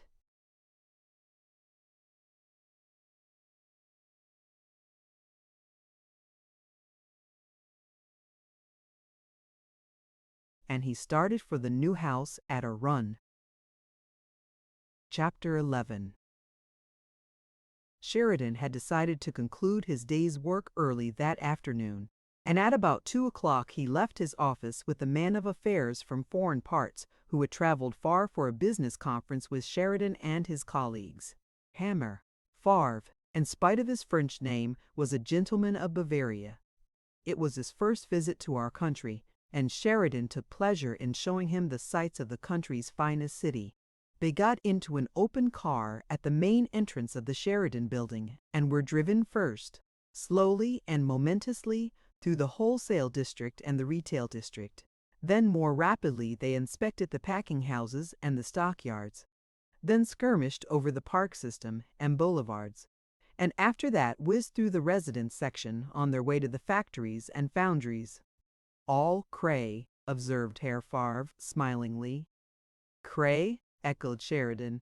"I don't know what you mean. Cray?" "No white," said Herr Favre with a wave of his hand toward the long rows of houses on both sides of the street. "No white lace window curtains, all cray lace window curtains." "Oh, I see," Sheridan laughed indulgently. "You mean gray? No, they ain't. They're white. I never saw any gray ones." Herr Favre shook his head, much amused. "There are no white ones," he said. "There is no white anything in your city. No white window curtains, no white house, no white people." He pointed upward. "Smoke!"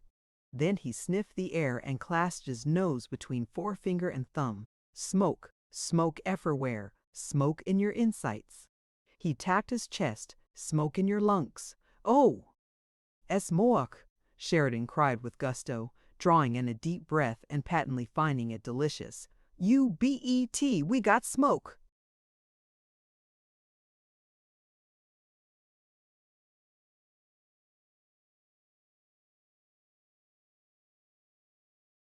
"Expensive," said Herr Favre. "Ruins foliage, ruins fabrics. Maybe in summer it is not so bad, but I wonder your wives will bear it."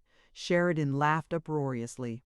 "They know it means new spring hats for 'em. They must need many, too," said the visitor. "New hats, new all things, but nothing white. In München we could not do it. We are a safing people." "Where's that?" "In München."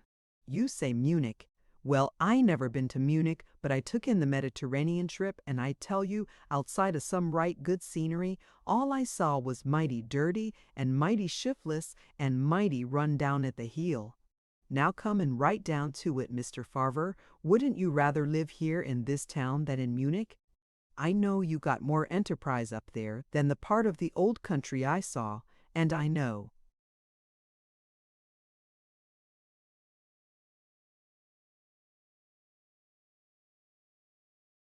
"You are a live businessman and you're associated with others like you, but when it comes to livin' in a place, wouldn't you heap rather be here than over there?"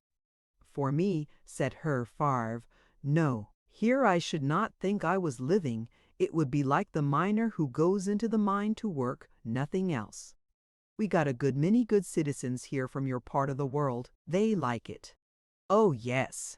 And Herr Favre laughed deprecatingly. "The first generation, they bring their Germany with them. Then, after that, they are Americans, like you." He tapped his host's big knee genially. "You are patriot, so are they." "Well, I reckon you must be a pretty hot little patriot yourself, Mr. Farver," Sheridan exclaimed gaily. "You certainly stand up for your own town if you."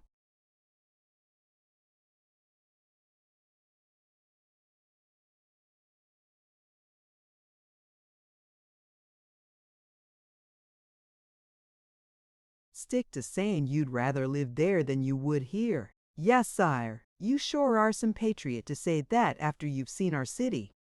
It ain't reasonable in you, but I must say I kind of admire you for it. Every man ought to stick up for his own, even when he sees the other fellow's got the goods on him. Yet I expect way down deep in your heart, Mr. Farver, you'd rather live right here than any place else in the world if you had your choice. Man alive!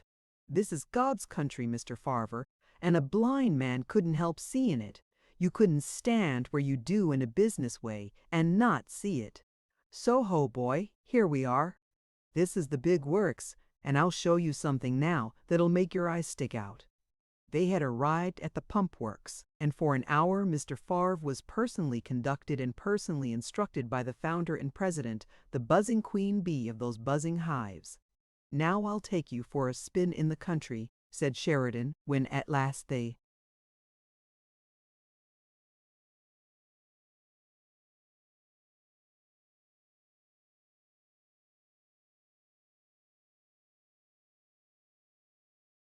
came out to the car again. We'll take a breezer. But, with his foot on the step, he paused to hail a neat young man who came out of the office smiling a greeting. "Hello, young fellow," Sheridan said heartily. "On the job, are you, Jimmy? Ha! They don't catch you off of it very often, I guess, though I do hear you go automobile riding in the country sometimes, with a mighty fine-looking girl setting up beside you." He roared with laughter, clapping his son upon the shoulder. "That's all right with me if it is with her. So, Jimmy, well, when we going to move into your new warehouses? Monday?" "Sunday, if you want to," said Jim. "No," cried his father, delighted. "Don't tell me you're going to keep your word about dates. That's no way to do contractin'." Never heard of a contractor yet, didn't want more time. "They'll be all ready for you on the minute," said Jim. "I'm going over both of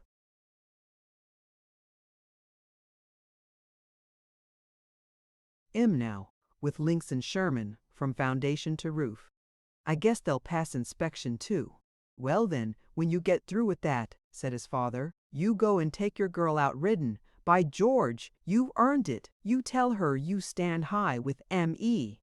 He stepped into the car, waving a waggish farewell, and when the wheels were in motion again, he turned upon his companion a broad face literally shining with pride. "That's my boy Jimmy," he said. "Fine young man, yes," said Herr Farr. "I got two of the finest boys," said Sheridan. "I got two of the finest boys God ever made, and that's a fact, Mr. Farver. Jim's the oldest, and I tell you they got to get up the day before if they expect to catch him in bed. My other boy, Roscoe, he's always to the good too, but Jim's a wizard. You saw them two new process warehouses, just about finished? Well, Jim builds 'em. I'll tell you about that, mister."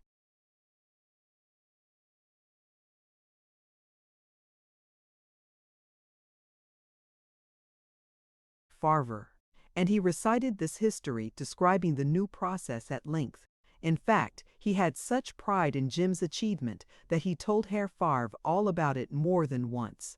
"Fine young man, yes," repeated the good Munchner. 3/4 of an hour later, they were many miles out in the open country by this time. "He is that," said Sheridan, adding as if confidentially, "I got a fine family. Mr. Farver, fine children. I got a daughter now. You take her and put her anywhere you please, and she'll shine up with any of 'em. There's culture and refinement and society in this town by the carload, and here lately she's been gettin' right in the thick of it, her and my daughter-in-law, both. I got a mighty fine daughter-in-law, Mr. Farver. I'm going to get you up for a meal with us before you leave town. And you'll see well, sir, from all I hear the two of 'em been holdin' their own with the best. Myself, I and the wife, never had time for much of that kind of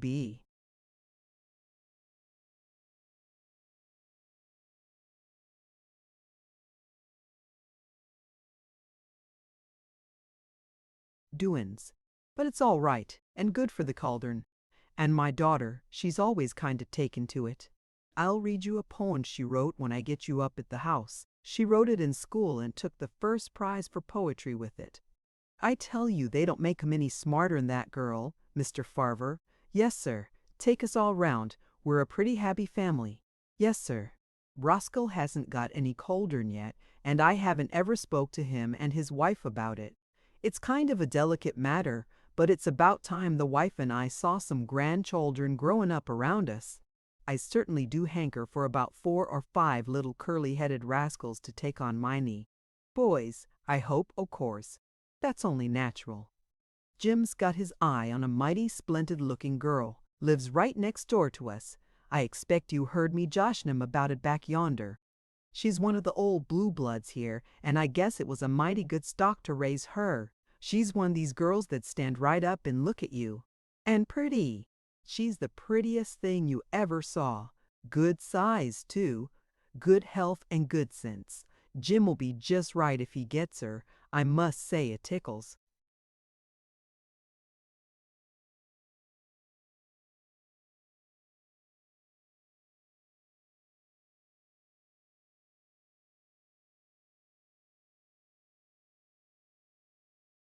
Emmy, to think of the way that boy took a hold of that job back yonder. 4 months and a half. Yes, sir. He expanded this theme once more, and thus he continued to entertain the stranger throughout the long drive. Darkness had fallen before they reached the city on their return, and it was after 5 when Sheridan allowed Herr Favre to descend at the door of his hotel, where boys were shrieking extra editions of the evening paper. Now, good night, Mr. Farver, said Sheridan, leaning from the car to shake hands with his guest. Don't forget I'm going to come around and take you up to go on away, boy. A newsboy had thrust himself almost between them, yelling, Extra! Seacon! Extra! Extra! All about the horrible Axardine! Extra!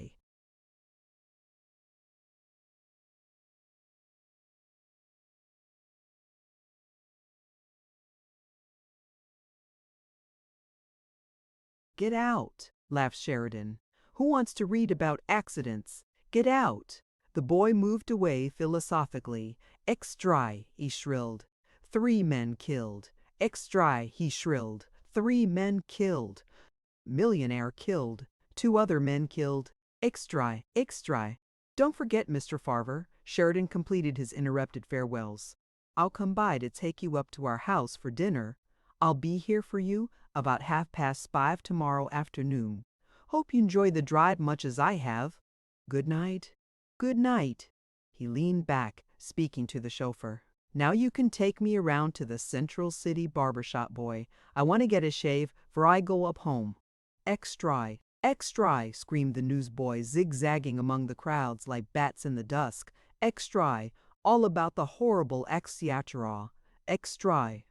It struck Sheridan that the papers sent out too many extras. They printed extras for all sorts of petty crimes and casualties. It was a mistake, he decided, critically. Crying.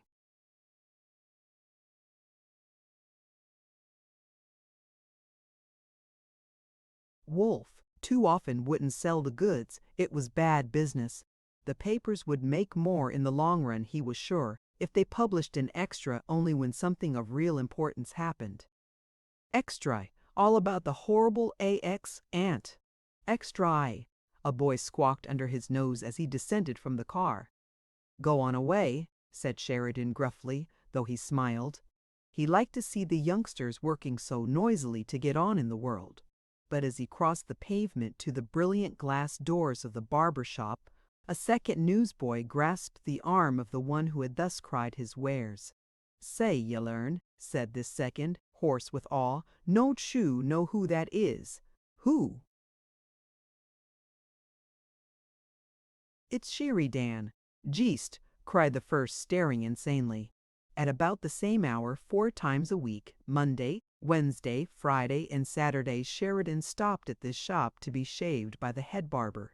The barbers were Negroes, he was their great man, and it was their habit to give him a reception, his entrance being always the signal for a flurry of jocular hospitality, followed by general excesses of briskness and gaiety. But it was not so this evening. The shop was crowded.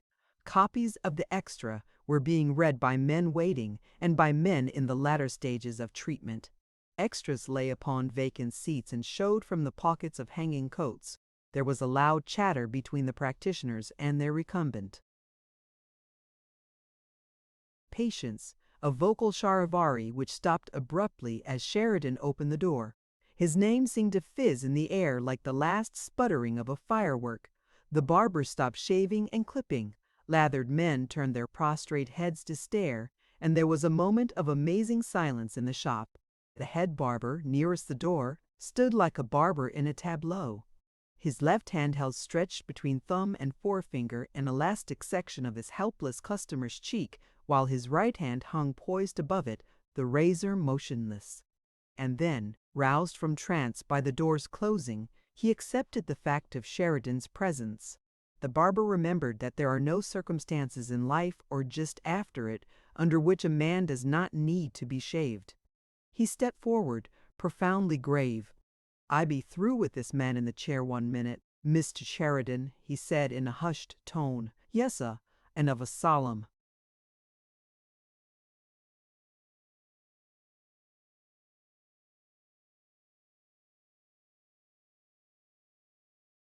Negro youth who stood by, gazing stupidly. "You go in our side, Jan?" he demanded in a fierce undertone. "You go and take Miss Sheridan's coat." He sent an angry look round the shop, and the barbers, taking his meaning, averted their eyes and fell to work, the murmur of subdued conversation buzzing from chair to chair. "You sit down 1 minute, Miss Sheridan," said the head barber gently. "I fix nice chair for you to wait in." "Never mind," said Sheridan. "Go on, get through with your man." "Yes, sir." And he went quickly back to his chair on tiptoe, followed by Sheridan's puzzled gaze. Something had gone wrong in the shop, evidently. Sheridan did not know what to make of it. Ordinarily, he would have shouted a hilarious demand for the meaning of the mystery, but an inexplicable silence had been imposed upon him.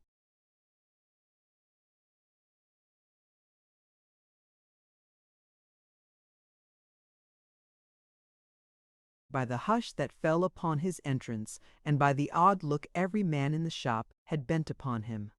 Vaguely disquieted, he walked to one of the seats in the rear of the shop and looked up and down the 2 lines of barbers, catching quickly shifted, furtive glances here and there. He made this brief survey after wondering if one of the barbers had died suddenly, that day or the night before, but there was no vacancy in either line. The seat next to his was unoccupied, but someone had left a copy of the extra there, and, frowning, he picked it up and glanced at it. The first of the swollen display lines had little meaning to him. Fatally faulty. New process. Roof collapses. Hurling capitalist to death with inventor. 7 escape when crash comes. Death claims.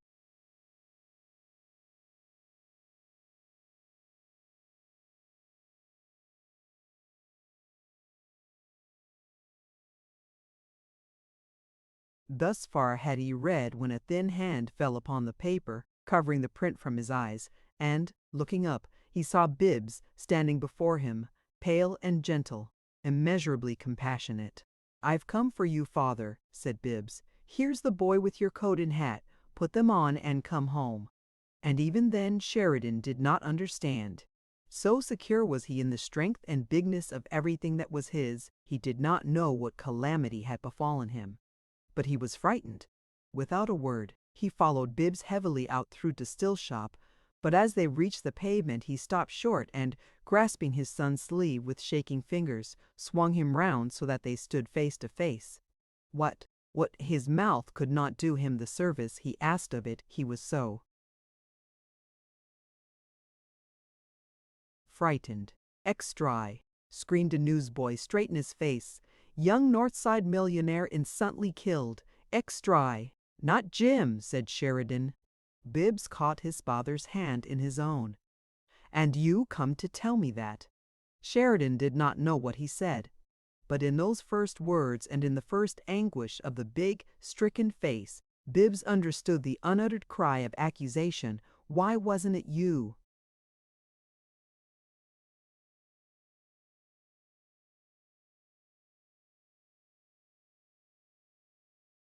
Chapter 12.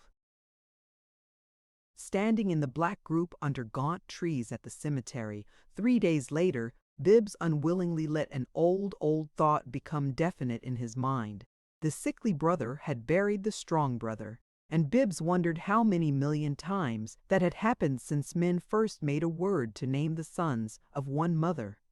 Almost literally, he had buried his strong brother, for Sheridan had gone to pieces when he saw his dead son. He had nothing to help him meet the shock, neither definite religion nor philosophy, definite or indefinite. He could only beat his forehead and beg, over and over, to be killed with an axe, while his wife was helpless except to entreat him not to take on, herself adding a continuous lamentation. Edith, weeping, made truce with Sybil and saw to it that the mourning garments were beyond criticism. Roscoe was dazed, and he shirked, justifying himself curiously by saying he never had any experience in such matters.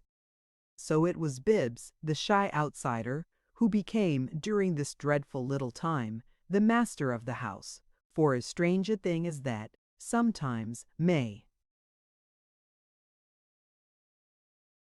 be the result of a death.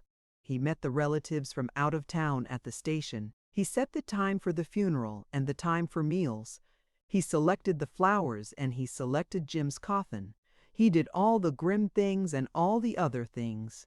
Jim had belonged to an order of knights who lengthened the rites with a picturesque ceremony of their own, and at first Bibbs wished to avoid this, but upon reflection he offered no objection.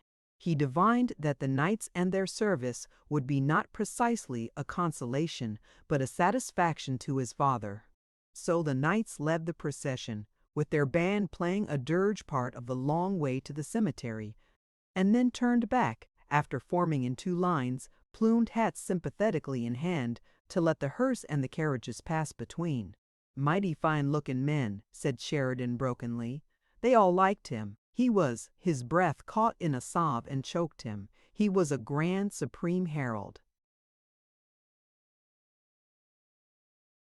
Bibbs had divined aright. "Dust to dust," said the minister under the gaunt trees. And at that Sheridan shook convulsively from head to foot. All of the black group shivered, except Bibbs, when it came to dust to dust. Bibbs stood passive, for he was the only one of them who had known that thought as a familiar neighbor. He had been close upon dust himself for a long time, and even now he could prophesy no protracted separation between himself and dust. The machine shop had brought him very close, and if he had to go back it would probably bring him closer still, so close as Dr. Gurney predicted that no one would be able to tell the difference between dust and himself. And Sheridan, if Bibbs read him truly, would be all the more determined to make a man of him now that there was a man less in the family. To Bibbs's knowledge, no one and nothing had ever prevented his father from carrying through his plans, once he had determined upon them, and Sheridan was incapable of believing that any plan of his would not work out. According to his calculations, his nature unfitted him to accept failure. He had the gift of terrible persistence, and with unflecked confidence that his way was the only way, he would hold to that way of making a man of Bibbs, who understood very well in his passive and impersonal fashion that it was a way which might make, not a man, but dust of him. But he had no shudder for the thought. He had no shudder for that thought or for any other thought. The truth about Bibbs was in the poem which Edith had adopted. He had so thoroughly formed the oversensitive habit of hiding his feelings that no doubt he had forgotten by this time where he had put some of them, especially those which concerned himself. But he had not hidden his feelings about his father, where they could not be found. He was strange to his father, but his father was not strange to him. He knew that Sheridan's plans were conceived in the stubborn belief that they would bring about a good thing for Bibbs himself, and whatever the result was to.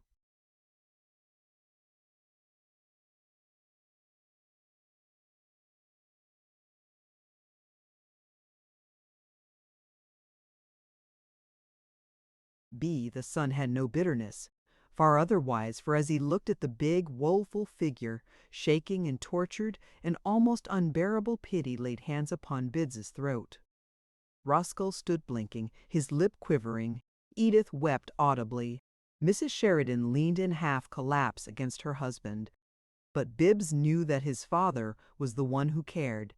It was over. Men in overalls stepped forward with their shovels, and Bibbs nodded quickly to Roscoe, making a slight gesture toward the line of waiting carriages. Roscoe understood Bibbs would stay and see the grave filled. The rest were to go. The groups began to move away over the turf. Wheels creaked on the gravel drive, and one by one the carriages filled and departed, the horses setting off at a walk. Bibbs gazed steadfastly at the workmen. He knew that his father kept looking back as he went toward the carriage, and that was a thing he did not want to see.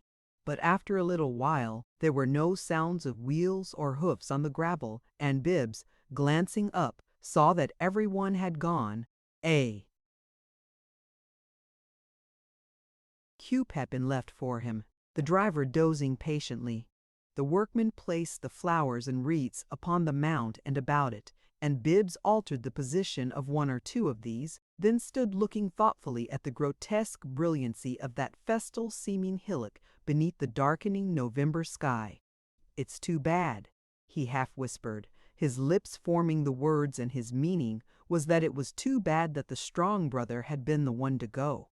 For this was his last thought before he walked to the coupe and saw Mary Vertrees standing, all alone, on the other side of the drive.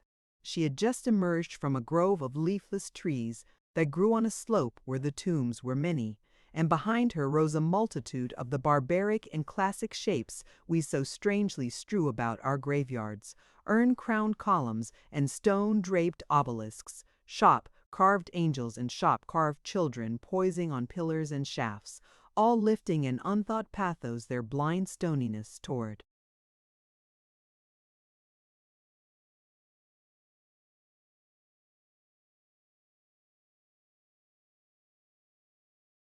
the sky.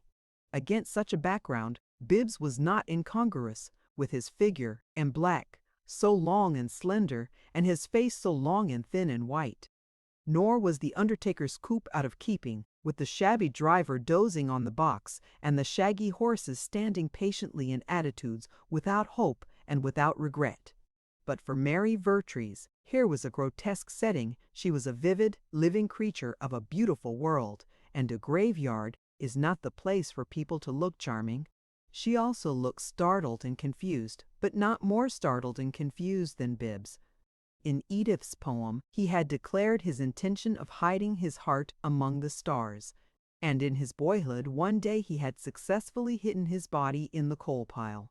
He had been no comrade of other boys or of girls, and his acquaintances of a recent period were only a few fellow invalids and the nurses at the Hood Sanitarium.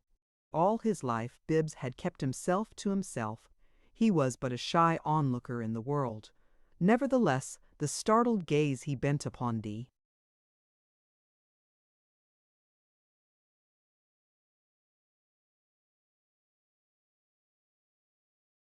unexpected lady before him had causes other than his shyness and her unexpectedness.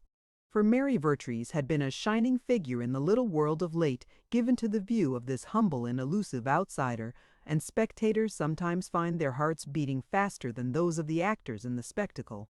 Thus, with Bibbs now, he started and stared. He lifted his hat with incredible awkwardness, his fingers fumbling at his forehead before they found the brim. "Mr. Berhaber Sheridan," said Mary, "I'm afraid you'll have to take me home with you. She stopped, not lacking a momentary awkwardness of her own. Why, yes," Bibbs stammered. I'll be do won't you get in?" In that manner and in that place they exchanged their first words. Then Mary, without more ado, got into the coupe, and Bibbs followed, closing the door.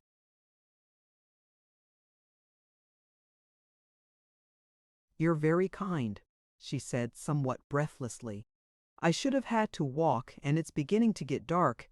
It's 3 miles, I think." "Yes," said Bibbs. It is beginning to get dark. I noticed that. I ought to tell you Mary began confusedly. She bit her lip, sat silent a moment, then spoke with composure. It must seem odd, my— No, no, Bibbs protested earnestly. Not in the least. It does, though, said Mary. I had not intended to come to the cemetery, Mr. Sheridan, but one of the men in charge at the house came and whispered to me that the family wished me to. I think your sister sent him. So I came. But when we reached here, I felt that perhaps Bibbs nodded gravely. Yes, yes, he murmured.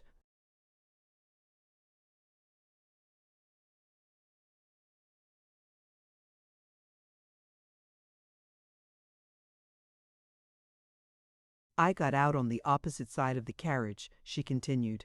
I mean opposite from where all of you were. And I wandered off over in the other direction, and I didn't realize how little time it takes. From where I was, I couldn't see the carriages leaving, at least I didn't notice them. So when I got back, just now, you were the only one here. I didn't know the other people in the carriage I came in, and of course they didn't think to wait for me. That's why, yes, said Bibbs. And that seemed all he had to say just then. Mary looked out through the dusty window. I think we better be going home, if you please, she said. Yes, Bibbs agreed, not moving. It will be dark before we get there. She gave him a quick little glance. I think you must be very tired, Mr. Sheridan, and I know you have reason to be, she said gently. If you'll let me, I'll— And—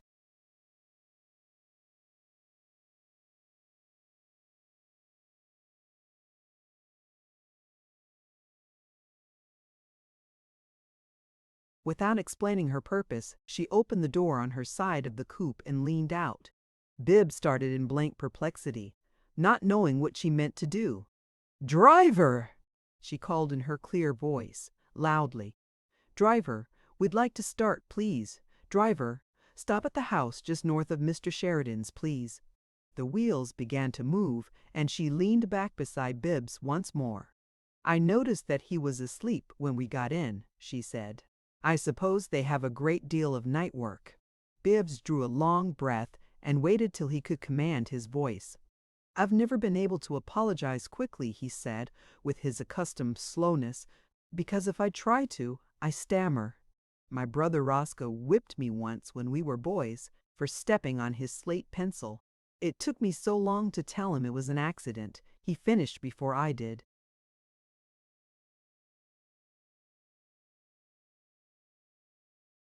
Mary Vertrees had never heard anything quite like the drawling, gentle voice or the odd implication that his not noticing the motionless state of their vehicle was an accident.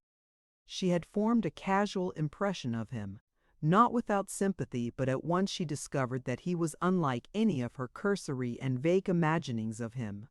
And suddenly she saw a picture he had not intended to paint for sympathy, a sturdy boy hammering a smaller, sickly boy, and the sickly boy unresentful. Not that picture alone. Others flashed before her. Instantaneously, she had a glimpse of Bibbs's life, and into his life. She had a queer feeling, new to her experience, of knowing him instantly. It startled her a little, and then, with some surprise, she realized that she was glad he had sat so long after getting into the coupe before he noticed that it had not started. What she did not realize, however, was that she had made no response to his apology, and they passed out of the cemetery gates, neither having spoken again. Bibbs was so content with the silence, he did not know that it was silence. The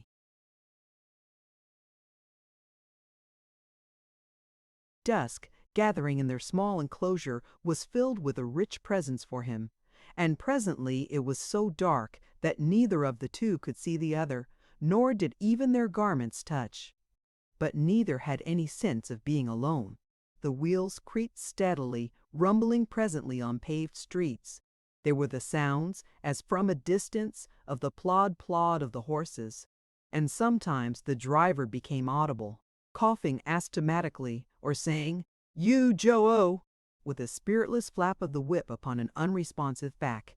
Oblongs of light from the lamps at street corners came swimming into the interior of the coupe, and, thinning rapidly to lances, passed utterly, leaving greater darkness. And yet neither of these two last attendants at Jim Sheridan's funeral broke the silence. It was Mary who perceived the strangeness of it too late.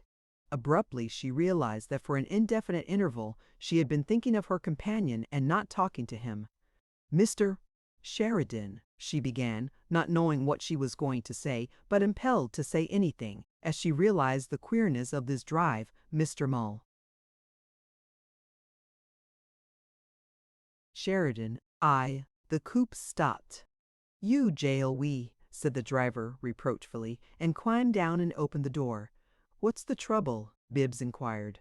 "Lady said stop at the first house north of Mr. Sheridan's, sir." Mary was incredulous. She felt that it couldn't be true, and that it mustn't be true, that they had driven all the way without speaking. "What?" Bibbs demanded. "We're there, sir," said the driver sympathetically. "Next house north of Mr. Sheridan's." Bibbs descended to the curb. "Why, yes," he said. "Yes, you seem to be right."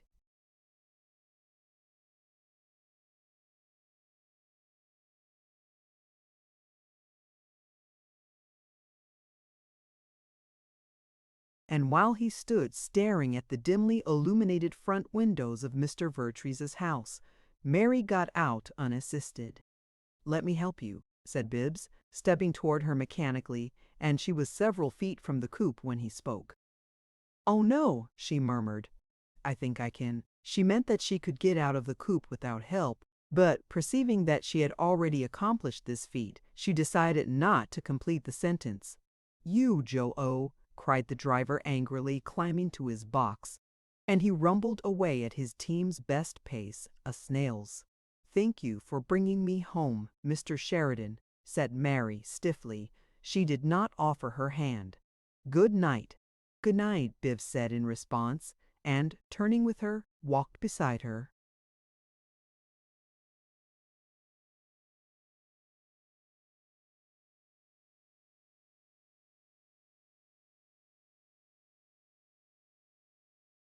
To the door. Mary made that a short walk. She almost ran. Realization of the queerness of their drive was growing upon her, beginning to shock her. She stepped aside from the light that fell through the glass panels of the door and withheld her hand as it touched the old-fashioned bell handle. "I'm quite safe, thank you," she said with a little emphasis. "Good night." "Good night," said Bibbs, and went obediently. When he reached the street he looked back, but she had vanished within the house. Moving slowly away, he caromed against two people who were turning out from the pavement to cross the street. They were Roscoe and his wife. "Where are your eyes, Bibbs?" demanded Roscoe. "Sleepwalking as usual?" But Sybil took the wanderer by the arm.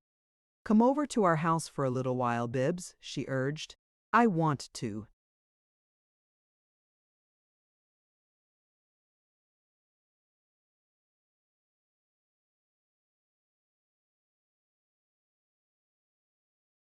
"No, I'd better. Yes, I want you to. Your father's gone to bed and they're all quiet over there, all worn out.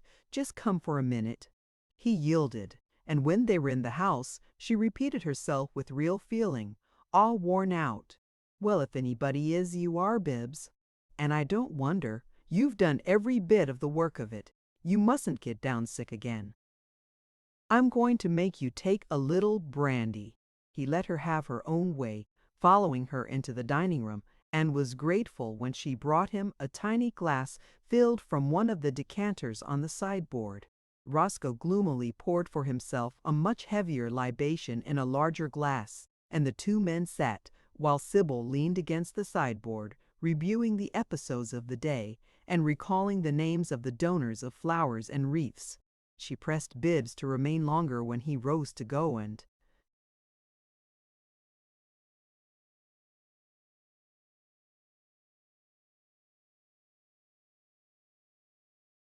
then, as he persisted, she went with him to the front door. He opened it, and she said, "Bibbs, you were coming out of the Vertreeses' house when we met you. How did you happen to be there?" "I had only been to the door," he said. "Good night, Sybil." "Wait," she insisted. "We saw you coming out." "I wasn't," he explained, moving to depart. "I'd just brought Miss Vertrees home."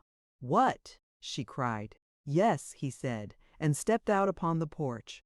That was it. "Good night, Sybil." "Wait," she said, following him across the threshold. "How did that happen?" "I thought you were going to wait while those men filled the she paused, but moved nearer him insistently. "I did wait. Miss Vertrees was there," he said reluctantly. "She had walked away for a while and didn't notice that the carriages were leaving. When she came back, the coupe waiting for me was the only one left." Sybil regarded him with dilating eyes. She spoke with a slow breathlessness. "And she drove home from Jim's funeral with you." Without warning, she burst into laughter, clapped her head ineffectually over her mouth, and ran back uproariously into the house, hurling the door shut behind her.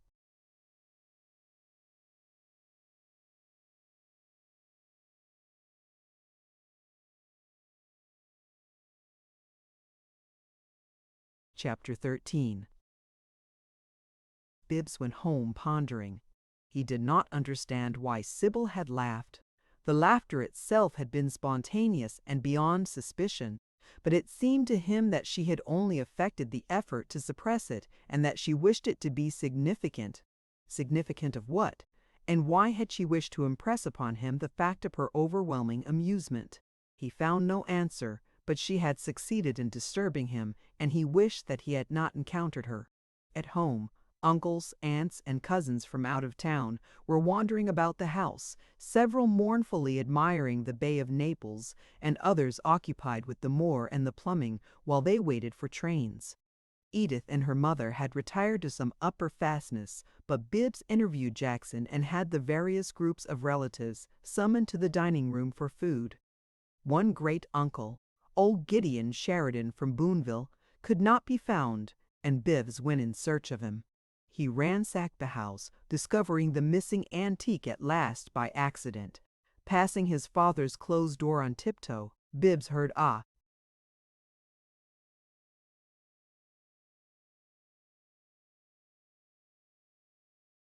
murmurous sound and paused to listen. The sound proved to be a quavering and rickety voice, monotonously bleating, the low ordiguth and the low ordiguth away. "We got to remember that. We got to remember that. I'm a-gittin' along, James. I'm a-gittin' along, and I've seen a many of 'em go 2 daughters and a son the Lord give me, and he has taken all away. For the low ordiguth and the low orditorcuth away. Remember the words of Bildad the Shuhite, James. Bildad the Shuhite says, he shall have neither son nor nephew among his people, nor any remaining in his dwellings." Bildad the Shuhite. Bibbs opened the door softly. His father was lying upon the bed, in his underclothes, face downward, and Uncle Gideon sat nearby, swinging backward and forward in a rocking chair, stroking his long white beard and gazing at the ceiling as he talked. Bibbs beckoned him urgently, but Uncle Gideon paid no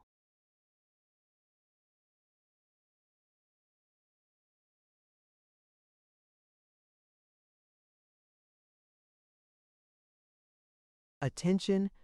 Bildad the Shuhite spake, and he says, "If thy children have sinned against him, and he have cast them away." There was a muffled explosion beneath the floor, and the windows rattled. The figure lying face downward on the bed did not move, but Uncle Gideon leaped from his chair. "My God!" he cried. "What's that?" There came a second explosion, and Uncle Gideon ran out into the hall. Bibbs went to the head of the great staircase, and, looking down, discovered the source of the disturbance. Gideon's grandson, a boy of 14, had brought his camera to the funeral, and was taking flashlights of the moor. Uncle Gideon, reassured by Bibbs's explanation, would have returned to finish his quotation from Bildad the Shuhite, but Bibbs detained him, and after a little argument persuaded him to descend to the dining room, whither Bibbs followed after closing the door of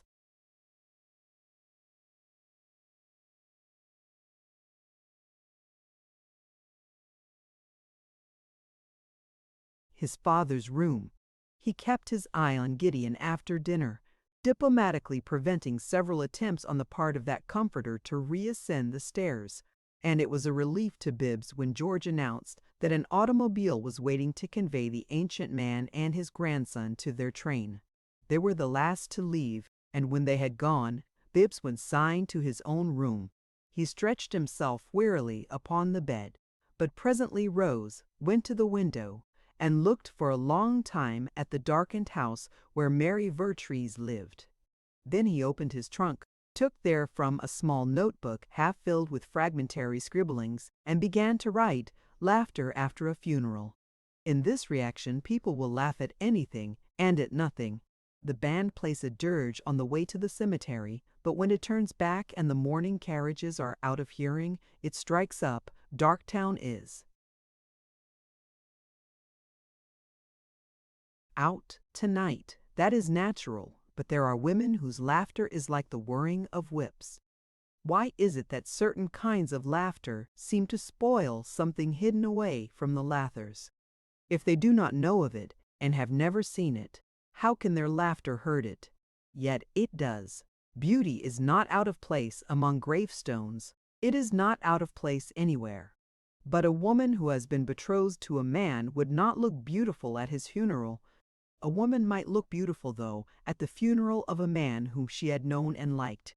And in that case, too, she would probably not want to talk if she drove home from the cemetery with his brother, nor would she want the brother to talk. Silence is usually either stupid or timid. But for a man who stammers, if he tries to talk fast and drawls so slowly, when he doesn't stammer, then nobody has time to listen to him, silence is advisable. Nevertheless, too much silence is open to suspicion. It may be reticence, or it may be a vacuum. It may be dignity, or it may be false teeth.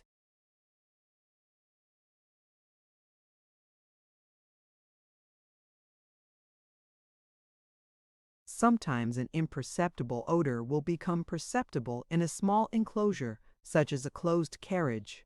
The ghost of gasoline rising from a lady's glove might be sweeter to the man riding beside her than all the scents of Arcady in spring.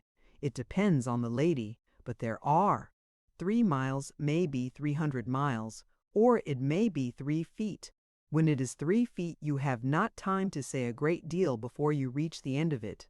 Still, it may be that one should begin to speak. No one could help wishing to stay in a world that holds some of the people that are in this world. There are some so wonderful you do not understand how the dead could die. How could they let themselves? A falling building does not care who falls with it. It does not choose who shall be upon its roof and who shall not. Silence can be golden, yes. But perhaps if a woman of the world should find herself by accident sitting beside a man for the length of time, it must necessarily take 2 slow old horses to jog 3 miles. She might expect that man to say something of some sort, even if she thought him a feeble hypochondriac.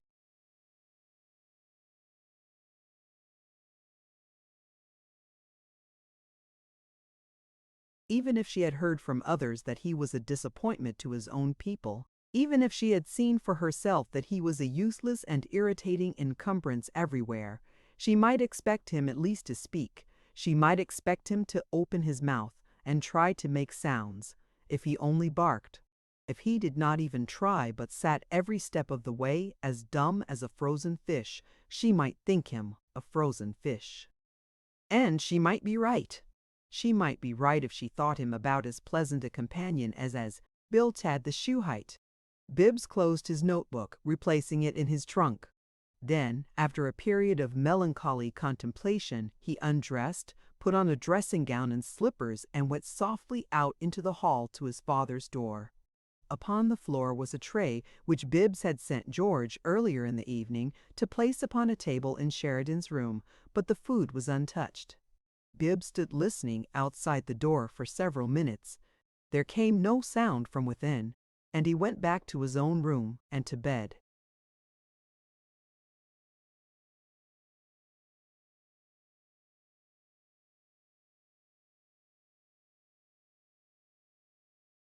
In the morning he woke to a state of being hitherto unknown in his experience.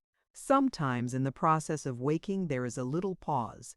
Sleep has gone, but coherent thought has not begun. It is a curious half-void, a glimpse of aphasia. And although the person experiencing it may not know for that instant his own name or age or sex, he may be acutely conscious of depression or elation. It is the moment, as we say, before we remember. And for the first time in Bibbs's life, it came to him, bringing a vague happiness. He woke to a sense of new riches. He had the feeling of a boy waking to a birthday. But when the next moment brought him his memory, he found nothing that could explain his exhilaration. On the contrary, under the circumstances it seemed grotesquely unwarranted. However, it was a brief visitation and was gone before he had finished dressing. It left a little trail, the pleased recollection of it and the puzzle of it which remained unsolved. And, in fact, waking happily in the morning is not usually the result of a drive home from a funeral. No wonder the sequence evaded Bibbs Sheridan.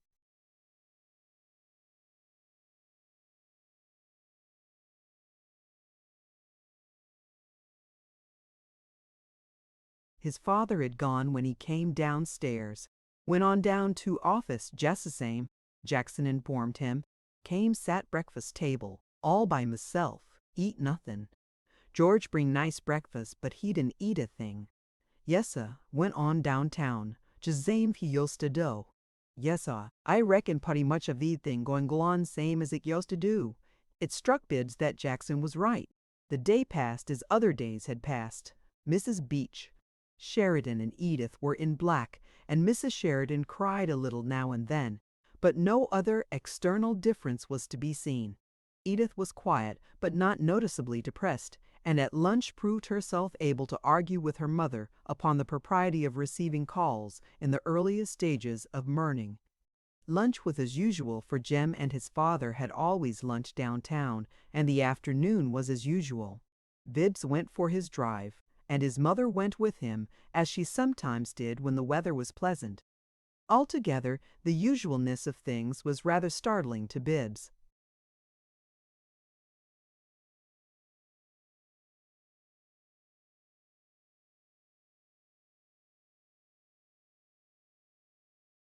During the drive, Mrs. Sheridan talked fragmentarily of Jim's childhood. "But you wouldn't remember about that," she said, after narrating an episode. "You were too little. He was always a good boy, just like that. And he'd save whatever Papa gave him and put it in the bank. I reckon it'll just about kill your father to put somebody in his place as president of the realty company, Bibbs. I know he can't move Roscoe over. He told me last week he'd already put as much on Roscoe as any one man could handle and not go crazy. Oh, it's a pity." She stopped to wipe her eyes. "It's a pity you didn't run more with Jim, Bibbs, and kind of pick up his ways. Think what it meant to Papa now." "You never did run with either Roscoe or Jim any, even before you got sick. Of course you were younger, but it always did seem queer, and you three being brothers like that. I don't believe I ever saw you and Jim sit down together for a good talk in my life." "Mother, I've been away so long," Bibbs returned gently, "and since I came home—" "Aye."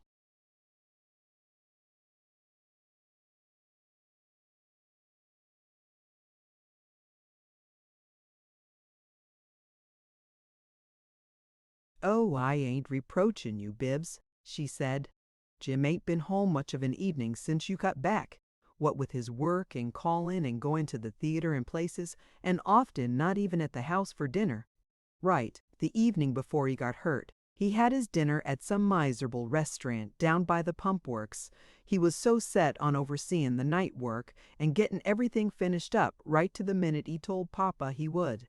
I reckon you might put in more time with Jim if there'd been more opportunity, Bibbs. I expect you feel almost as if you scarcely really knew him right well." "I suppose I really didn't, Mother. He was busy, you see, and I hadn't much to say about the things that interested him because I don't know much about them." "It's a pity." "Oh, it's a pity," she moaned. "And you'll have to learn to know about 'em now, Bibbs. I haven't said much to you because I felt it was all." between your father and you, but I honestly do believe it will just kill him if he has to have any more trouble on top of all this. You mustn't let him, Bibbs. You mustn't. You don't know how he's grieved over you, and now he can't stand any more. He just can't. Whatever he says for you to do, you do it, Bibbs. You do it. I want you to promise me you will. I would if I could, he said sorrowfully. No, no, why can't you? She cried, clutching his arm. He wants you to go back to the machine shop and like it, said Bibbs. Yes, that's it, to go in a cheerful spirit. Dr. Gurney said it wouldn't hurt you if you went in a cheerful spirit. The doctor said that himself, Bibbs. So why can't you do it? Can't you do that much for your father? You ought to think what he's done for you. You got a beautiful house to live in. You got automobiles to ride in. You got fur coats and warm clothes. You've been taken care of all your life. And you don't now how he worked for the money to give all these things to you. You don't. Dream what he had to go through and what he risked when we were starting out in life. And you never will know. And now this blow has fallen on him out of a clear sky, and you make it out to be a hardship to do like he wants you to. And all on earth he asks is for you to go back to the work in a cheerful spirit so it won't hurt you. That's all he asks. Look, Bibbs, we're getting back near home, but before we get there I want you to promise me that you'll do what he asks you to. Promise me. In her earnestness, she cleared away her black veil that she might see him better, and it blew out on the smoky wind. He readjusted it for her before he spoke.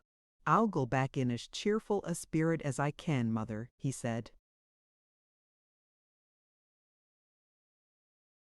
There, she exclaimed, satisfied. That's a good boy. That's all I wanted you to say. Don't give me any credit, he said, ruefully. There isn't anything else for me to do. Now, don't begin talking that way. No, no, he soothed her. We'll have to begin to make the spirit a cheerful one. We may. They were turning into their own driveway as he spoke, and he glanced at the old house next door. Mary Bertrees was visible in the twilight, standing upon the front steps, bareheaded, the door open behind her. She bowed gravely. We may. What? Asked Mrs. Sheridan with a slight impatience. What is it, Mother?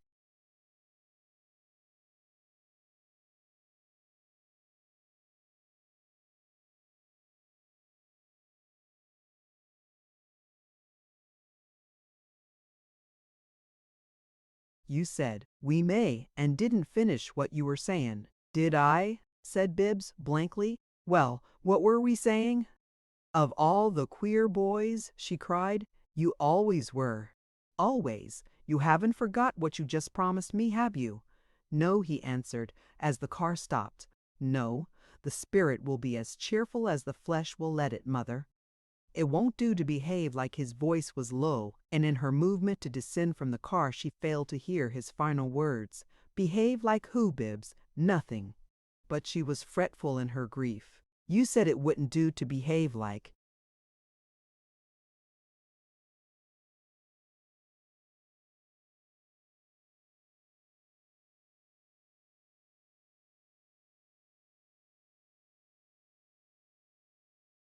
Somebody. Behave like WHO?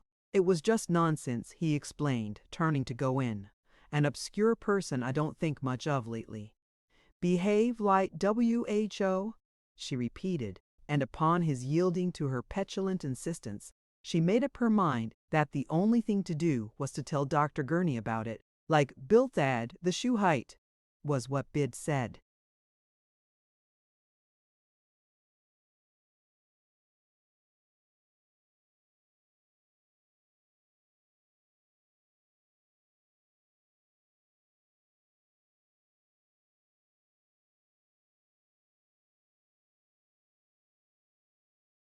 Chapter 14.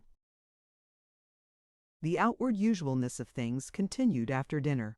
It was Sheridan's custom to read the evening paper beside the fire in the library, while his wife, sitting nearby, either sewed from old habit or allowed herself to be repeatedly baffled by one of the simpler forms of solitaire. Tonight she did neither, but sat in her customary chair, gazing at the fire, while Sheridan let the unfolded paper rest upon his lap, though now and then he lifted it as if to read, and let it fall back upon his knees again. Bibbs came in noiselessly and sat in a corner, doing nothing, and from a reception room across the hall an indistinct vocal murmur became just audible at intervals. Once, when this murmur grew louder, under stress of some irrepressible merriment, Edith's voice could be heard. "Bobby, aren't you awful?" And Sheridan glanced across at his wife appealingly. She rose at once and went into the reception room. There was a flurry of whispering and the sound of tiptoeing in the hall, Edith and her suitor changing quarters to a more distant room. Mrs. Sheridan returned to her chair in the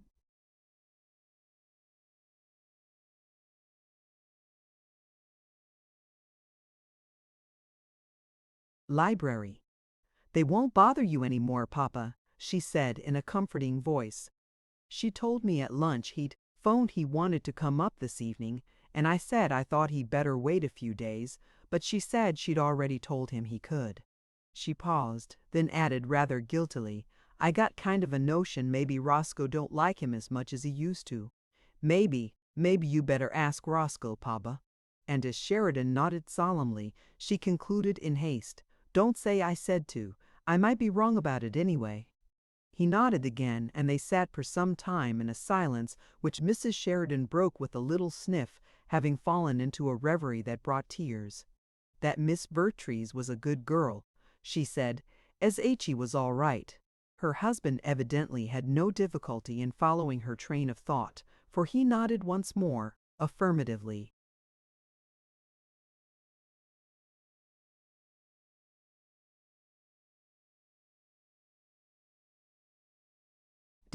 How did you fix it about the realty company?" she faltered. "Did you—" He rose heavily, helping himself to his feet by the arms of his chair. "I fixed it," he said in a husky voice. "I moved Cantwell up, and put Johnston in Cantwell's place, and split up Johnston's work among the 4 men with salaries high enough to take it." He went to her, put his hand upon her shoulder, and drew a long, audible, tremulous breath. "It's my bedtime, Mama. I'm going up." He dropped the hand from her shoulder and moved slowly away, but when he reached the door he stopped and spoke again, without turning to look at her. "The realty company'll go right on just the same," he said. It's like sand, Mama. It puts me in mind of children playing in a sand pile. One of 'em sticks his finger in the sand and makes a hole, and another of 'em pat the place with his hand, and all the little grains of sand run in and fill it up and settle against one another. And then right away it's flat on top again, and you can't tell."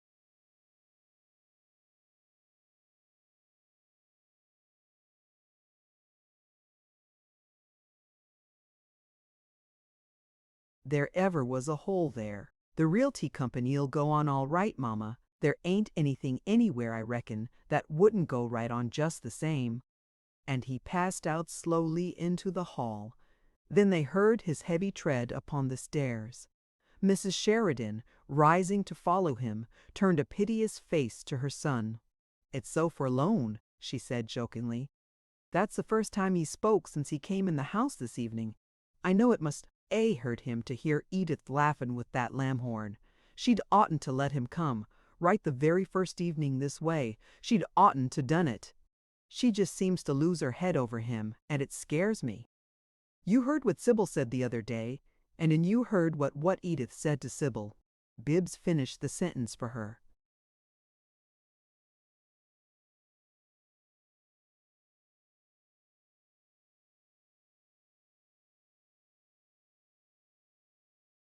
"We can't have any trouble of that kind," she wailed. "Oh, it looks as if moving up to this new house had brought us awful bad luck. It scares me." She put both her hands over her face. "Oh, Bibbs, if you only wasn't so QERE. If you could only been a kind of dependable son, I don't know what we're all coming to." And weeping, she followed her husband. Bibbs gazed for a while at the fire. Then he rose abruptly, like a man who has come to a decision, and briskly sought the room that was called the smoking room, where Edith sat with Mr. Lamhorn. They looked up in no welcoming manner at Bibbs's entrance and moved their chairs to a less conspicuous adjacency. "Good evening," said Bibbs pleasantly, and he seated himself in a leather easy-chair near them. "What is it?" asked Edith, plainly astonished. "Nothing," he returned, smiling. She frowned. "Did you want something?" she asked. "Nothing in the world. Father and Mother have gone upstairs. I shan't be going up for several hours, and there didn't seem to be anybody left for me to chat with, except you and Mr. Lamhorn." "Chat with," she echoed incredulously. "I can talk about almost anything," said Bibbs with an air of genial politeness. "It doesn't matter to Emmy. I don't know much about business if that's what you happen to be talking about. But you aren't in business, are you, Mr. Lamhorn?" "Not now," returned Lamhorn shortly.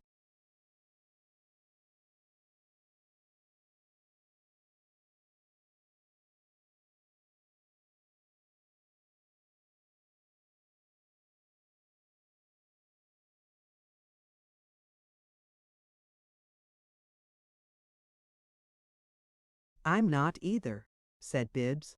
"It was getting cloudier than usual, I noticed, just before dark, and there was wind from the southwest. Rain tomorrow, I shouldn't be surprised." He seemed to feel that he had begun a conversation the support of which had now become the pleasurable duty of other parties, and he sat expectantly, looking first at his sister, then at Lamhorn, as if implying that it was their turn to speak. Edith returned his gaze with a mixture of astonishment and increasing anger, while Mr. Lamhorn was obviously disturbed, though Bibbs had been as considerate as possible in presenting the weather as a topic. Bibbs had perceived that Lamhorn had nothing in his mind at any time except personalities. He could talk about people, and he could make love. Bibbs, wishing to be courteous, offered the weather. Lamhorn refused it and concluded from Bibbs's luxurious attitude in the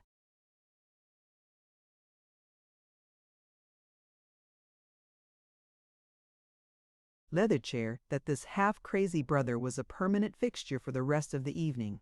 There was not reason to hope that he would move, and Lamhorn found himself in danger of looking silly. "I was just going," he said, rising. "Oh, no!" Edith cried sharply. "Yes. Good night. I think I'd too bad," said Bibbs genially, walking to the door with the visitor, while Edith stood staring as the two disappeared in the hall. She heard Bibbs offering to "help" Lamhorn with his overcoat, and the latter rather curtly declining assistance, these episodes of departure being followed by the closing of the outer door. She ran into the hall. "What's the matter with you?" she cried furiously. "What do you mean? How did you dare come in there when you knew?" Her voice broke. She made a gesture of rage and despair and ran up the stairs sobbing. She fled to her mother's room, and when Bibbs came up a few minutes later, Mrs. Sheridan met him at his door. "Oh, Bibbs," she said, shaking her head woefully, "you'd oughtn't to distress your sister. She says you drove that young man right out of the house." "You did the more considerate." Bibbs smiled faintly, noting that Edith's door was open, with Edith's naive shadow motionless across its threshold. "Yes," he said. "He doesn't appear to be much of a man's man. He ran at just a glimpse of one." Edith's shadow moved. Her voice came quavering. "You call yourself one." "No, no," he answered. "I said, just a glimpse of one. I didn't claim, but her."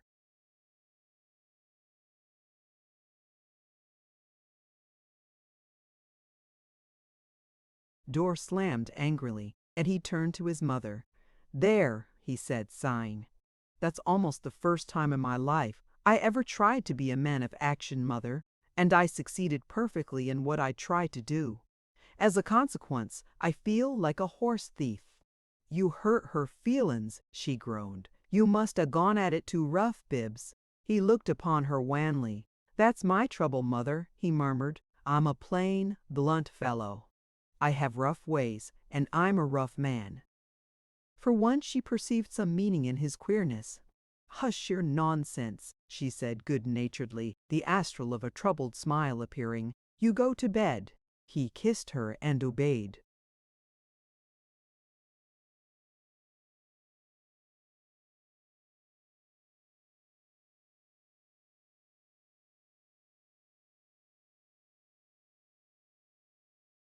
Edith gave him a cold greeting the next morning at the breakfast table.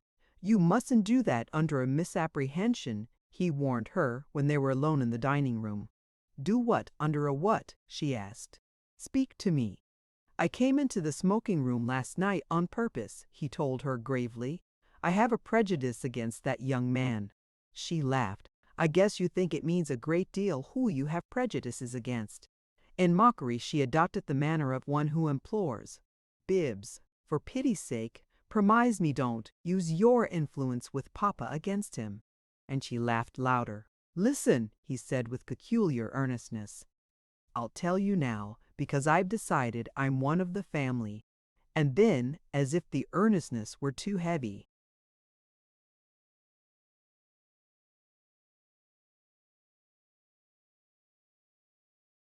for him to carry it further, he continued in his usual tone. "I'm drunk with power, Edith." "What do you want to tell me?" she demanded brusquely. "Lamhorn made love to Sybil," he said. Edith hooted. "As she did to him." "And because you overheard that spat between us the other day, when I, the same as accused her of it, and said something like that to you afterward." "No," he said gravely. "I now." "How?" "I was there one day a week ago, with Roscoe, and I heard Sybil and Lamhorn."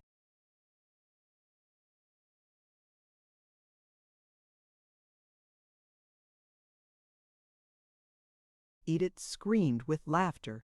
"You were with Roscoe, and you heard Lamhorn making love to Sybil." "No, I heard them quarreling." "You're funnier than ever, Bibbs," she cried. "You say he made love to her because you heard them quarreling. That's it. If you want to know what's between people, you can by the way they quarrel." "You'll kill me, Bibbs." "What were they quarreling about?" "Nothing. That's how I knew.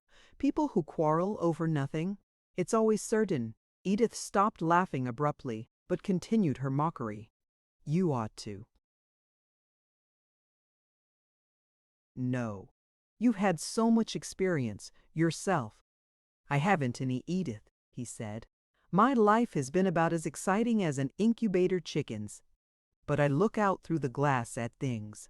"Well then," she said, "if you look out through the glass you must know what effect such stuff would have upon Emmy." She rose, visibly agitated. "What if it was true?" she demanded bitterly. "What if it was true 100 times over? You sit there with your silly face half ready to giggle and half ready to sniffle, and tell me stories like that, about Sybil picking on Bobby Lamhorn and worrying him to death, and you think it matters to Emmy? What if I already knew all about their quarreling? What if I understood why?" She broke off with a violent gesture, a sweep of her arm extended at full length, as if she hurled something to the ground. "Do you think a girl that really cared for a man would pay any attention to that, or to you, Bibbs Sheridan?"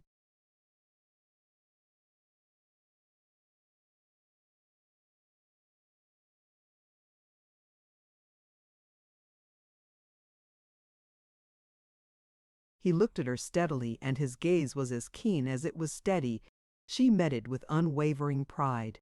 Finally he nodded slowly, as if she had spoken and he meant to agree with what she said.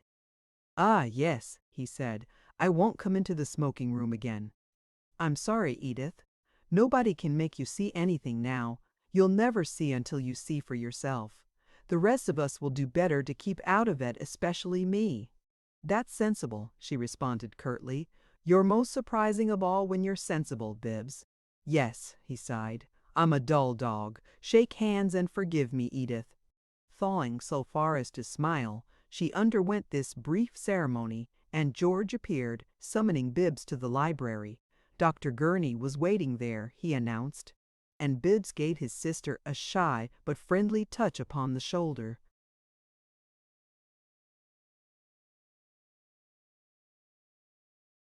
as a compliment to the handshaking and left her. Dr. Gurney was sitting by the log fire, alone in the room, and he merely glanced over his shoulder when his patient came in. He was not over 50, in spite of Sheridan's habitual "Old Doc Gurney." He was gray, however, almost as thin as Bibbs, and nearly always he looked drowsy. "Your father telephoned me yesterday afternoon, Bibbs," he said, not rising. "Wants me to look you over again. Come around here in front of me, between me and the fire. I want to see if I can see through you." "You mean you're too sleepy to move?" returned Bibbs, complying. "I think you'll notice that I'm getting worse." "Taken on about 12 pounds," said Gurney. 13, maybe." 12?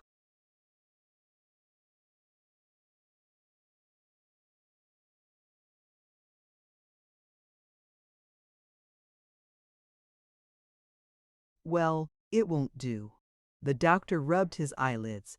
"You're so much better, I'll have to use some machinery on you before we can know just where you are. You come down to my place this afternoon, walk down all the way. I suppose you know why your father wants to know." Bibbs nodded. "Machine shop. Still hate it." Bibbs nodded again. "Don't blame you," the doctor grunted. "Yes, I expect it'll make a lump in your gizzard again. Well, what do you say? Shall I tell him you got the old lump there yet? You still want to write, do you?" "What's the use?" Bibbs said, smiling ruefully. "My kind of writing."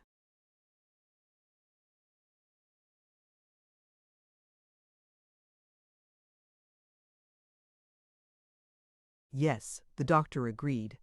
"I suppose if you broke away and lived on roots and berries until you began to attract the favorable attention of editors, you might be able to hope for an income of $400 or $500 a year by the time you're 50. "That's about it," Bibbs murmured. "Of course I know what you want to do," said Gurney drowsily. "You don't hate the machine shop only, you hate the whole show. The noise and jar and dirt, the scramble, the whole bloomin' craze to get on. You'd like to go somewhere in Algiers, or to Taormina perhaps, and bask on a balcony, smelling flowers and writing sonnets. You'd grow fat on it and have a delicate little life, all to yourself. Well, what do you say? I can lie like 60, Bibbs. Shall I tell your father he'll lose another of his boys if you don't go to Sicily?" "I don't want to go to Sicily," said Bibbs. "I want to stay right here."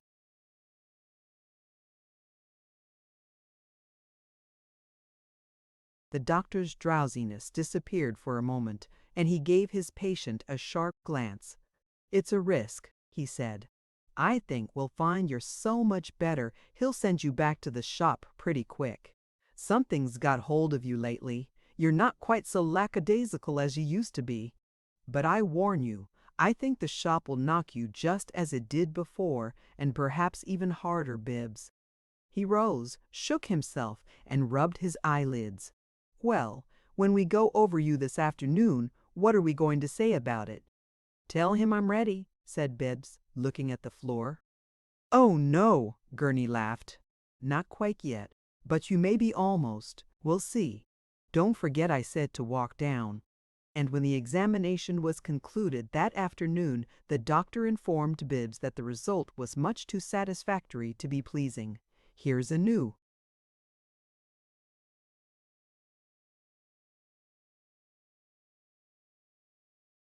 "A situation for a one-act farce," he said gloomily to his next patient when Bibbs had gone. "Doctor tells a man he's well and that's his death sentence likely. Damn funny world." Bibbs decided to walk home, though Gurney had not instructed him upon this point. In fact, Gurney seemed to have no more instructions on any point, so discouraging was the young man's improvement. It was a dingy afternoon, and the smoke was evident not only to Bibbs's sight, but to his nostrils, though most of the pedestrians were so saturated with the smell they could no longer detect it. Nearly all of them walked hurriedly, too intent upon their destinations to be more than half aware of the wayside. They wore the expressions of people under a vague yet constant strain. They were all lightly powdered, inside and out, with fine dust and grit from the hard paved streets. And they were unaware of that also. They did not even notice that they saw the smoke, though the thickened air was like a shrouding mist. and when Bibbs passed the new Sheridan apartments, now almost completed, he observed that the marble of the vestibule was already streaky with soot, like his gloves, which were new. That recalled to him the faint odor of gasoline in the coupe on the way from his brother's funeral, and this incited a train of thought which continued till he reached the vicinity of his home. His route was by a street parallel to that on which the new house fronted, and in his preoccupation he walked a block farther than he intended, so that, having crossed to his own street, he approached the new house from the north, and as he came to the corner of Mr. Vertrees's lot, Mr. Vertrees's daughter emerged from the front door and walked thoughtfully down the path to the old picket gate. She was unconscious of the approach of the pedestrian from the north, and did not see him until she had opened the gate and he was almost beside her. Then she looked up, and as she saw him she started visibly. And if this thing had happened to Robert Lamhorn, he would have had a thought far beyond the horizon of faint-hearted Bibbs's thoughts. Lamhorn,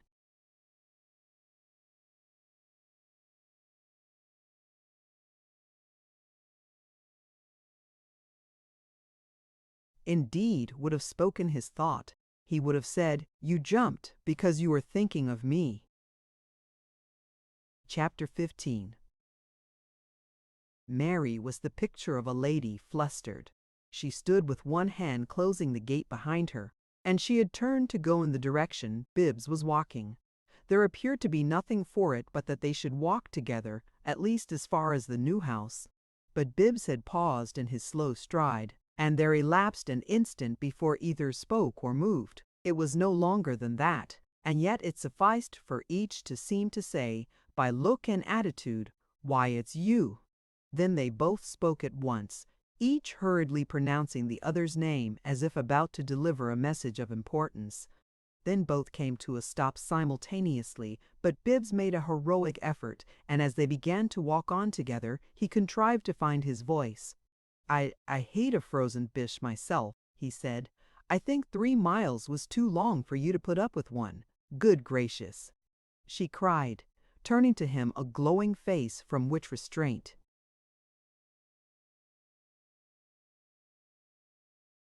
and embarrassment had suddenly fled. "Mr. Sheridan, you're lovely to put it that way, but it's always the girl's place to say it's turning cooler.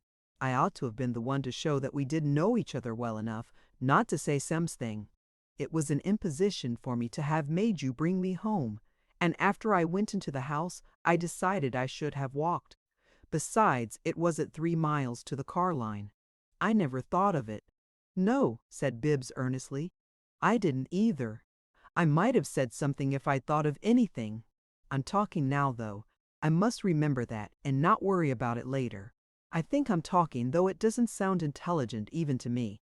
I made up my mind that if I ever met you again I'd turn on my voice and keep it going, no matter what it said." She interrupted him with laughter, and Mary Vertrees's laugh was one which Bibbs's father had declared after the housewarming a cripple would crawl 5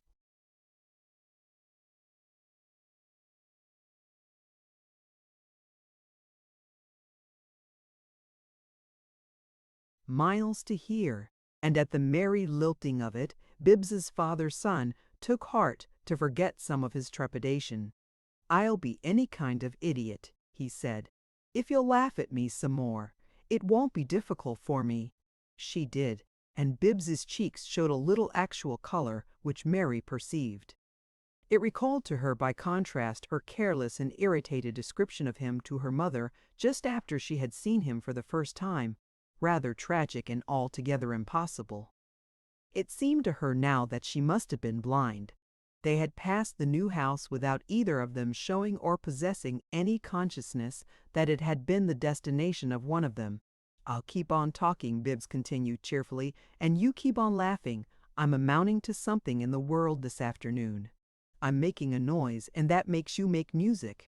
Don't be bothered by my bleating out such things as that. I'm really frightened, and that makes me bleat anything. I'm frightened."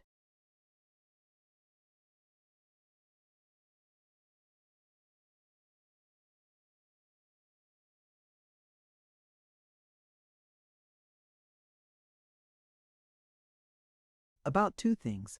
I'm afraid of what I'll think of myself later if I don't keep talking now. And I'm afraid of what I'll think of myself if I do. And besides these two things, I'm frightened anyhow.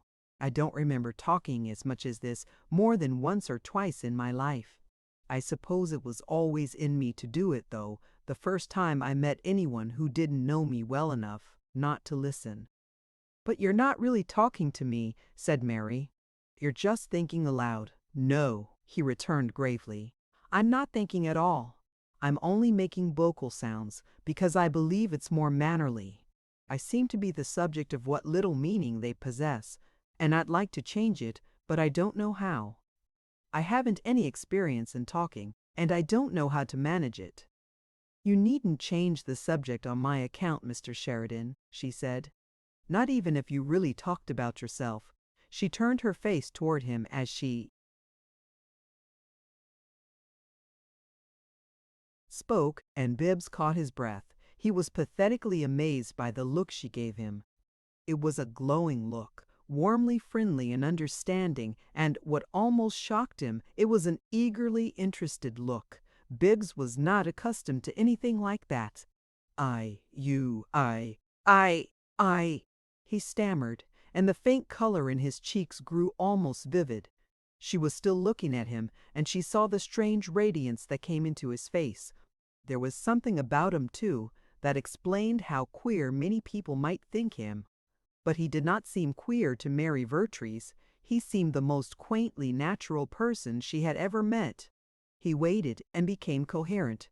You say something now, he said. I don't even belong in the chorus, and here I am, trying to sing the funny man solo. You.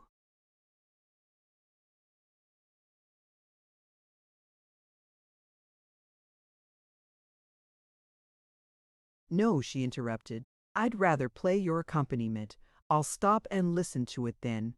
Perhaps she began, but after pausing thoughtfully, she made a gesture with her muff, indicating a large brick church which they were approaching. Do you see that church, Mr. Sheridan? I suppose I could, he answered in simple truthfulness, looking at her.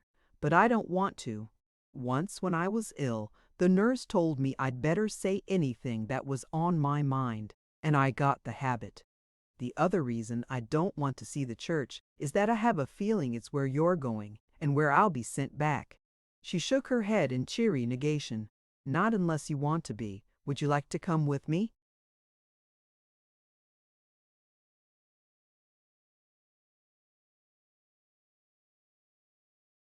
Why? Why, yes, he said, anywhere. And again it was apparent that he spoke in simple truthfulness. Then come if you care for organ music. The organist is an old friend of mine, and sometimes he plays for me. He's a dear old man. He had a degree from Bonn and was a professor afterward, but he gave up everything for music. That's he, waiting in the doorway. He looks like Beethoven, doesn't he? I think he knows that, perhaps, and enjoys it a little. I hope so. Yes, said Bibbs as they reached the church steps. I think Beethoven would like it too. It must be pleasant to look like other people. I haven't kept you? Mary said to the organist. No, no, he answered heartily. I would not mind so, only you should sure come. This is Mr. Sheridan, Dr. Kraft. He has come to listen with me. The organist looked bluntly surprised. Gish, that S.O., he exclaimed. Well, I am glad if you wish him, and if he can stamp my little plank. He is musician himself, then, of course. No, said Bibbs, as the three entered the church together. I played the... I tried to play. Fortunately, he checked himself. He had been about to offer the information that he had failed to master the Jew's harp in his boyhood. No, I'm not a musician, he contented himself with saying. What? Dr. Kraft's surprise increased. Young man, you are fortunate. I play for Miss Vertrees. She comes always alone. You are the first one ever. They had reached the head of the central aisle, and as the organist finished,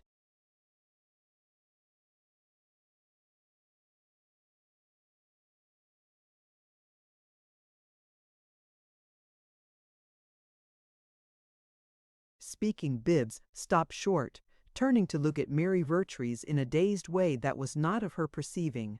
For, though she stopped as he did, her gaze followed the organist, who was walking away from them toward the front of the church, shaking his white Beethovenian mane roguishly. "It's false pretenses on my part," Bibbs said. "You mean to be kind to the sick, but I'm not an invalid any more. I'm so well I'm going back to work in a few days.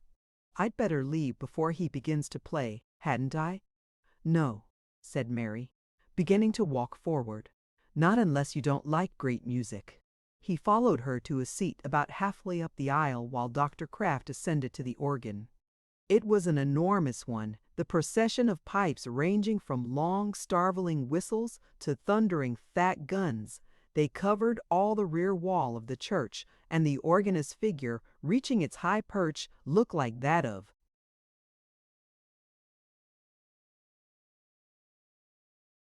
some Lilliputian magician ludicrously daring the attempt to control a monster certain to overwhelm him. "This afternoon, some Handel," he turned to shout. Mary nodded. "Will you like that?" she asked Bibbs. "I don't know. I never heard any except Largo. I don't know anything about music. I don't even know how to pretend I do. If I knew enough to pretend, I would." "No," said Mary, looking at him and smiling faintly. "You wouldn't." She turned away as a great sound began to swim and tremble in the air. The huge, empty space of the church filled with it, and the two people listening filled with it. The universe seemed to fill and thrill with it. The two sat intensely still, the great sound all round about them, while the church grew dusky and only the organist's lamp made a tiny star of light. His white head moved from side to side beneath it rhythmically, or lunged and recovered with the fierceness of a duelist thrusting, but he was magnificently the master of his giant, and it sang to his magic as he bade it. Bibbs was swept away upon that mighty singing. Such a thing was wholly unknown to him. There had been no music in his meager life. Unlike the tale, it was the Princess Bedrulbudour who had brought him to the enchanted cave, and that for Bibbs was what made its magic dazing. It seemed to him a long, long time since he had been walking home drearily from Dr. Gurney's office. It seemed to him that he had set out upon a happy journey since then, and that he had reached another planet where Mary Vertrees and he sat alone together listening to a vast choiring of invisible soldiers and holy angels. There were armies of voices about them singing praise and thanksgiving, and yet they were alone. It was incredible that the walls of the church were not the boundaries of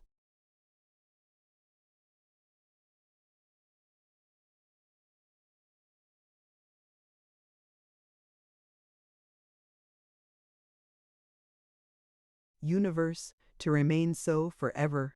Incredible that there was a smoky street just yonder, where housemaids were bringing in evening papers from front steps, and where children were taking their last spins on roller skates before being hailed indoors for dinner. He had a curious sense of communication with his new friend. He knew it could not be so, and yet he felt as if all the time he spoke to her, saying, "You hear this strain? You hear that strain? You know the dream that these sounds bring to me?" And it seemed to him as though she answered continually, "I hear. I hear that strain, and I hear the new one that you're hearing now. I know the dream that these sounds bring to you. Yes, yes, I hear it all. We hear together." And though the church grew so dim that all was mysterious shadow except the vague planes of the windows and the organist's light with the white head moving beneath it, Bibbs had no consciousness that the girl sitting beside him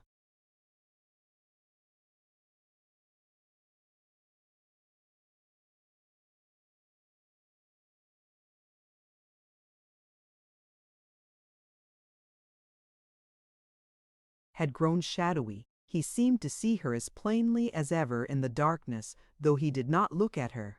And all the mighty chanting of the organ's multitudinous voices that afternoon seemed to Bibbs to be chorusing of her and interpreting her, singing her thoughts, and singing for him the world of humble gratitude that was in his heart, because she was so kind to him.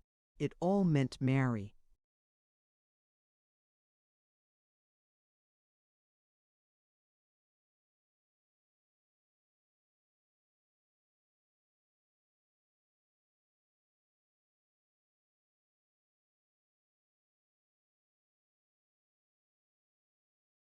Chapter 16. But when she asked him what it meant, on their homeward way he was silent. They had come a few paces from the church without speaking, walking slowly. "I'll tell you what it meant to me," she said, as he did not immediately reply. "Almost any music of Handel's always means one thing above all others to me: courage. That's it. It makes cowardice of whining seem so infinitesimal. It makes most things in our hustling little lives seem infinitesimal." "Yes," he said. "It seems odd, doesn't it, that people downtown are hurrying to trains and hanging to straps in trolley cars, weltering every way to get home and feed and sleep so they can get downtown tomorrow. And yet there isn't anything down there worth getting to. They're like servants drudging to keep the house going and believing the drudgery itself is the great thing.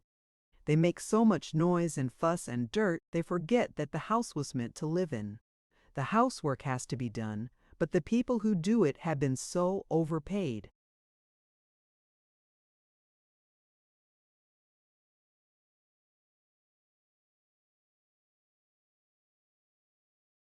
That they're confused and worship the housework. They're overpaid, and yet, poor things, they haven't anything that a chicken can have. Of course, when the world gets to paying its wages sensibly, that will be different. Do you mean communism?" she asked, and she made their slow pace a little slower. They had only 3 blocks to go. "Whatever the word is, I only mean that things don't look very sensible now, especially to a man that wants to keep out of 'em and can't." Communism? Well, at least any decent sport would say it's fair for all the strong runners to start from the same mark and give the weak ones a fair distance ahead, so that all can run something like even on the stretch. And wouldn't it be pleasant, really, if they could all cross the winning line together? Who really enjoys beating anybody if he sees the beaten man's face? The only way we can enjoy getting ahead of other people nowadays is by forgetting what the other people feel. And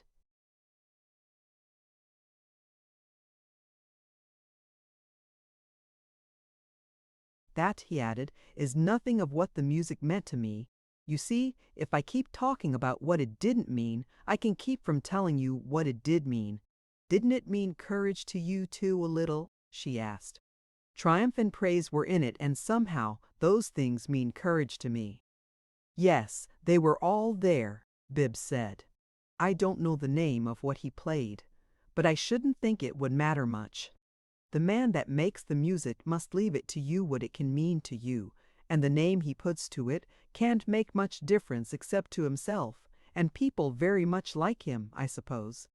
"I suppose that's true, though I'd never thought of it like that. I imagine music must make feelings and paint pictures in the minds of the people who hear it," Bibbs went on, musingly, "according to their own natures as much as according to the music itself. The musician might compose something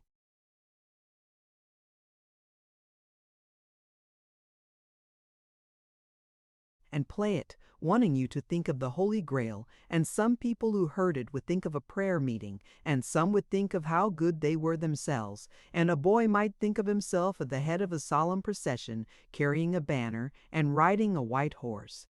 And then, if there were some jubilant passages in the music, he'd think of a circus." They had reached her gate, and she set her hand upon it, but did not open it. Bibbs felt that this was almost the kindest of her kindnesses, not to be prompt in leaving him. "After all," she said, "you didn't tell me whether you liked it." "No, I didn't need to." "No, that's true, and I didn't need to ask. I knew.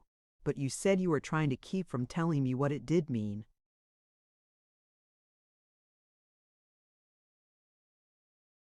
"I can't keep from telling it any longer," he said. "The music meant to me, it meant the kindness of you." "Kindness? How?"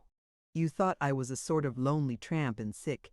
"No," she said, decidedly. "I thought perhaps you'd like to hear Dr. Kraft play, and you did. It's curious. Sometimes it seemed to me that it was you who were playing." Mary laughed. I strum piano.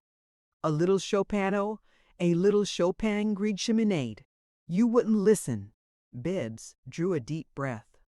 "I'm frightened again," he said in an unsteady voice. I'm afraid you'll think I'm pushing, but—" He paused, and the words sank to a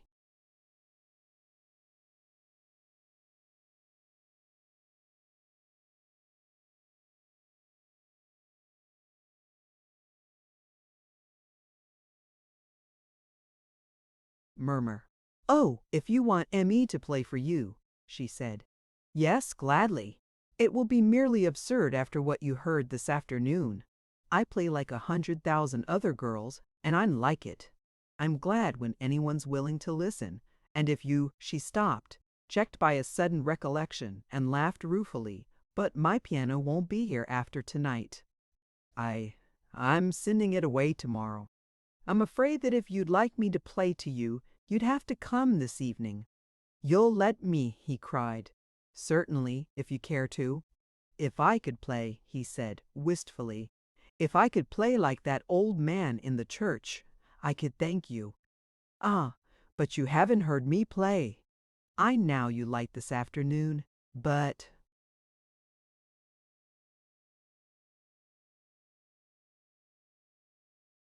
"Yes," said Bibbs, "it was the greatest happiness I've ever known."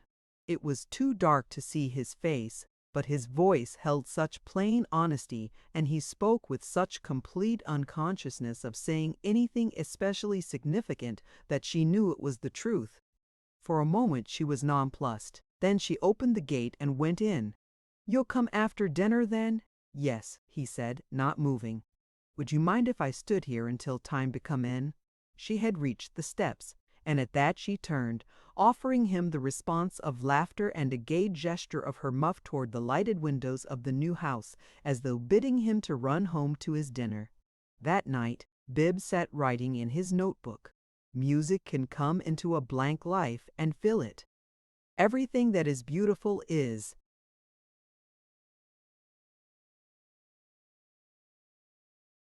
Music, if you can listen, there is no gracefulness like that of a graceful woman at a grand piano.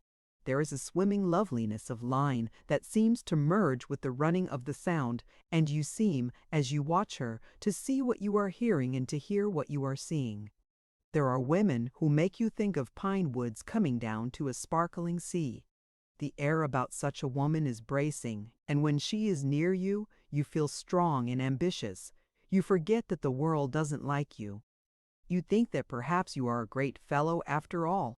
Then you come away and feel like a boy who has fallen in love with his Sunday school teacher. You'll be whipped for it, and ought to be. There are women who make you think of Diana, crowned with the moon. But they do not have the Greek profile. I do not believe Helen of Troy had a Greek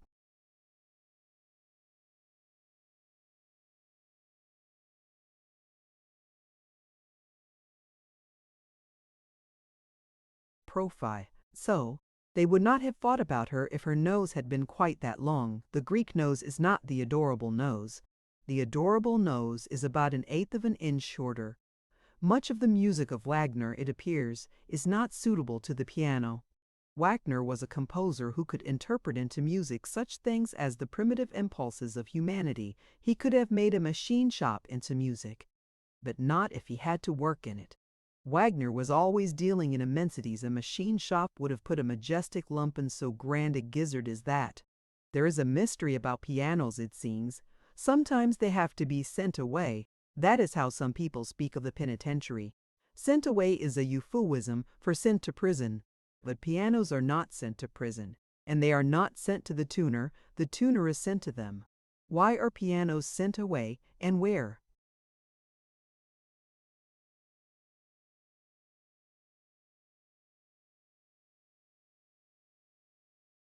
Sometimes a glorious day shines into the most ordinary and useless life. Happiness and beauty come caroling out of the air into the gloomy house of that life, as if some stray angel just happened to perch on the roof tree, resting and singing. And the night after such a day is lustrous and splendid with the memory of it. Music and beauty and kindness, those are the 3 greatest things God can give us. To bring them all in one day, to one who expected nothing. The heart that received them should be as humble as it is thankful. But it is hard to be humble when one is so rich with new memories. It is impossible to be humble after a day of glory. Yes, the adorable nose is more than 1/8 of an inch shorter than the Greek nose. It is a full 1/4 of an inch shorter. There are women who will be kinder to a sick tramp than to a conquering hero. But the sick tramp had better remember that's what he is. Take care, take care.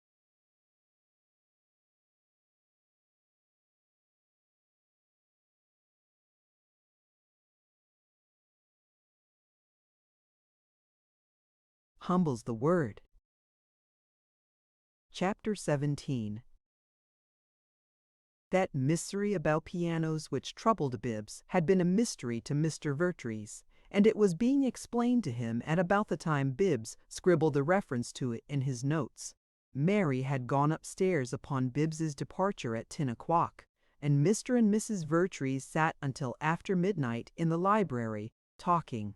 And in all that time they found not one cheerful topic, but became more depressed with everything and with every phase of everything that they discussed. No extraordinary state of affairs in a family which has always held up its head, only to arrive in the end at a point where all it can do is to look on helplessly at the processes of its own financial dissolution. For that was the point which this despairing couple had reached. They could do nothing except look on and talk about it. They were only vaporing, and they knew it. She needn't to have done that about her piano, vapored Mr. Vertrees. We could have managed somehow without it. At least she ought to have consulted me, and if she insisted I could have arranged the details with the dealer.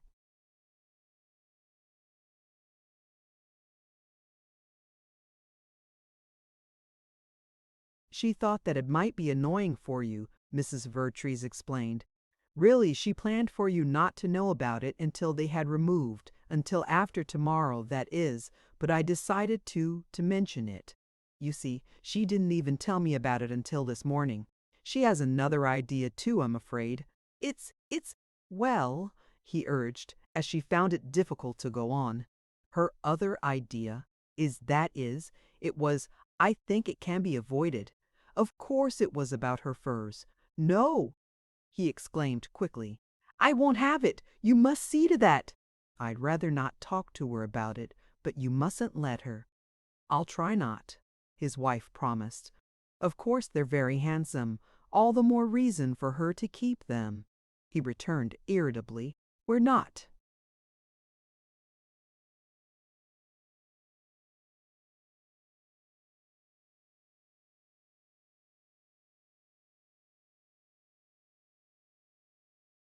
Tat far gone, I think. Perhaps not yet, Mrs. Vertrees said. She seems to be troubled about the coal matter and about Tilly. Of course the piano will take care of some things like those for a while, and I don't like it. I gave her the piano to play on, not to, you mustn't be distressed about it, in one way, she said comfortingly.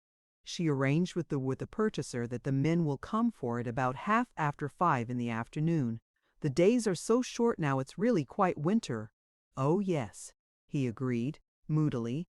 So far as that goes, people have a right to move a piece of furniture without stirring up the neighbors, I suppose. Even by daylight, I don't suppose your neighbors are paying much attention just now, though I hear Sheridan was back in his office early the morning after the funeral.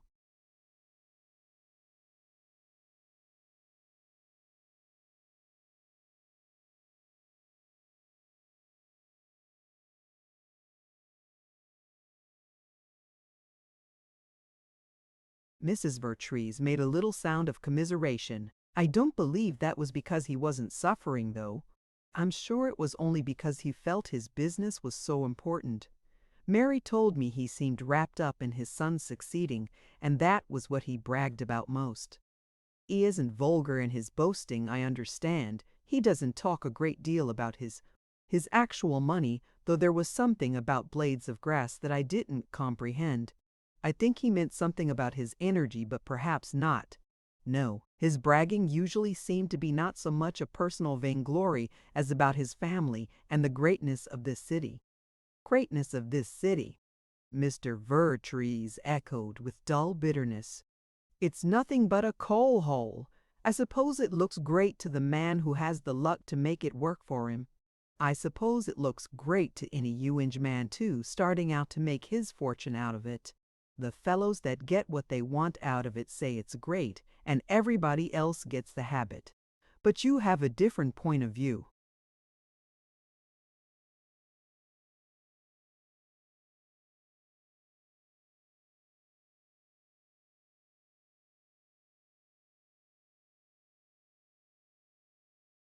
If it's the city that got what it wanted out of you, of course Sheridan says it's great.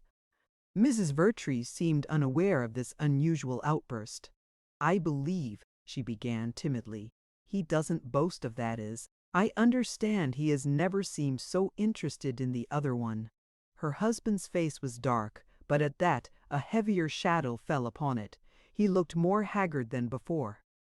The other one, he repeated, averting his eyes.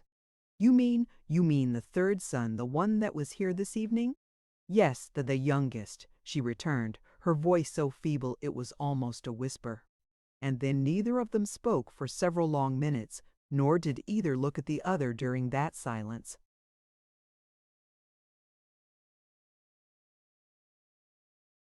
At last Mr. Vertrees contrived to cough, but not convincingly. What was it Mary said about him out in the hall when she came in this afternoon? I heard you asking her something about him, but she answered in such a low voice I happened to catch it. She didn't say much. All she said was this. I asked her if she had enjoyed her walk with him, and she said, "He's the most wistful creature I've ever known." Well, that was all. He is wistful looking. And so fragile, though he doesn't seem quite so much so lately. I was watching Mary from the window when she went out today, and he joined her, and if I hadn't known about him, I'd have thought he had quite an interesting face.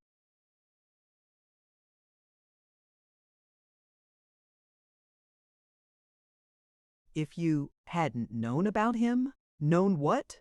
Oh, nothing, of course, she said hurriedly. Nothing definite, that is. Mary said decidedly, long ago, that he's not at all insane as we thought at first. It's only, well, of course it is odd, their attitude about him. I suppose it's some nervous trouble that makes him perhaps a little queer at times, so that he can't apply himself to anything, or perhaps does odd things. But, after all, of course, we only have an impression about it. We don't know, that is. Positively. She paused, then went on. I didn't know just how to ask that, as I didn't mention it to Mary. I didn't. The poor lady floundered pitifully, concluding with a mumble. So soon after the shock. I don't think I've caught more than a glimpse of him, said Mr. Vertrees. I wouldn't know him if I saw him, but your impression of him is he broke off suddenly, springing to his feet in agitation. I can't imagine her. Oh, no, he gasped, and he began to pace the floor. A half-witted epileptic. No, no, she cried. He may be all right. It's horrible. I can't. He threw himself back into his chair again, sweeping his hands across his face, then letting them fall limply at his sides. Mrs. Vertrees was tremulous. You mustn't give way so, she said, inspired for once almost to direct discourse. Whatever Mary might think of doing, it wouldn't be on her own account, it would be on ours. But if W.E. should consider it, that wouldn't be on our own account. It isn't because we think of ourselves. Oh God, no, he groaned. Not for us! We can go to the poorhouse, but Mary can't be a stenographer. Sighing, Mrs. Vertrees resumed her obliqueness. Of course, she murmured, it.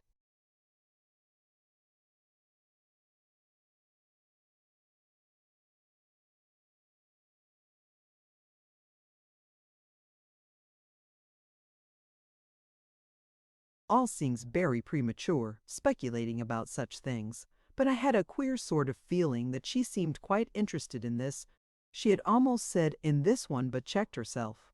In this young man. It's natural, of course. She is always so strong and well, and he seems to be, that is rather appealing to the sympathies.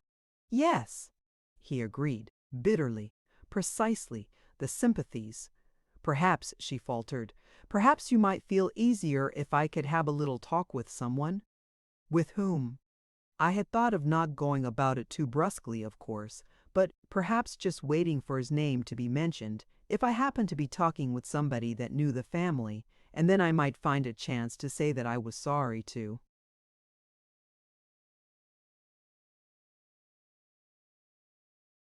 Hear he'd been ill so much, and something of that kind, perhaps? You don't know anybody that knows the family?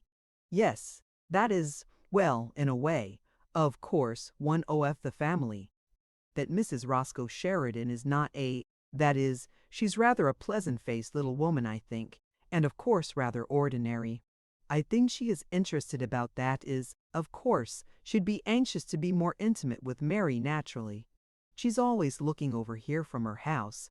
She was looking out the window this afternoon when Mary went out, I noticed, though I don't think Mary saw her. I'm sure she wouldn't think it out of place to be frank about matters. She called the other day, and Mary must rather like her. She said that evening that the call had done her good. Don't you think it might be wise? Wise? I don't know. I feel the whole matter is impossible.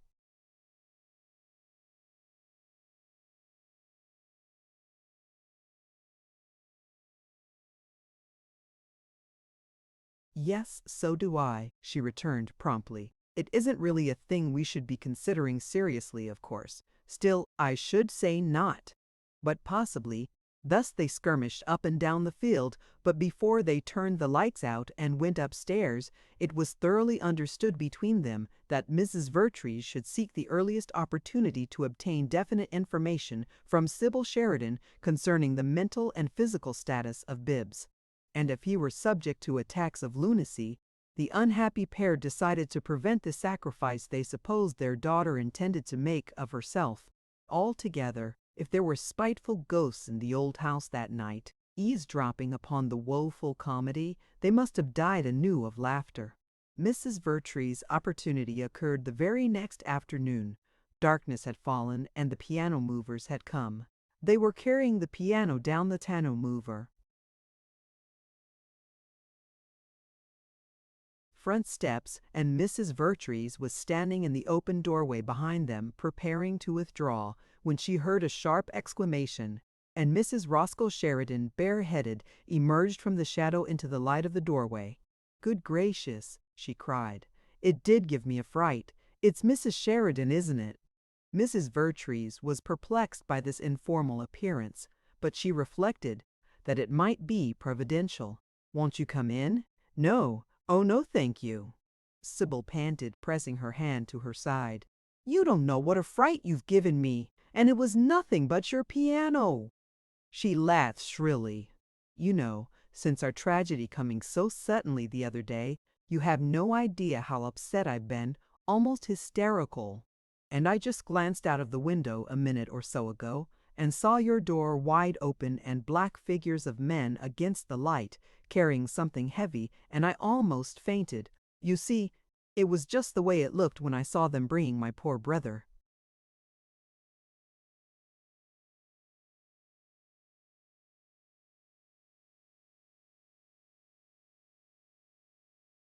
"In-law inn, next door. Only such a few short days ago. And I thought I'd seen your daughter start for a drive with Bibbs Sheridan in a car about 3 o'clock, and they aren't back yet, are they?" "No. Good heavens!" "And the only thing I could think of was that something must have happened to them, and I just dashed over, and it was only your piano." She broke into laughter again. "I suppose you're just sending it somewhere to be repaired, aren't you?" It's being taken downtown," said Mrs. Vertrees. "Won't you come in and make me a little visit? I was so sorry, the other day, that I was She stopped inconsequently, then repeated her invitation. "Won't you come in? I'd really, thank you, but I must be running back. My husband usually gets home about this time, and I make a little point of it always to be there." "That's very sweet." Mrs. Vertrees descended the steps and walked toward the street with Sybil. "It's quite balmy for so late in November, isn't it? Almost like a May evening." I'm afraid Miss Vertrees will miss her piano, said Sybil, watching the instrument disappear into the big van at the curb. She plays wonderfully, Mrs. Kittersby tells me. Yes, she plays very well. One of your relatives came to hear her yesterday after dinner, and I think she played all evening for him. You mean Bibbs? Asked Sybil. The youngest Mr. Sheridan. Yes, he's very musical, isn't he?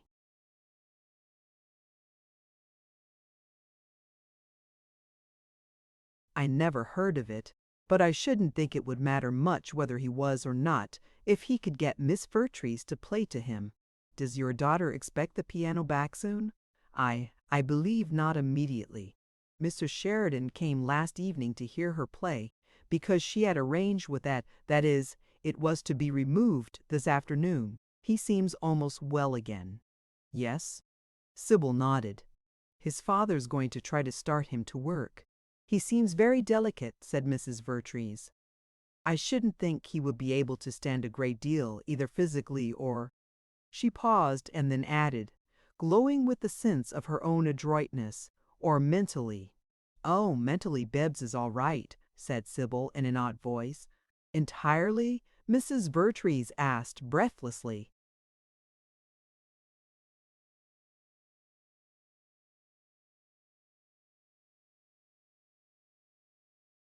Yes, entirely. But has he always been? This question came with the same anxious eagerness. Certainly, he had a long siege of nervous dyspepsia, but he's over it. And you think Bibbs is all right. You needn't worry. Sybil choked and pressed her handkerchief to her mouth. Good night, Mrs. Vertrees, she said hurriedly as the headlights of an automobile swung round the corner above, sending a brightening glare toward the edge of the pavement where the two ladies were standing. Won't you come in? Urged Mrs. Vertrees, cordially, hearing the sound of a cheerful voice out of the darkness beyond the approaching glare. Do, dares. Mary now, but Sybil was halfway across the street. No thanks, she called. I hope she won't miss her piano. And she ran into her own house and plunged headlong upon a leather divan in the hall, holding her handkerchief over her mouth. The noise of her tumultuous entrance was evidently startling in the quiet house, for upon the bang of the door there followed the crash of a decanter dropped upon the floor of the dining room at the end of the hall, and, after a rumble of indistinct profanity, Roscoe came forth holding a dripping napkin in his hand. "What's your excitement?" he demanded. "What do you find to go into hysterics over? Another death in the family?" "Oh, it's funny," she gasped. "Those old frost-bitten people. I guess they're getting their comeuppance." Lying prone, she elevated her feet in the air.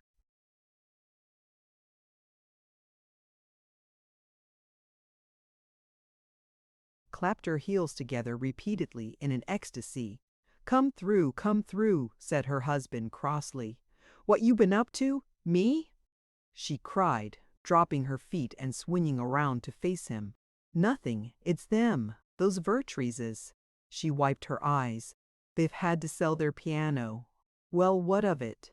"That Mrs. Kittersby told me all about 'em a week ago," said Sybil. "They've been hard up for a long time, and she says as long ago as last winter she knew that girl got a pair of walking shoes resoled and patched, because she got it done the same place Mrs. Kittersby's cook had. Hers! And the night of the housewarming I kinda got suspicious, myself. She didn't have one single piece of any."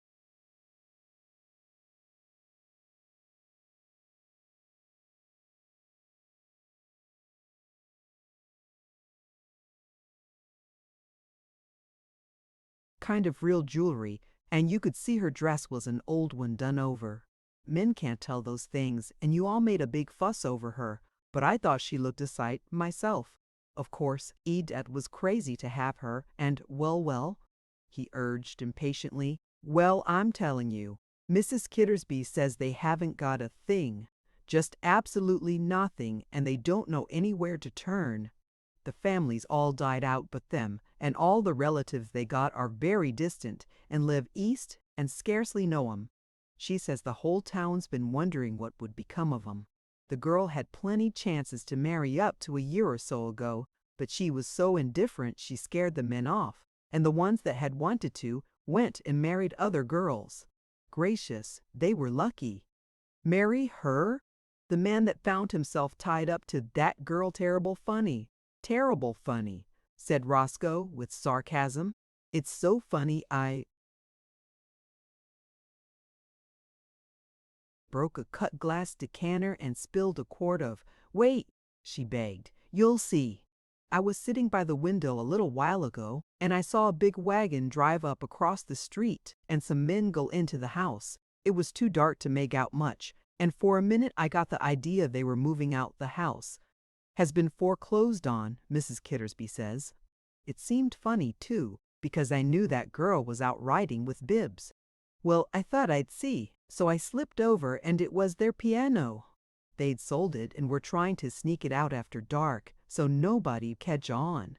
Again she gave way to her enjoyment, but resumed as her husband seemed about to interrupt the narrative.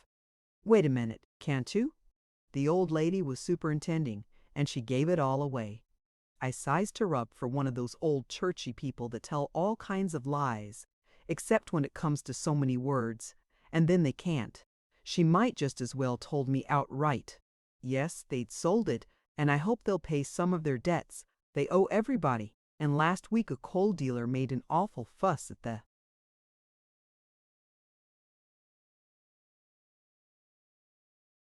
door with Mr. Vertrees. Their cook told our upstairs girl, and she said she didn't know when you'd seen any money herself. Did you ever hear of such a case as that girl in your life? What girl? Their cook, that Vertrees girl. Don't you see they looked on our coming up into this neighborhood as their last chance? They were just going down and out, and here bobs up the green rich Sheridan family. So they doll the girl up in her old things, made over, and send her out to get a Sheridan she's got to get one. And she just goes in blind, and she tries it on first with you. You remember, she just plain told you she was going to mash you, and then she found out you were the married one, and turned right square round to Jim and carried him off his feet. Oh, Jim was landed. There's no doubt about that, but Jim was lucky. He didn't live to stay landed, and it's a good thing for him. Sybil's mirth had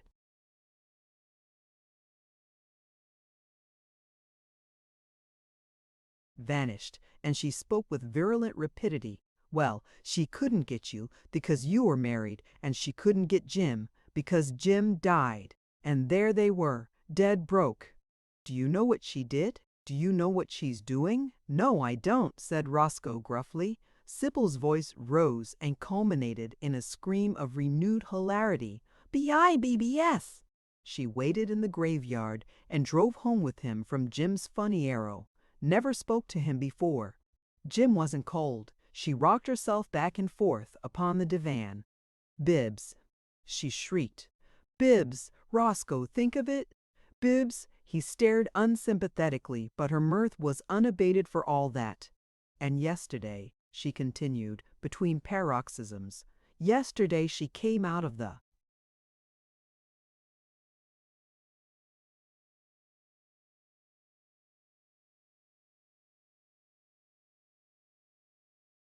house just as he was passing. She must have been looking out, waiting for the chance. I saw the old lady watching at the window, and she got him there last night to play to him. The old lady gave that away, and today she made him take her out in a machine. And the cream of it is that they didn't even know whether he was insane or not. They thought maybe he was, but she went after him just the same. The old lady set herself to pump me about it today. BIBBS! Oh, my lord! BIBBB! But Roscoe looked grim. So, it's funny to you, is it? It sounds kind of pitiful to me. I should think it would to a woman, too. Oh, it might, she returned, sobering. It might, if those people weren't such frozen-faced smart-alecks. If they'd had the decency to come down off the perch a little, I probably wouldn't think it was funny. But to see 'em sit up on their pedestal all the time, they're eating dirt, well, I think it's funny. That girl sits up.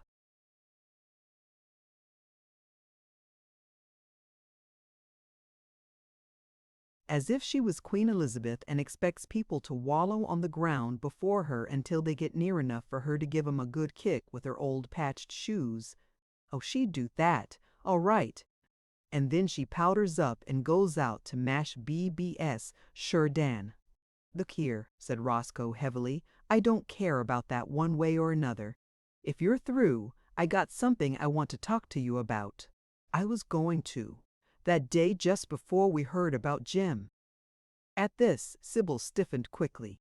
Her eyes became intensely bright. What is it? Well, he began, frowning.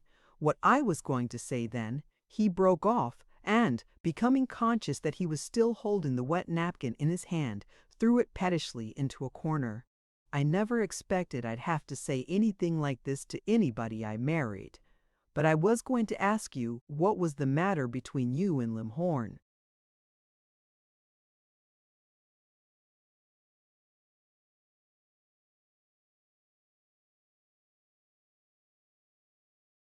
Sybil uttered a sharp monosyllable. Well, I felt the time had come for me to know about it, he went on. You never told me anything. You never asked, she interposed, curtly. Well, we got a way of not talking much, said Roscoe. It looks to me now as if we'd pretty much lost the run of each other the way a good many people do. I don't say it wasn't my fault. I was up early and down to work all day, and I'd come home tired at night and want to go to bed soon, as I'd got the paper read unless there was some good musical show in town. Well, you seemed all right until here lately, the last month or so. I began to see something was wrong. I couldn't help seeing it. Wrong? She said. What like?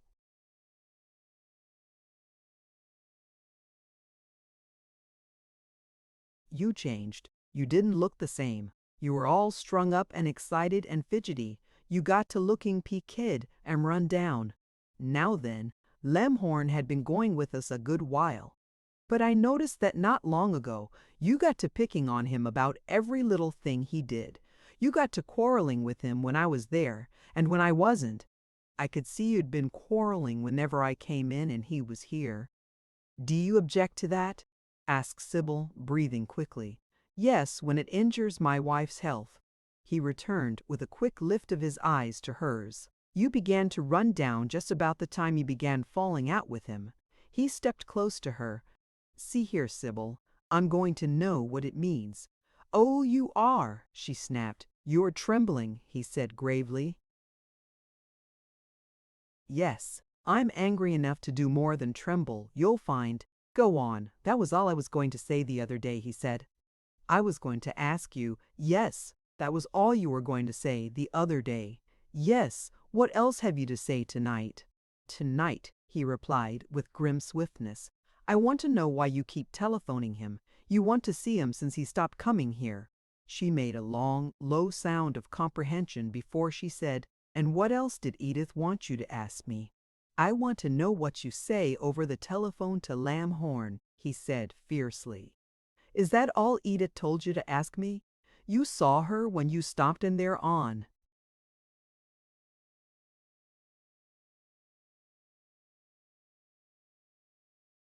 your way home this evening, didn't you? Didn't she tell you then what I said over the telephone to Mr. Lamhorn? No, she didn't, he vociferated, his voice growing louder. She said, you tell your wife to stop telephoning Robert Lamhorn to come and see her because he isn't going to do it. That's what she said, and I want to know what it means. I intend. A maid appeared at the lower end of the hall. Dinner is ready, she said, and giving the troubled pair one glance, went demurely into the dining room. Roscoe disregarded the interruption. I intend to know exactly what has been going on, he declared. I mean to know just what. Sybil jumped up, almost touching him, standing face to face with him.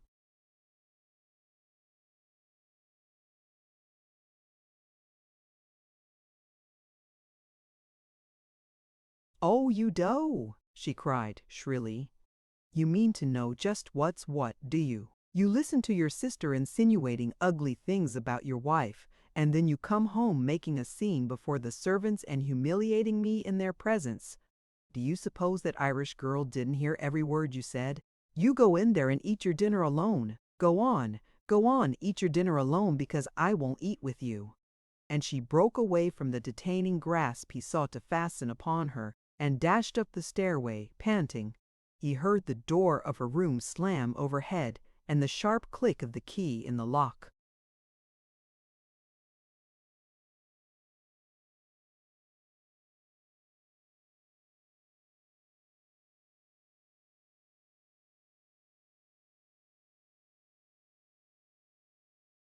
Chapter 18. At 7 o'clock on the last morning of that month, Sheridan, passing through the upper hall on his way to descend the stairs for breakfast, found a couple of scribbled sheets of notepaper lying on the floor.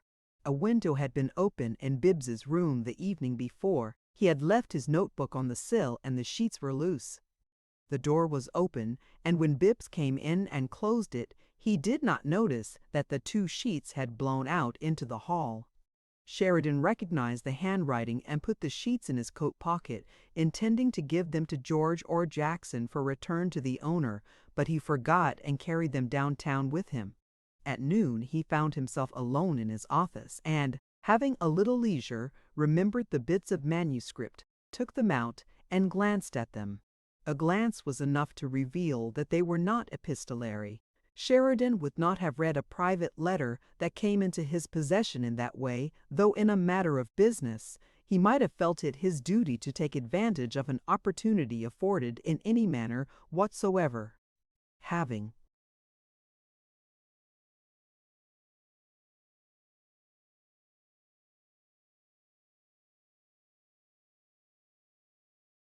satisfied himself that Bibbs's scribblings were only a sample of the kind of writing his son preferred to the machine shop, he decided, innocently enough, that he would be justified in reading them. It appears that a lady will nod pleasantly upon some windy generalization of a companion, and will wear the most agreeable expression of accepting it as the law, and then days afterward, when the thing is a mummy to its promulgator, she will inquire out of a clear sky, "Why did you say that the people downtown have nothing in life that a chicken hasn't? What did you mean?" And she may say it in a manner that makes a sensible reply very difficult. You will be so full of wonder that she remembered so seriously. Yet what does the rooster lack? He has food and shelter. He is warm in winter. His wives raise not one fine family for him, but dozens. He has a clear sky over him. He breathes sweet air. He walks in his apple orchard under a roof of flowers. He must die, violently perhaps, but quickly. Is Midas's cancer a better way?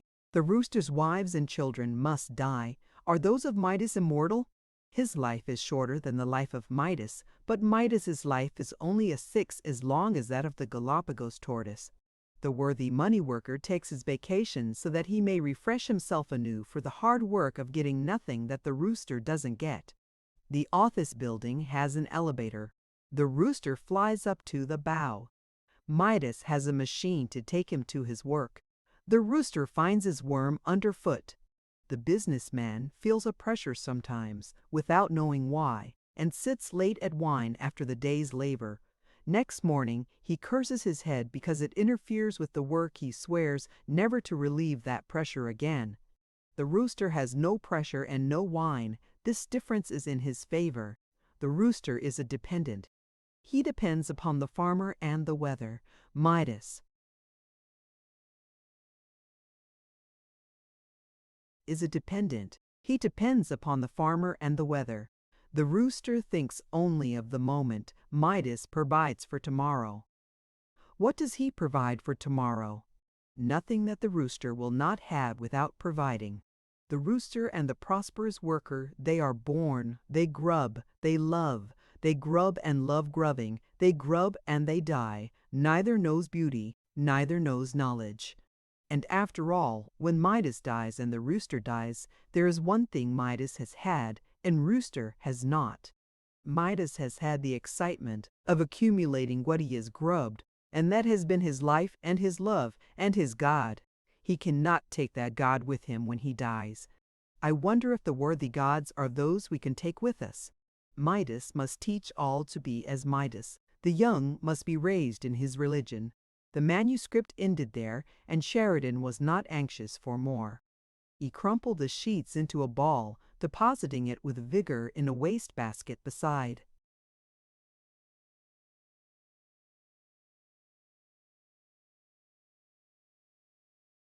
him.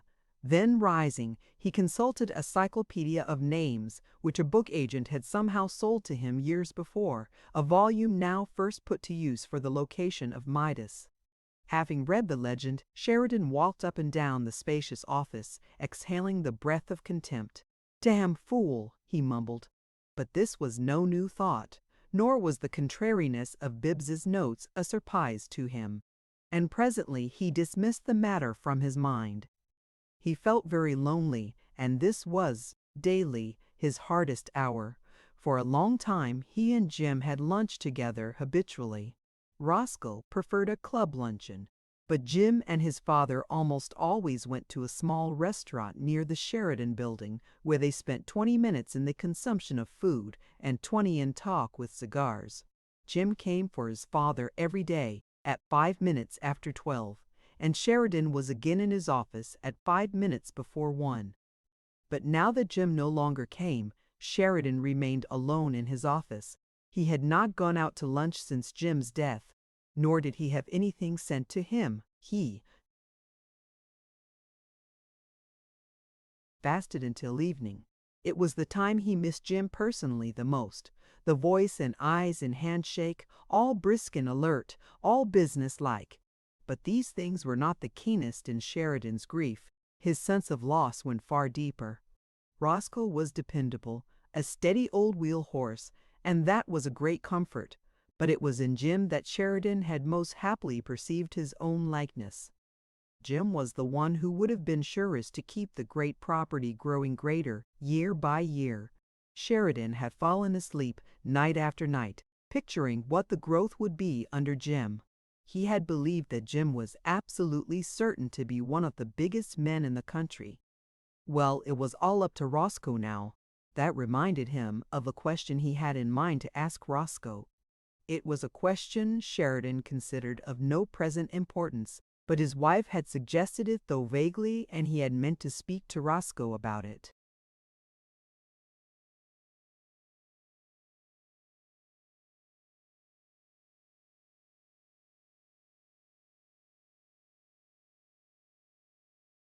However, Roscoe had not come into his father's office for several days, and when Sheridan had seen his son at home, there had been no opportunity. He waited until the greater part of his day's work was over, toward 4 o'clock, and then went down to Roscoe's office, which was on a lower floor. He found several men waiting for business interviews in an outer room of the series Roscoe occupied, and he supposed that he would find his son busy with others, and that his question would have to be postponed. But when he entered the door marked R. C. Sheridan, private, Roscoe was there alone. He was sitting with his back to the door, his feet on a windowsill, and he did not turn as his father opened the door. "Some pretty good men out there waiting to see you, my boy," said Sheridan. "What's the matter?"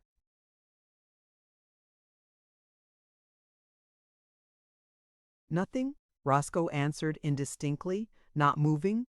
"Well, I guess that's all right, too. I let 'em wait sometimes myself. I just wanted to ask you a question, but I expect it'll keep if you're working something out in your mind." Roscoe made no reply, and his father, who had turned to the door, paused with his hand on the knob, staring curiously at the motionless figure in the chair. Usually the son seemed pleased and eager when he came to the office. "You're all right, ain't you?" said Sheridan. "Not sick, are you?" "No." Sheridan was puzzled, then, abruptly, he decided to ask his question. "I wanted to talk to you about that young Lamhorn," he said. "I guess your mother thinks he's comin' to see Edith pretty often, and you known him longer'n any of us. So, I won't," said Roscoe thickly. "I won't say a damn thing about him." Sheridan uttered an exclamation and walked quickly to a position near the window where he could see his son's face.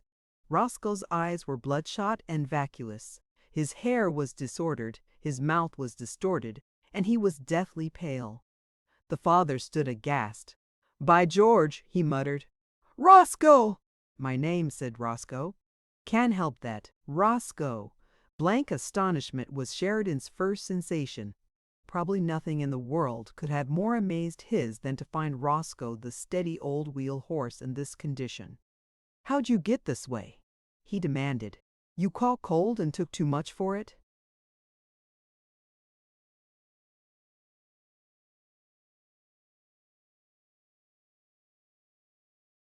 For reply, Roscoe laughed hoarsely. "Yuh, cold. I been drinking all time lately. Furs, you notice it?" "By George!" cried Sheridan. I'd smelt it on you a good deal lately, but I wouldn't. Believed you'd take more'n was good for you. Bo, to see you like a common hog." Roscoe chuckled and threw out his right arm in a meaningless gesture. "Hog," he repeated, chuckling. "Yes, a hog," said Sheridan angrily. "In business hours. I don't object to anybody's taking a drink if he wants to, out of business hours. Nor, if a man keeps his work right up to the scratch, I wouldn't be the one to baste him if he got good and drunk once in 2-3 years, maybe. It ain't my way.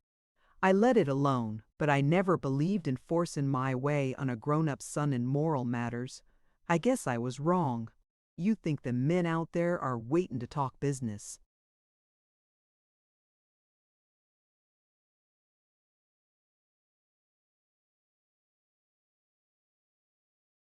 "With a drunkard? You think you can come to your office and do business drunk? By George! I wonder how often this has been happening and me not onto it. I'll have a look over your books tomorrow and out." Roscoe stumbled to his feet, laughing wildly, and stood swaying, contriving to hold himself in position by clutching the back of the heavy chair in which he had been sitting. "Hoo-hoo-rah!" he cried. "Say I'm principles, too. Be drunkard all you want to outside business hours. Done for. Gasake Linning interfere business hours. Business, facet." "You're right, father. Drink, die, everything go to hell, but don't let interfere business." Sheridan had seized the telephone upon Roscoe's desk and was calling his own office overhead. "Abercrombie, come down to my son Roscoe's suite and get rid of some gentlemen that are waiting there to see him in room 214. There's Maples and Shermer and a couple of fellows on the Kinsey business. Tell 'em something's come up. I have to go over with Roscoe and tell him to come back day after tomorrow at 2. You needn't come in to let me know they're gone. We don't want to be disturbed. Tell Polly to call my house and send Claus down here with a closed car. We may have to go out. Tell him to hustle and call me at Roscoe's room as soon as the car gets here." "'Tis all."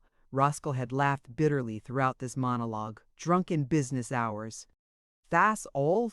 Mustn't do such thing. Mustn't get drunk. Mustn't gamble. Mustn't kill anybody not in business hours. All right, any other time. Kill anybody you want to, 'slong tain't in business hours. Fine. Moostchin have any trouble till interfere business. Keep your troubled tatters. Humma, bring it to the office. Might interfere business. Have funerals on Sunday. Might interfere business. Don't let your wife interfere business. Keep all your trouble and your meanness, and your trade you keep 'em all for home use. If you got die, go on die. Can't home. Don't die round this office. Might interfere business." Sheridan picked up a newspaper from Roscoe's desk and sat down with his back to his son, affecting to read. Roscoe seemed to be unaware of his father's significant posture. "You know what I think?" he went on. "I think Bib's only one, the family, ain't intelligence at all. One work and didn't get married. Jim worked and he got killed. I worked and I got married. Look at me. Juses, look at me, I ask you. Fine, industrious young businessman. Look what's happened to me. Fine." He lifted his hand from the sustaining chair in a deplorable gesture and, immediately losing his balance, fell across the chair and caromed to the floor with a crash, remaining prostrate for several minutes, during which Sheridan did not relax his apparent attention to the newspaper. He did not even look round at the sound of Roscoe's fall. Roscoe slowly climbed to an upright position, pulling himself up by holding to.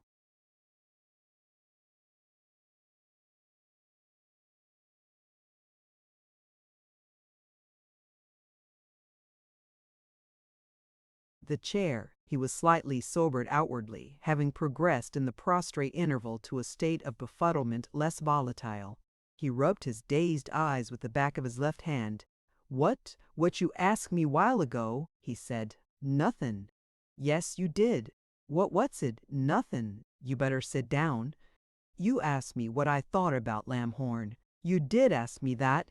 "Well, I won't tell you. I won't say damn word 'bout him." The telephone bell tinkled. Sheridan placed the receiver to his ear and said, "Write down." Then he got Roscoe's coat and hat from a closet and brought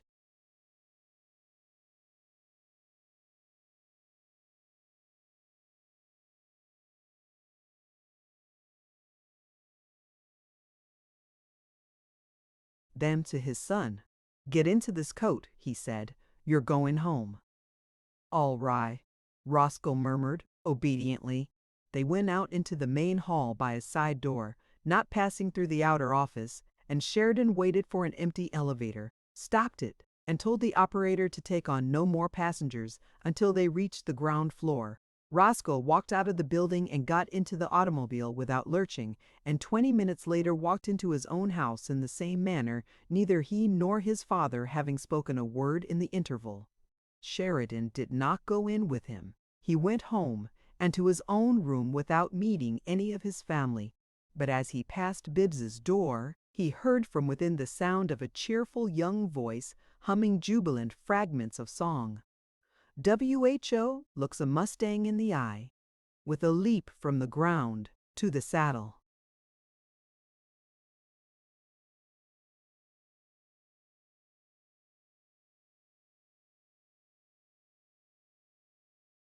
In a bound, and away and away, hi-yay! It was the first time in Sheridan's life that he had ever detected any musical symptom whatever. In Bibbs he had never even heard him whistle, and it seemed the last touch of irony that the useless fool should be merry today. To Sheridan it was Tom o' Bedlam singing while the house burned, and he did not tarry to enjoy the melody, but went into his own room and locked the door.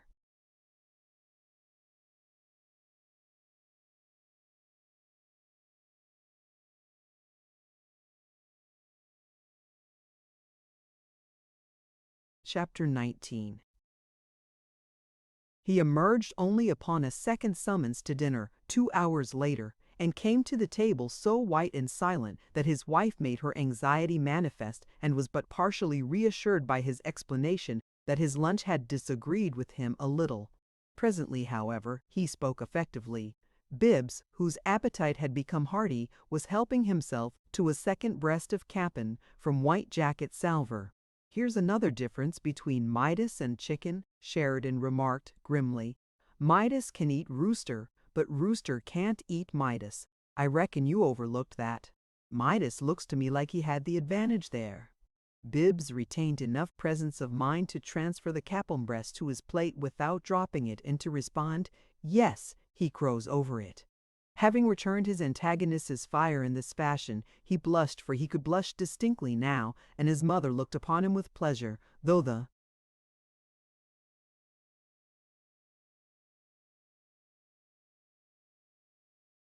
reference to Midas and roosters was of course jargon to her. "Did you ever see anybody improve the way that child has?" she exclaimed. "I declare, Bibbs, sometimes lately you look right handsome. He's got to be such a gadabout," Edith giggled. "I found something of his on the floor upstairs this morning, before anybody was up," said Sheridan. "I reckon if people lose things in this house and expect to get 'em back, they better get up as soon as I do." "What was it he lost?" asked Edith. "He knows," her father returned. "Seems to me like I forgot to bring it home with me.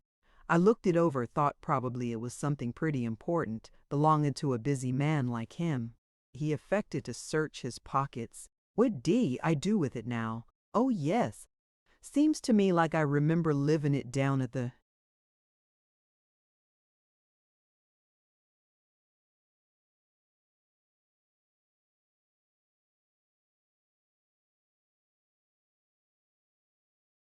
office in the wastebasket. Good place for it, Bibbs murmured, still red. Sheridan gave him a grin. Perhaps pretty soon you'll be getting up early enough to find things before I do. It was a threat, and Bibbs repeated the substance of it later in the evening to Mary Vertrees. They had come to know each other that well. "My time's here at last," he said, as they sat together in the melancholy gaslight of the room which had been denuded of its piano. That removal had left an emptiness so distressing to Mr. and Mrs. Vertrees that neither of them had crossed the threshold since the dark day. But the gaslight, though from a single jet, shed no melancholy upon Bibbs, nor could any room seem bare that knew the glowing presence of Mary. He spoke lightly, not sadly.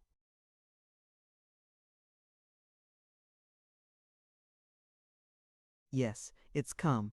I've shirked and put off, but I can't shirk and put off any longer. It's really my part to go to him. At least it would save my face. He means what he says, and the time's come to serve my sentence. Hard labor for life, I think." Mary shook her head. "I don't think so. He's too kind." "You think my father's kind?" And Bibbs stared at her. "Yes, I'm sure of it. I've felt that he has a great brave heart. It's only that he has to be kind in his own way because he can't understand any other way." "Ah, yes," said Bibbs. "If that's what you mean by kind." She looked at him gravely, earnest concern in her friendly eyes. "It's going to be pretty hard for you, isn't it?" "Oh, self-pity," he returned, smiling. "This has been just the last flicker of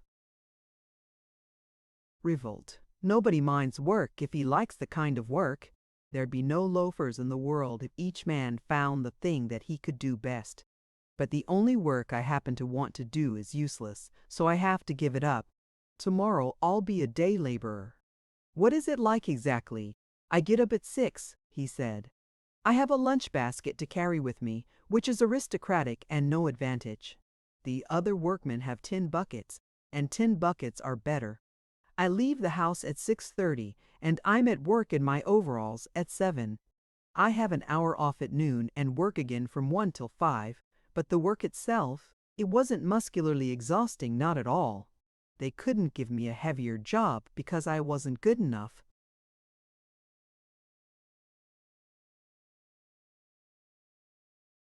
"But what will you do? I want to know." "When I left," said Bibbs, "I was on what they call over there a clipping machine in one of the byproducts departments, and that's what I'll be sent back to." "But what is it?" she insisted. Bibbs explained. "It's very simple and very easy. I feed long strips of zinc into a pair of steel jaws, and the jaws bite the zinc into little circles. All I have to do is to see that the strip goes into the jaws at a certain angle, and yet I was a very bad hand at it." He had kept his voice cheerful as he spoke, but he had grown a shade paler, and there was a latent anguish deep in his eyes. He may have known it and wished her not to see it, for he turned away.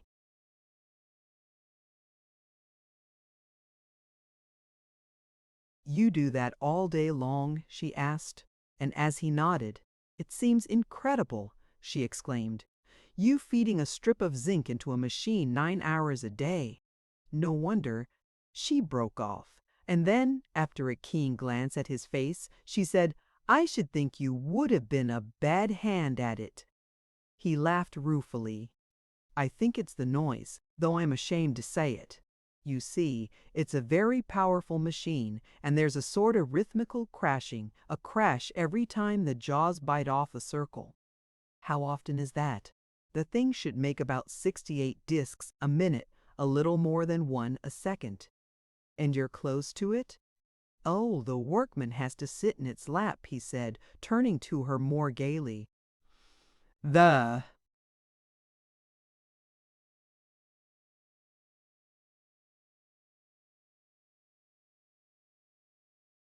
others don't mind.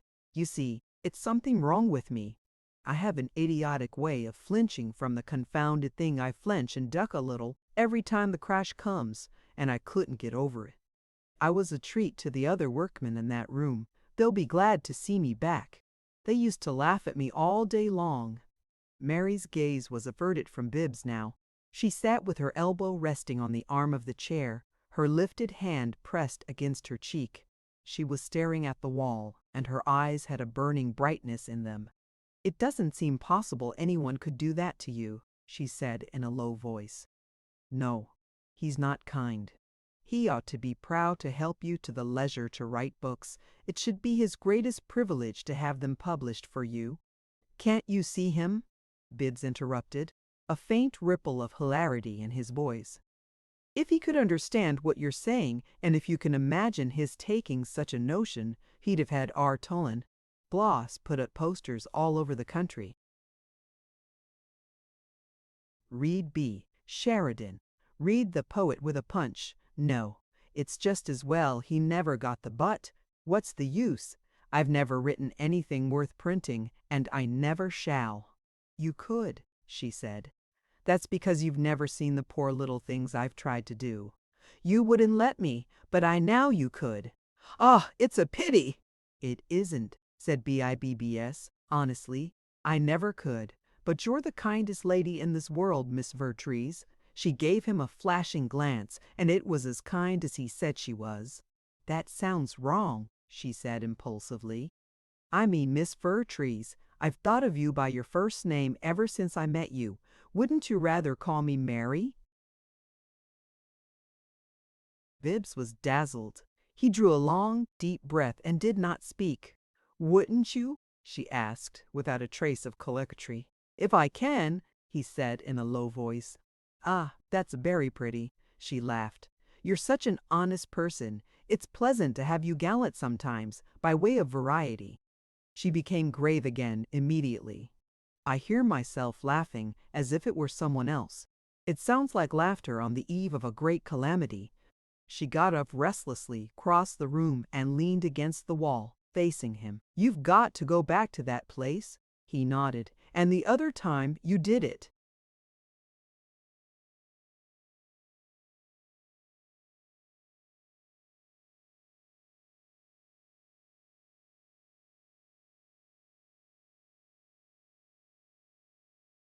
"Just over it," said Bibbs. "2 years. But I don't mind the prospect of a repetition so much as—" "So much as what?" she prompted as he stopped. Bibbs looked up at her shyly. "I want to say it, but I come to a dead balk when I try. I—" "Go on, say it, whatever it is," she bade him. "You wouldn't know how to say anything I shouldn't like." "I doubt if you'd either like or dislike what I want to say," he returned, moving uncomfortably in his chair, and looking at his feet. He seemed to feel awkward, thoroughly. "You see, all my life until I met you, if I ever felt like saying anything, I wrote it instead. Saying things is a new trick for me, and it's just this. I used to feel as if I hadn't ever had any sort of a life at all. I'd never."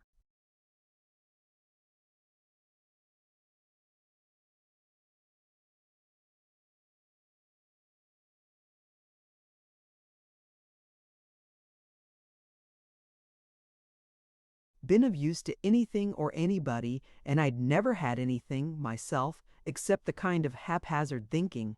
But now it's different. I'm still of no use to anybody, and I don't see any prospect of being useful, but I have had something for myself. I've had a beautiful and happy experience, and it makes my life seem to be, I'm glad I've lived it. That's all. It's your letting me be near you sometimes, as you have, the strange, beautiful, happy little while." He did not once look up, and reached silence, at the end of what he had to say, with his eyes still awkwardly regarding his feet. She did not speak, but a soft rustling of her garments let him know that she had gone back to her chair again. The house was still. The shabby old room was so quiet that the sound of a creaking in the wall seemed sharp and loud. And yet, when Mary spoke at last, her voice was barely audible. "If you think it has been happy to be friends with me, you'd want to make it last."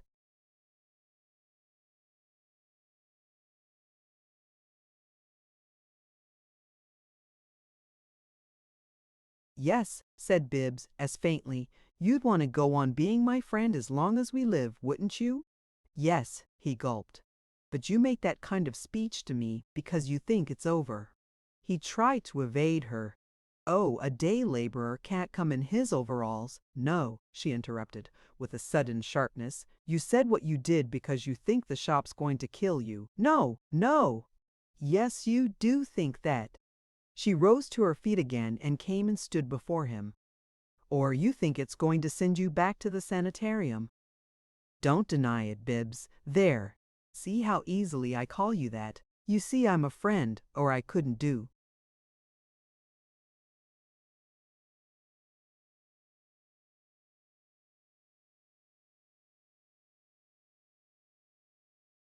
It.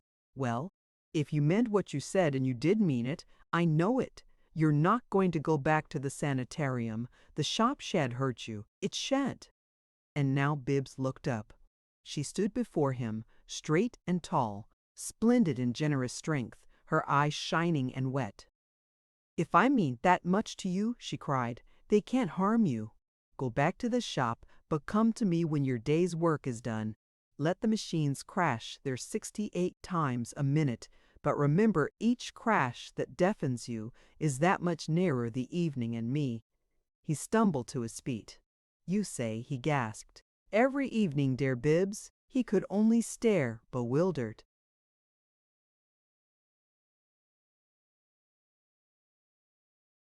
"Every evening. I want you. They shan't hurt you again."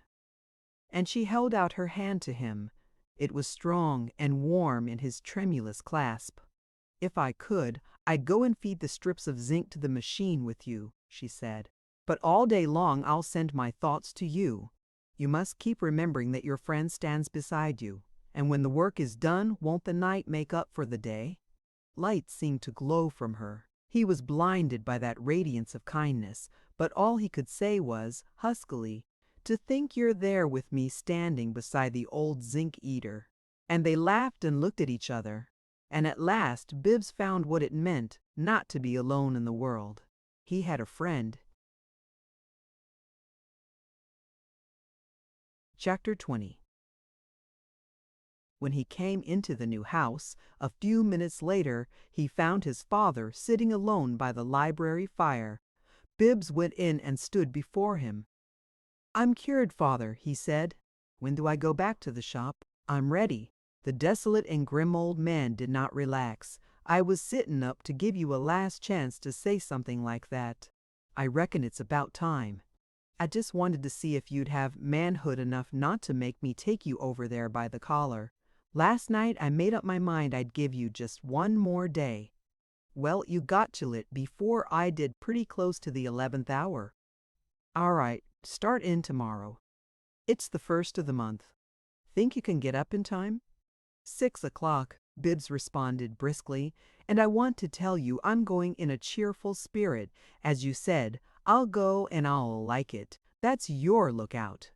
His father grunted. "They'll put you back on the clipping machine. You get $9 a week."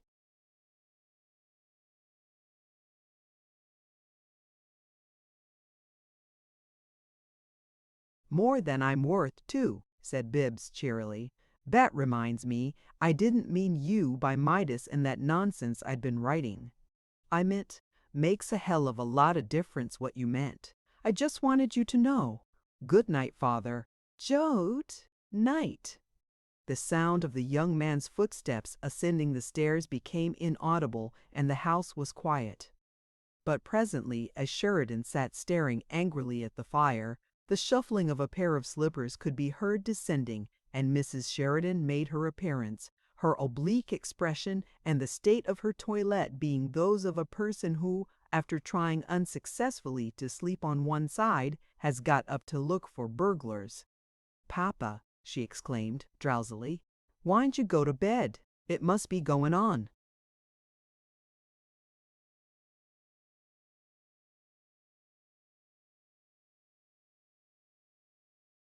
11 o'clock. She yawned and seated herself near him, stretching out her hands to the fire. "What's the matter?" she asked, sleep and anxiety striving sluggishly with each other in her voice. "I knew you were worried all dinner time. You got something new on your mind besides Jim's being taken away like he was. What's worrying you now, Papa?" "Nothin'," she jeered feebly. And tell me that.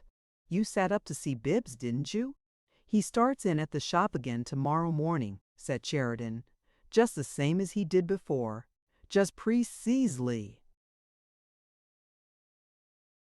How long you going to keep him at it, Papa? She asked, timidly. Until he knows something.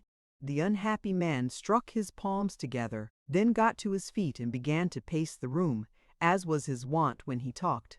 He'll go back to the machine he couldn't learn to tend properly in the 6 months he was there, and he'll stick to it till he does learn it.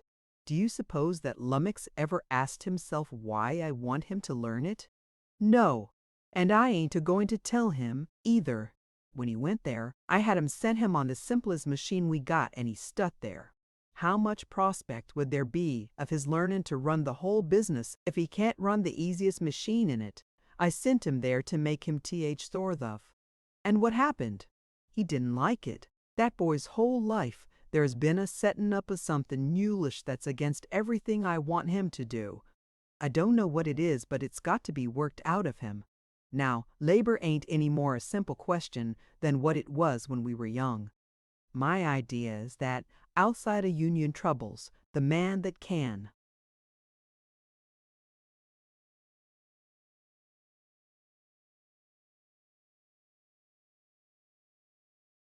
manage workin' men is the man that's been one himself. Well, I set Bibbs to learn the men and to learn the business, and H.E. set himself to balk on the first job. That's what he did, and the balks lasted close on to 3 years. If he balks again, I'm just done with him. Sometimes I feel like I was pretty near done with everything anyhow. I knew there was something else, said Mrs. Sheridan, blinking over a yawn. You better let it go till tomorrow and get to bed now, lest you'll tell me. Suppose something happened to Roscoe, he said. Then what I have to look forward to? Then what could I depend on to hold things together? A lummox. A lummox that hasn't learned how to push a strip of zinc along a groove. Roscoe? She yawned. You needn't worry about Roscoe, Papa. He's the strongest child we had. I never did know anybody keep better health than he.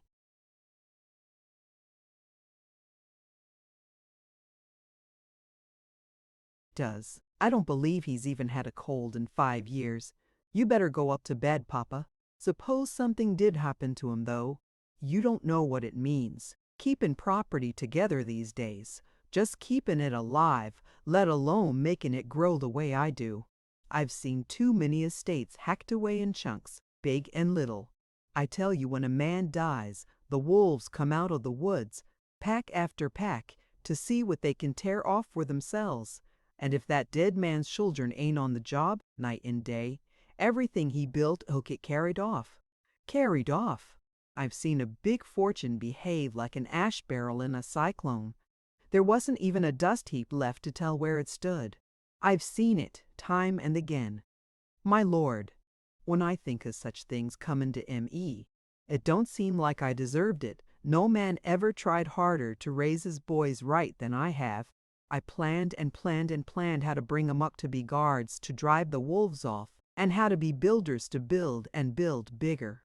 I tell you, this business life is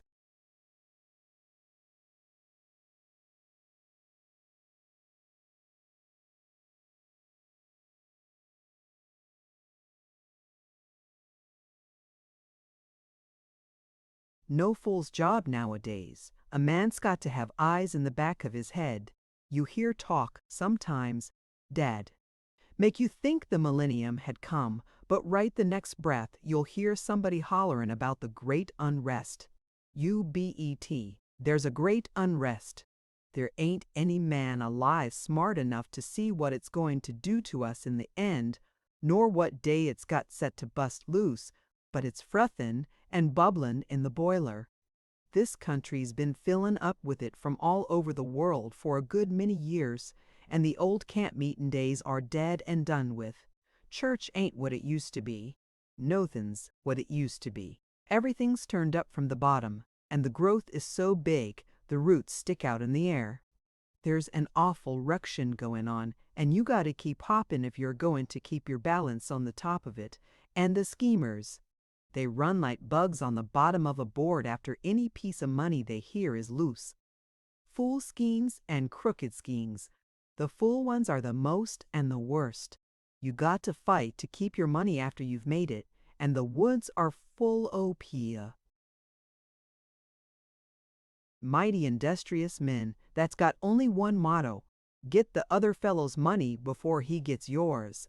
And when a man's built as I have, when he's built good and strong, and made good things grow and prosper, huster the fellows that lay for the chance to slide in and sneak the benefit of it, and put their names to it. And what's the use of my having ever been born, if such a thing as that is going to happen? What's the use of my having worked my life and soul into my business, if it's all going to be dispersed and scattered soon as I'm in the ground? He strode up and down the long room, gesticulating little regarding the troubled and drowsy figure by the fireside. His throat rumbled thunderously. The words came with stormy bitterness. You think this is a time for young men to be lying on beds of ease? I tell you there never was such a time before. There never was such opportunity. The sluggard is despoiled while he sleeps. Yes, by George, if a man lays down they'll eat him before he wakes, but the live man can build straight up till he touches the sky. This is the businessman's day. It used to be.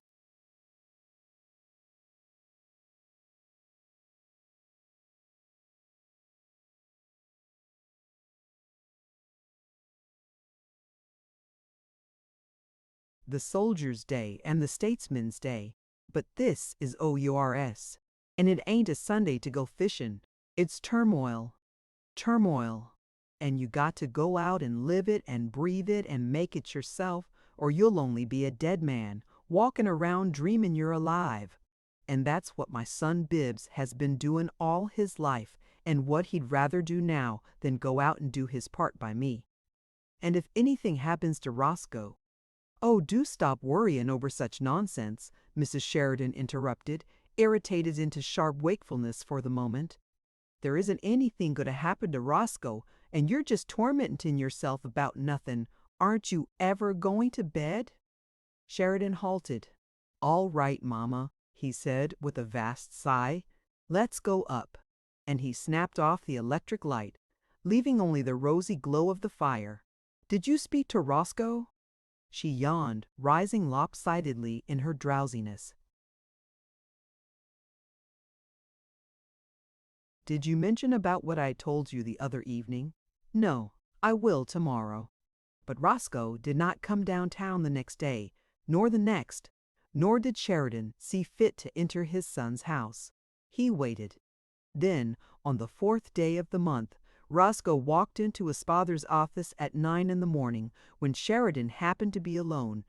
"They told me downstairs you'd left word you wanted to see me." "Sit down," said Sheridan, rising. Roscoe sat. His father walked close to him, sniffed suspiciously, and then walked away, smiling bitterly. "Bo!" he exclaimed. "Still at it?" "Yes," said Roscoe. "I've had a couple of drinks this morning. What about it?"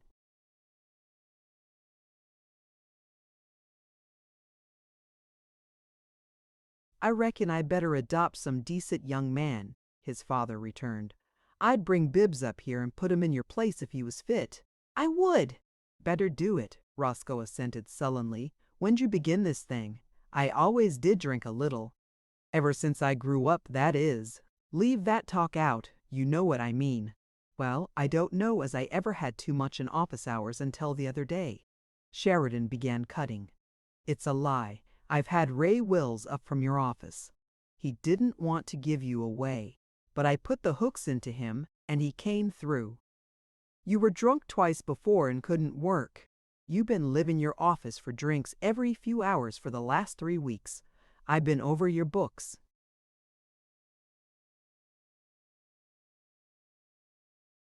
Your office is way behind. You haven't done any work to count in a month."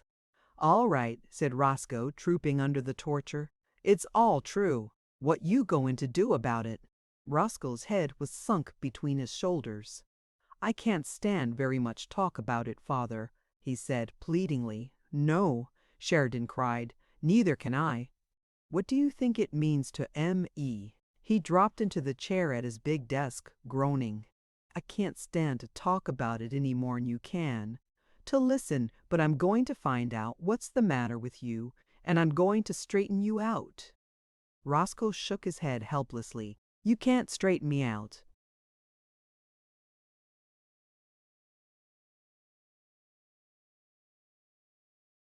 See here, said Sheridan.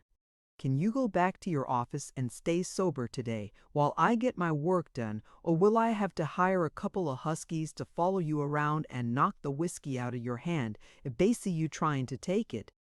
You needn't worry about that, said Roscoe, looking up with a faint resentment.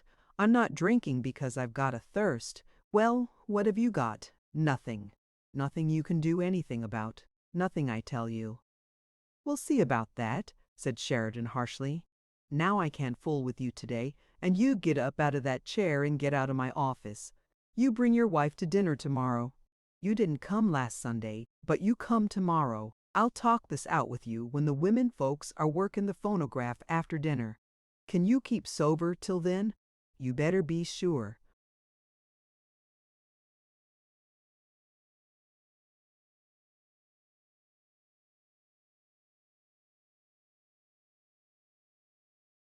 Because I'm going to send Abercrombie down to your office every little while, and he'll let me know. Roscoe paused at the door. You told Abercrombie about it? He asked. Told him, and Sheridan laughed hideously. Do you suppose there's an elevator boy in the whole damn building that ain't on to you? Roscoe settled his hat down over his eyes and went out.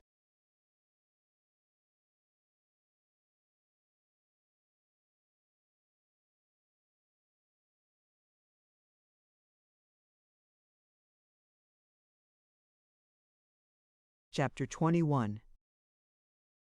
So sang Bibbs, his musical gaiety inaudible to his fellow workmen because of the noise of the machinery. He had discovered long ago that the uproar was rhythmical, and it had been intolerable.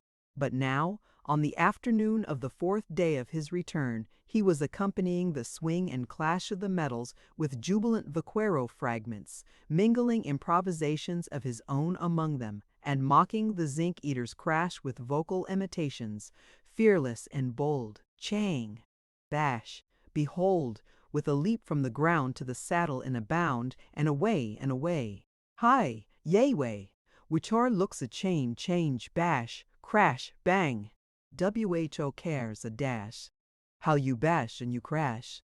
Nights on the way each time I say, hi yay, crash, change, bash, change, dang, bang, bang.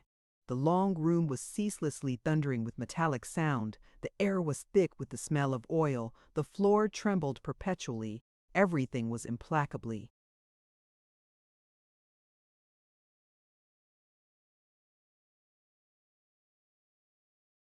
In motion nowhere was there a rest for the dizzied eye.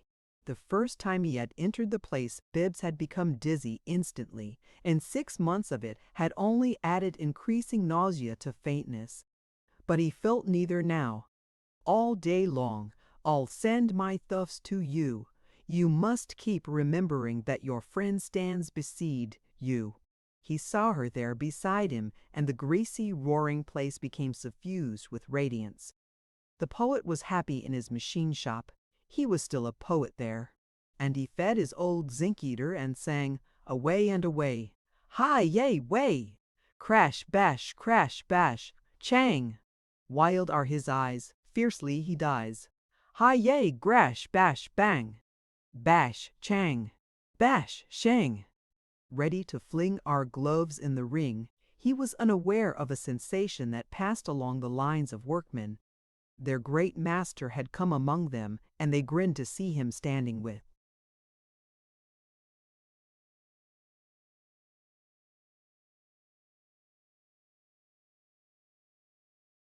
Dr. Gurney, behind the unconscious Bibbs. Sheridan nodded to those nearest him. He had personal acquaintance with nearly all of them, but he kept his attention upon his son. Bibbs worked steadily, never turning from his machine. Now and then he varied his musical program with remarks addressed to the zinc eater. Go on, you old crash basher. Chew it up. It's good for you if you don't try to bolt your victuals. Fletcherize, you pig. That's right, you'll never get a lump in your gizzard. Want some more? Here's a nice, shiny one. The words were indistinguishable, but Sheridan inclined his head to Gurney's ear and shouted fiercely, "Talkin' to himself! By George!" Gurney laughed reassuringly and shook his head. Bibbs returned to song.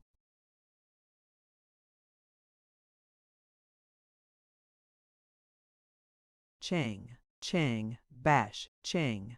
It's I. WHL looks a Mustang in the eye, fearless and bow. His father grasped him by the arm. "Here," he shouted. "Let me show you how to run a strip through there. The foreman says you're some better'n you used to be, but that's no way to handle. Get out the way and let me show you once." "Better be careful," Bibbs warned him, stepping to one side. "Careful? Bo!" Sheridan seized the strip of zinc from the box. "What you talkin' all yourself about? Trying to make yourself think you're so abused you're going wrong in the head? Abused? No," shouted Bibbs. "No," shouted Bibbs. "I was sing because I like it." "I told you I'd come back and like it." Sheridan may not have understood. At all events, he made no reply but began.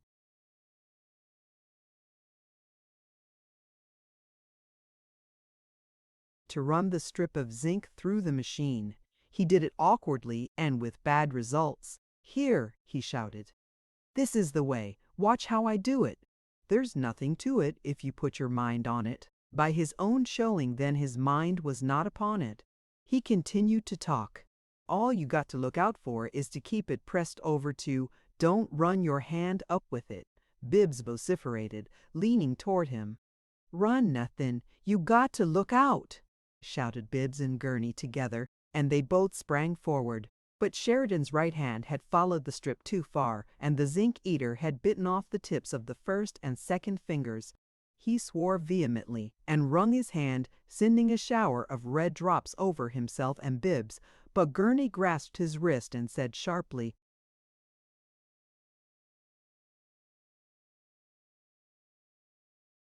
"Come out of here. Come over to the lavatory in the office. Bibbs, fetch my bag. It's in my machine, outside." And when Bibbs brought the bag to the washroom, he found the doctor still grasping Sheridan's wrist, holding the injured hand over a basin. Sheridan had lost color and temper, too. He glared over his shoulder at his son as the latter handed the bag to Gurney. "You go on back to your work," he said.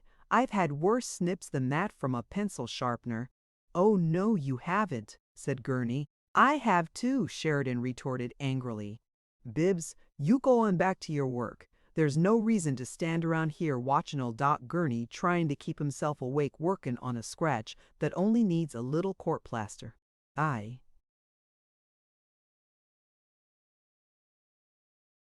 slipped, or it wouldn't happened. You get back on your job." "All right," said Bibbs. "Here," Sheridan bellowed as his son was passing out of the door. "You watch out when you're running that machine. You hear what I say?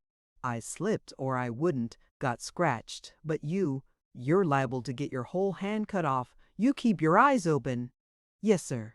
And Bibbs returned to the zinc eater thoughtfully. Half an hour later, Gurney touched him on the shoulder and beckoned him outside, where conversation was possible. "I send him home, Bibbs. He'll have to be careful of that hand. Go get your overalls off. I'll take you for a drive and leave you at home." "Can't," said Bibbs. "Got to stick to my job till the whistle blows."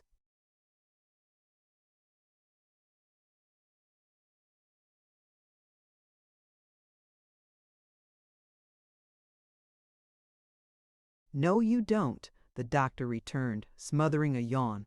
"He wants me to take you down to my office and give you an overhauling to see how much harm these 4 days on the machine have done you.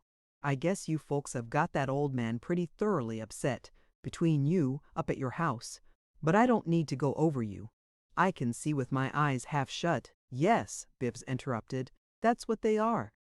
"I say I can see you're starting out, at least, in good shape. What's made the difference?" "I like the machine," said Bibbs. "I've made a friend of it." I serenade it and talk to it, and then it talks back to me. Indeed, indeed, what does it say? What I want to hear.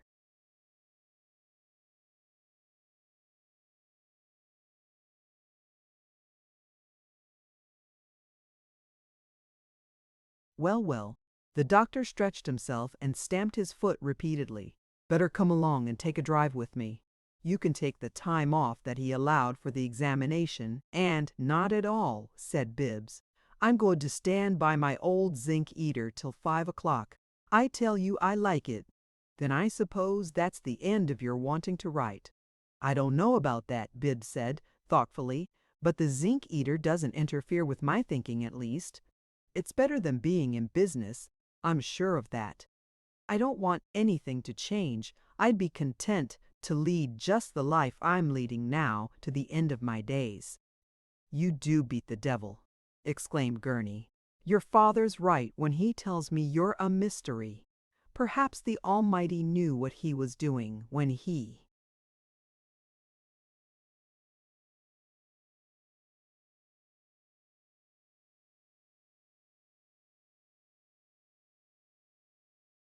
made you, but it takes a lot of faith to believe it. Well, I'm off. Go on back to your murdering old machine. He climbed into his car, which he operated himself, but he refrained from setting it immediately in motion. Well, I rubbed it in on the old man that you had warned him not to slide his hand along too far, and that he got hurt because he didn't pay attention to your warning, and because he was trying to show you how to do something you were already doing a great deal better than he could.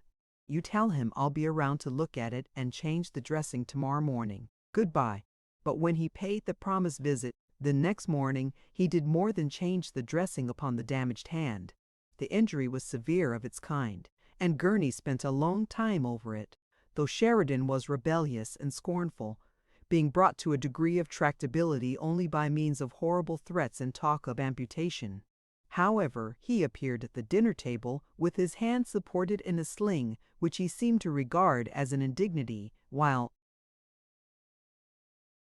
the natural inquiries upon the subject evidently struck him as deliberate insults.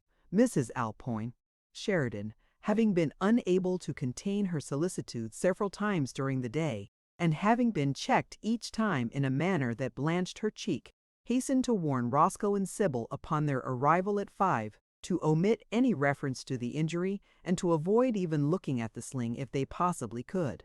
The Sheridans dined on Sundays at 5. Sybil had taken pains not to arrive either before or after the hand was precisely on the hour, and the members of the family were all seated at the table within 2 minutes after she and Roscoe had entered the house. It was a glum gathering, overhung with portents. The air seemed charged, awaiting any tiny ignition to explode, and Mrs. Sheridan's expression, as she sat with her eyes fixed almost continually upon her husband, was that of a person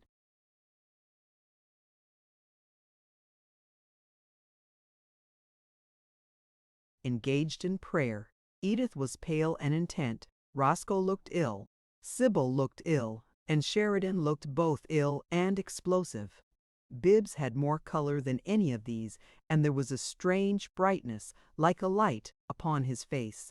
It was curious to see anything so happy in the tense gloom of that household. Edith ate little, but gazed nearly all the time at her plate. She never once looked at Sybil, though Sybil now and then gave her a quick glance, heavily charged, and then looked away.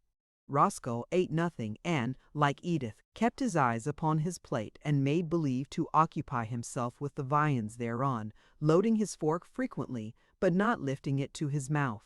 He did not once look at his father, though his father gazed heavily at him most of the time. And between Edith and Sybil, and between Roscoe and his father, some bitter wireless communication seemed continually to be taking place throughout the long silences prevailing during this enlivening ceremony of Sabbath refection.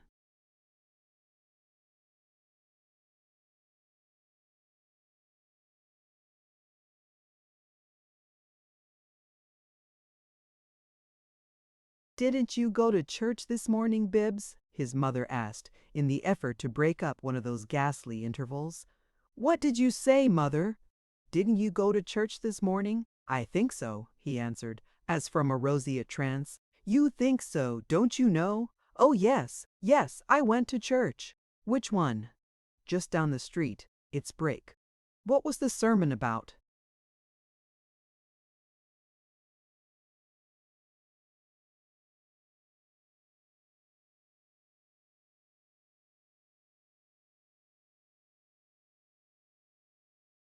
"What, mother? Can't you hear me?" she cried. "I asked you what the sermon was about?" He roused himself. "I think it was about," he frowned, seeming to concentrate his will to recollect. "I think it was about something in the Bible." White Jacket George was glad of an opportunity to leave the room and lean upon Miss Jackson's shoulder in the pantry. "He don't know they was any summon," he concluded, having narrated the dining room dialogue. "All he know is he was with at Lady Live's next do." George was right. "Did you go to church all by yourself, Bibbs?" Sybil asked. "No," he answered. "No, I didn't go alone." "Oh?" Sybil gave the ejaculation an upward twist, as of mocking inquiry, and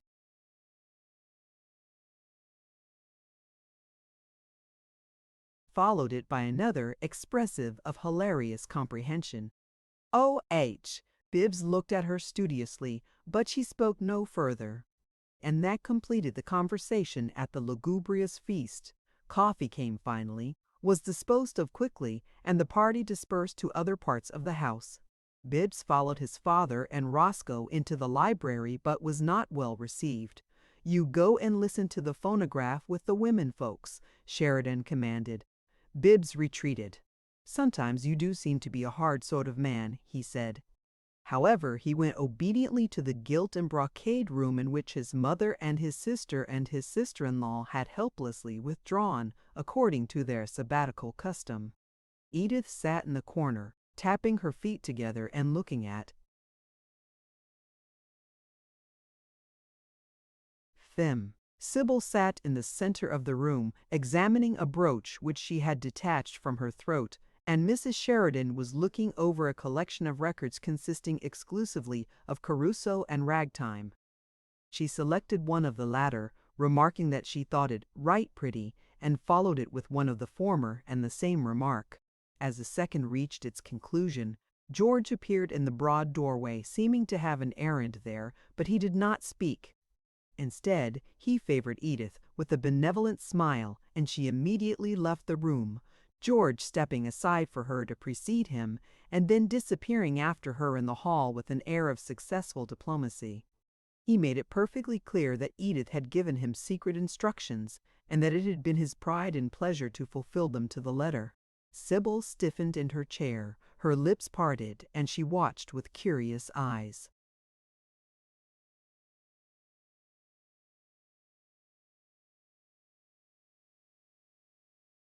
The vanishing back of the white jacket.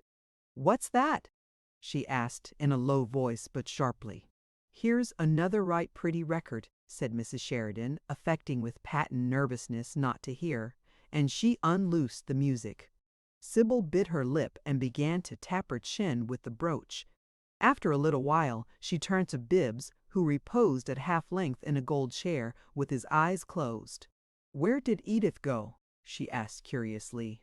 "Edith?" he repeated, opening his eyes blankly. "Is she gone?" Sybil got up and stood in the doorway. She leaned against the casing, still tapping her chin with the brooch. Her eyes were dilating. She was suddenly at high tension, and her expression had become one of sharp excitement. She listened intently. When the record was spun out, she could hear Sheridan rumbling in the library during the ensuing silence, and Roscoe's voice, querulous and husky, "I won't say anything at all. I tell you, you might just as well let me alone." But there were other sounds, a rustling and murmur, whispering, low protesting cadences in the male voice.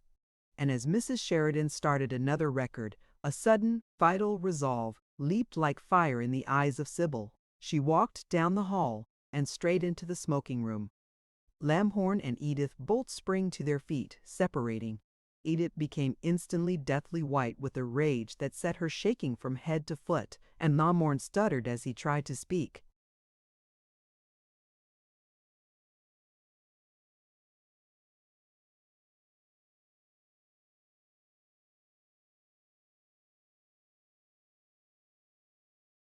But Edith's shaking was not so violent as Sybil's, nor was her face so white.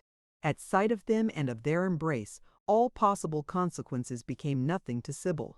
She courtesied, holding up her skirts and contorting her lips to the semblance of a smile. "Sit just as you were, both of you," she said. And then to Edith, "Did you tell my husband I had been telephoning to Lamhorn?" "You march out of here," said Edith fiercely. "March straight out of here." Sybil leveled a forefinger at Lamhorn. "Did you tell her I'd been telephoning you I wanted you to come?" "Oh, good God," Lamhorn said. "Hush!" "You knew she'd tell my husband, didn't you?" she cried. "You knew that."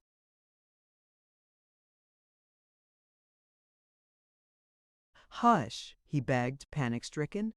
"That was a manly thing to do. Oh, it was like a gentleman. You wouldn't come. You wouldn't even come for 5 minutes to hear what I had to say. You were tired of what I had to say. You'd heard it all 1,000 times before, and you wouldn't come. No, no, no, no! You wouldn't even come for 5 minutes, but you could tell that little cat.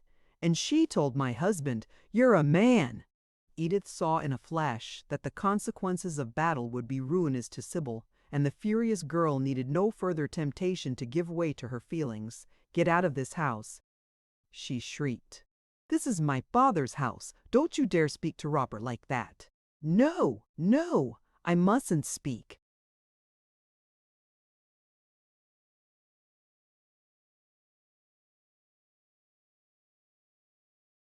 "Don't you dare."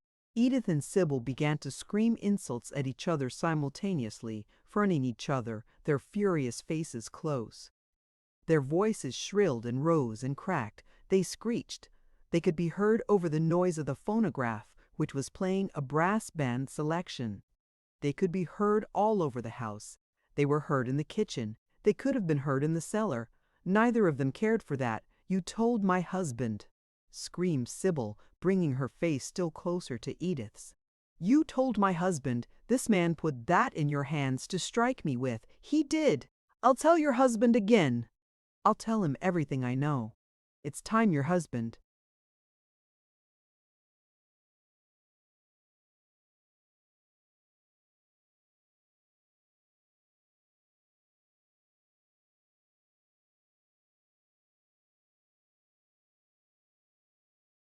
They were swept asunder by a bandaged hand.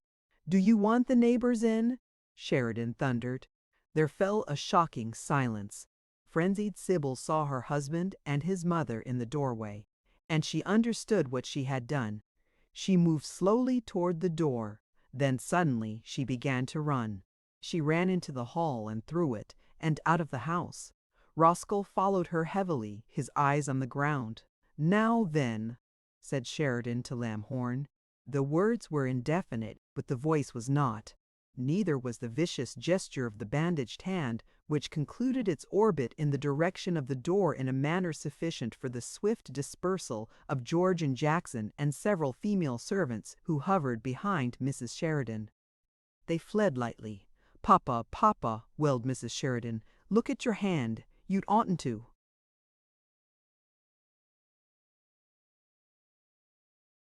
"Been so rough with Edie, you hurt your hand on her shoulder. Look!" There was, in fact, a spreading red stain upon the bandages at the tips of the fingers, and Sheridan put his hand back in the sling. "Now then," he repeated, "you going to leave my house?" "He will not," sobbed Edith. "Don't you dare order him out." "Don't you bother, dear," said Lamhorn quietly. "He doesn't understand. You mustn't be troubled." Pallor was becoming to him. He looked very handsome, and as he left the room he seemed in the girl's distraught eyes a persecuted noble, indifferent to the rabble-yawping insult at his heels, the rabble being enacted by her father. "Don't come back either," said Sheridan, realistic in this impersonation. "Keep off the premises," he called savagely into the hall. "This family's through with."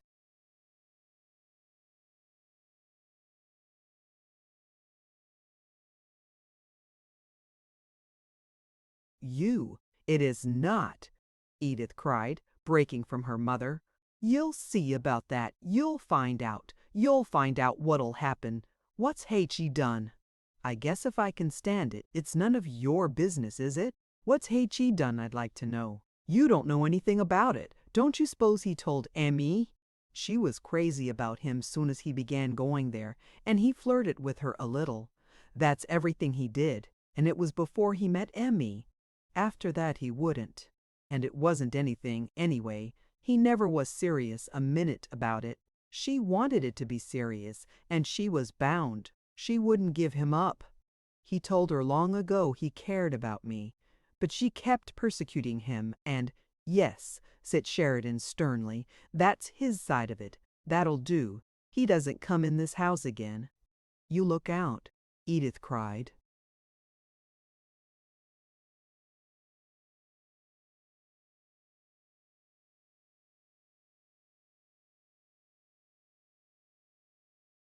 Yes, I'll look out. I'd told you today he wasn't to be allowed on the premises, but I had other things on my mind. I had Abercrombie look up this young man privately, and he's no count. He's no count on earth. He's no good. He's nothing. But it wouldn't matter if he was George Washington after what's happened and what I've heard tonight. "But, Papa," Mrs. Sheridan began, "if Edie says it was all Sybil's fault, making up to him, and he never encouraged her much, nor asked enough," he roared, "he keeps off these premises. And if any of you so much as ever speak his name to me again—" But Edith screamed, clapping her hands over her ears to shut out the sound of his voice, and ran upstairs, sobbing loudly, followed by her mother. However, Mrs. Sheridan descended a few minutes later and joined her husband in the library. Bibbs, still sitting in his gold chair, saw her pass, roused himself from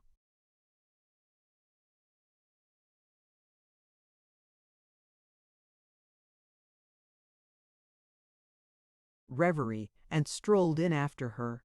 "She locked her door," said Mrs. Sheridan, shaking her head woefully. "She wouldn't even answer me. They wasn't a sound from her room."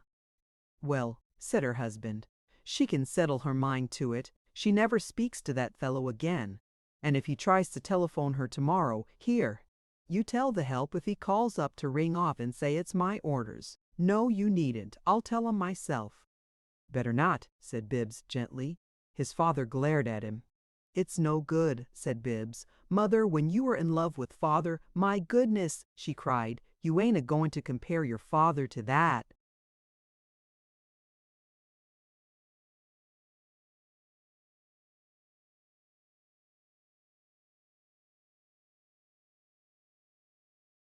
"Edith feels about him just what you did about father," said Bibbs. "And if your father had told you, I won't listen to such silly talk," she declared angrily.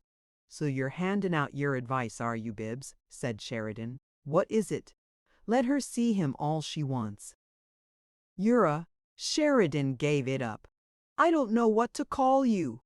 "Let her see him all she wants," Bibbs repeated thoughtfully. "You're up against something too strong for you. If Edith were a weakling you'd have a chance this way, but she isn't. She's got a lot of your determination, father, and with what's going on inside of her she'll beat you. You can't keep her from seeing him, as long as she feels about him the way she does now. You can't make her think less of him either. Nobody can. Your only chance is that she'll do it for herself, and if—"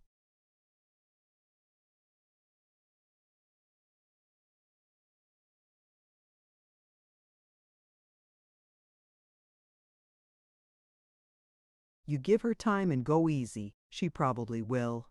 Marriage would do it for her quickest, but that's just what you don't want, and as you don't want it, you'd better—" "I can't stand any more," Sheridan burst out. "If it's come to be IBBS advising me how to run this house, I better resign. Mama, where's that nigger George? Maybe H.E.'s got some plan how I better manage my family." Bibbs, for God's sake, go and lay down. Let her see him all she wants. Oh, Lord! Here's wisdom. Here's Bibbs, said Mrs. Sheridan. If you haven't got anything to do, you might step over and take Sybil's wraps home. She left 'em in the hall. I don't think you seem to quiet your poor father very much just now. All right. And Bibbs bore Sybil's wraps across the street and delivered them to Roscoe, who met him at the door. Bibbs said only, "Forgot these," and "Good." Night, Roscoe, cordially and cheerfully, and returned to the new house. His mother and father were still talking in the library, but with discretion he passed rapidly on and upward to his own room, and there he proceeded to write in his notebook.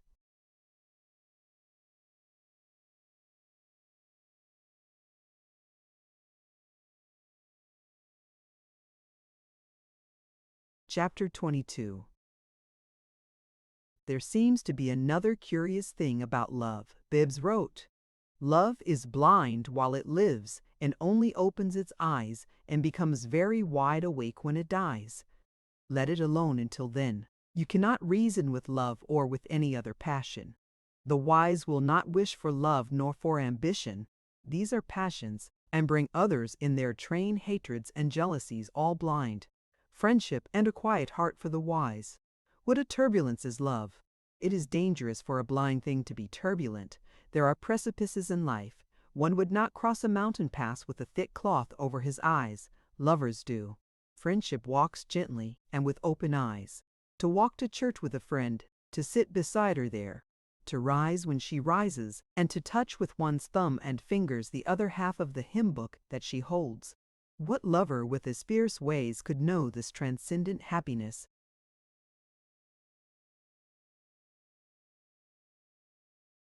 Friendship brings everything that heaven could bring. There is no labor that cannot become a living rapture if you know that a friend is thinking of you as you labor. So you sing at your work, for the work is part of the thoughts of your friend, so you love it. Love is demanding and claiming and insistent. Friendship is all kindness. It makes the world glorious with kindness.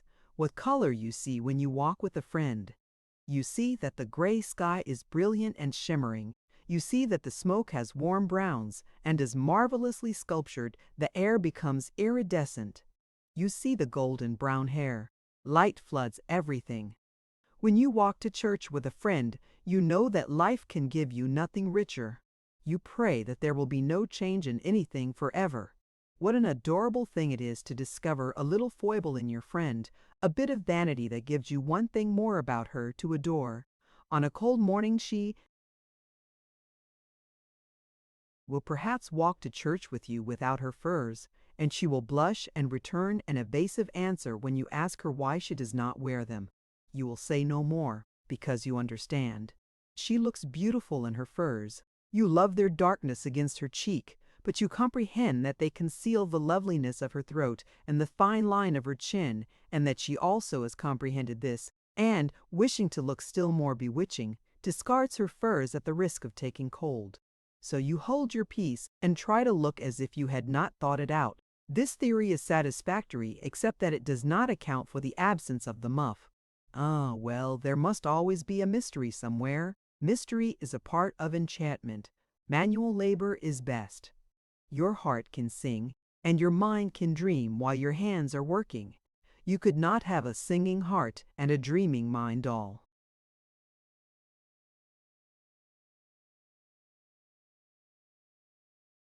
Day, if you had to scheme out dollars, or if you had to add columns of figures, those things take your attention. You cannot be thinking of your friend while you write letters beginning yours of the 17th instat rect and contents duly noted. But to work with your hands all day, thinking and singing, and then, after nightfall, to hear the ineffable kindness of your friend's greeting always there for you. Who would wake from such a dream as this? Dawn and the sea music in moonlit gardens, nightingales serenading through almond groves in bloom. What could bring such things into the city's turmoil? Yet they are here, and roses blossom in the soot. That is what it means not to be alone. That is what a friend gives you. having thus demonstrated that he was about 25 and had formed a somewhat indefinite definition of friendship, but one entirely his own, and perhaps Mary's Bibbs went to bed and was the only Sheridan to sleep soundly.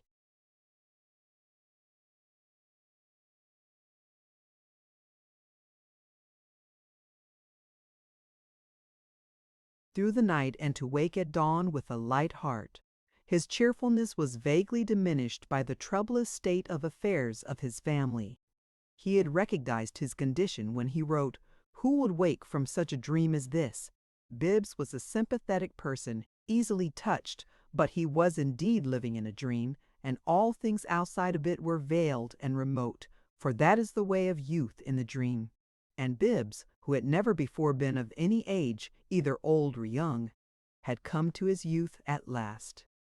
He went whistling from the house before even his father had come downstairs. There was a fog outdoors, saturated with a fine powder of soot, and though Bibbs noticed absently the dim shape of an automobile at the curb before Roscoe's house, he did not recognize it as Dr. Gurney's, but went cheerily on his way through the dingy mist. And when he was once more installed beside his faithful zinc eater, he whistled and sang to it, as other workmen did to their own machines sometimes when things went well. His comrades in the shop glanced at him amusedly now and then. They liked him, and he ate his lunch at noon with a group of socialists who approved of his ideas and talked of electing him to their association. The short days of the year had come, and it was dark before the whistles blew. When the signal came, Bibbs went to the office, where he divested himself of his overalls, his single divergence from the routine of his fellow workmen, and after that he used soap and water copiously. This was his transformation scene. He passed into the office a rather frail young working man, noticeably begrimed, and passed out of it to the pavement a cheerfully preoccupied sample of gentry, fastidious to the point of elegance. The sidewalk was crowded with the bearers of dinner pails, men and boys and women, and girls from the workrooms that closed at 5. Many hurried, and some loitered. They went both east and west, jostling one another, and Bibbs, turning his face homeward, was forced to go slowly. Coming toward him as slowly through the crowd, a tall girl caught sight of his long, thin figure and stood still until he had almost passed her. For in the thick crowd and the thicker gloom he did not recognize her, though his shoulder actually touched hers. He would have gone by, but she laughed delightedly, and he stopped short, startled. 2 boys, one chasing the other, swept between them, and Bibbs stood still, peering about him in deep perplexity. She leaned toward him. "I knew you," she said. "Good heavens!" cried Bibbs. "I thought it was your voice coming out of a star." "There's only smoke overhead," said Mary, and laughed again. "There aren't any."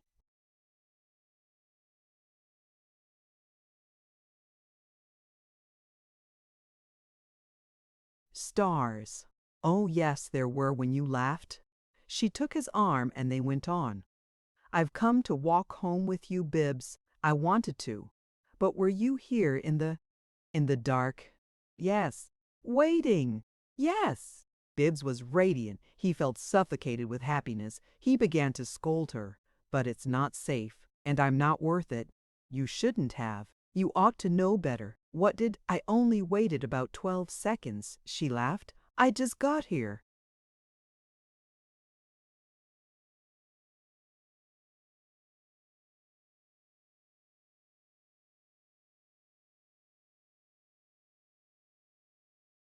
"But to come all this way and to this part of town in the dark, I was in this part of town already," she said.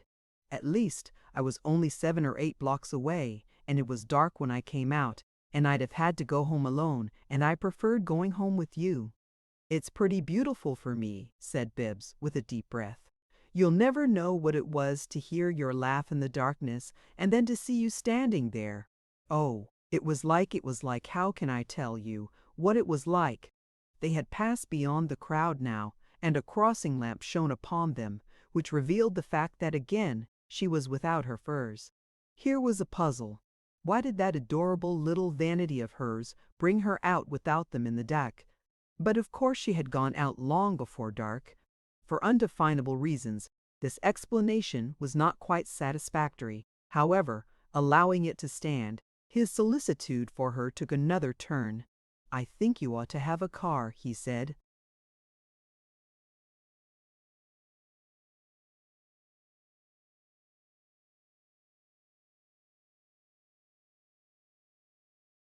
"Especially when you want to be out after dark.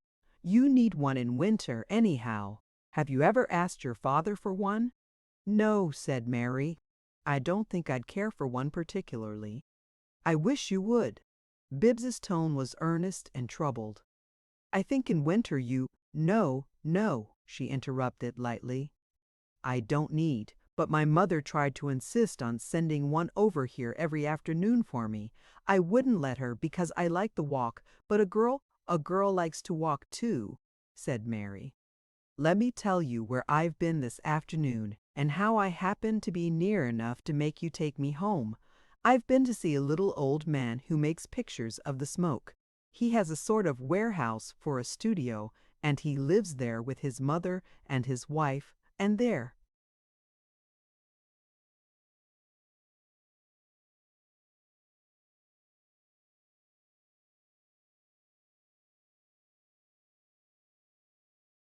"7 children, and he's gloriously happy.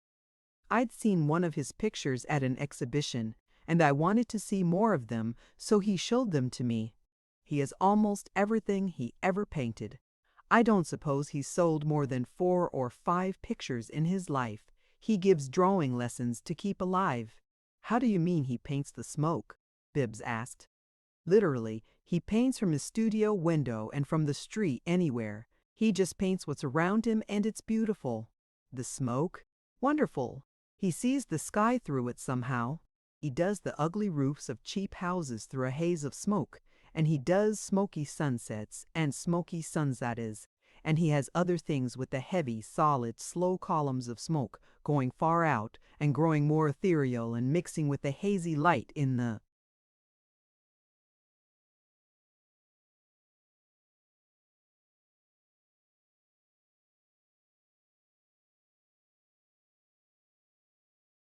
"distance. And he has others with the broken skyline of downtown, all misted with the smoke and puffs and jets of vapor that have colors like an orchard in mid-April. I'm going to take you there some Sunday afternoon, Bibbs. "You're showing me the town," he said. "I didn't know what was in it at all." "There are workers in beauty here," she told him gently. "There are other painters more prosperous than my friend. There are all sorts of things." "I didn't know." "No. Since the town began growing so great that it called itself greater, one could live here all one's life and know only the side of it that shows." "The beauty workers seem buried very deep," said Bibbs. "And I imagine that your friend who makes the smoke beautiful must be buried deepest of all. My father loves the smoke, but I can't imagine his buying one of your friends."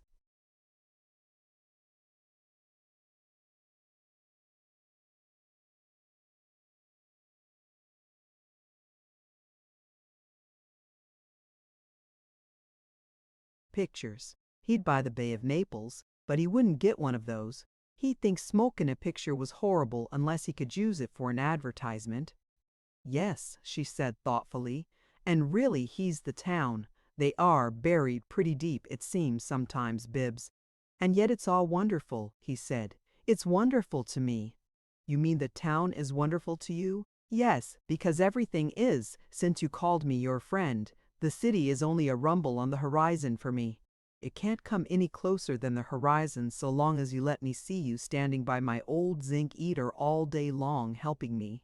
"Mary," he stopped with a gasp. "That's the first time I've called you Mary, yes." She laughed a little tremulously. "Though I wanted you to."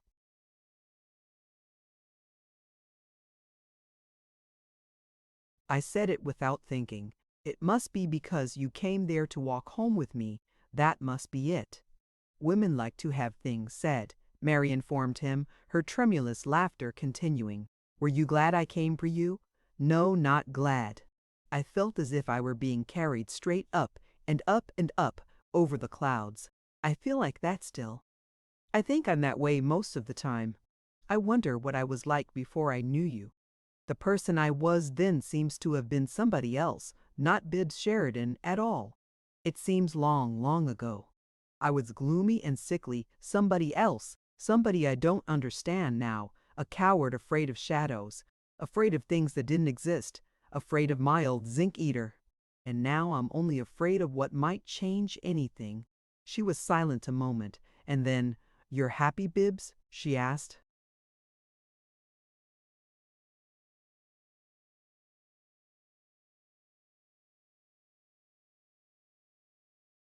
"Ah, don't you see?" he cried. "I want it to last for 1,000 years just as it is. You've made me so rich. I'm a miser. I wouldn't have one thing different. Nothing, nothing." "Dear Bibbs," she said, and laughed happily.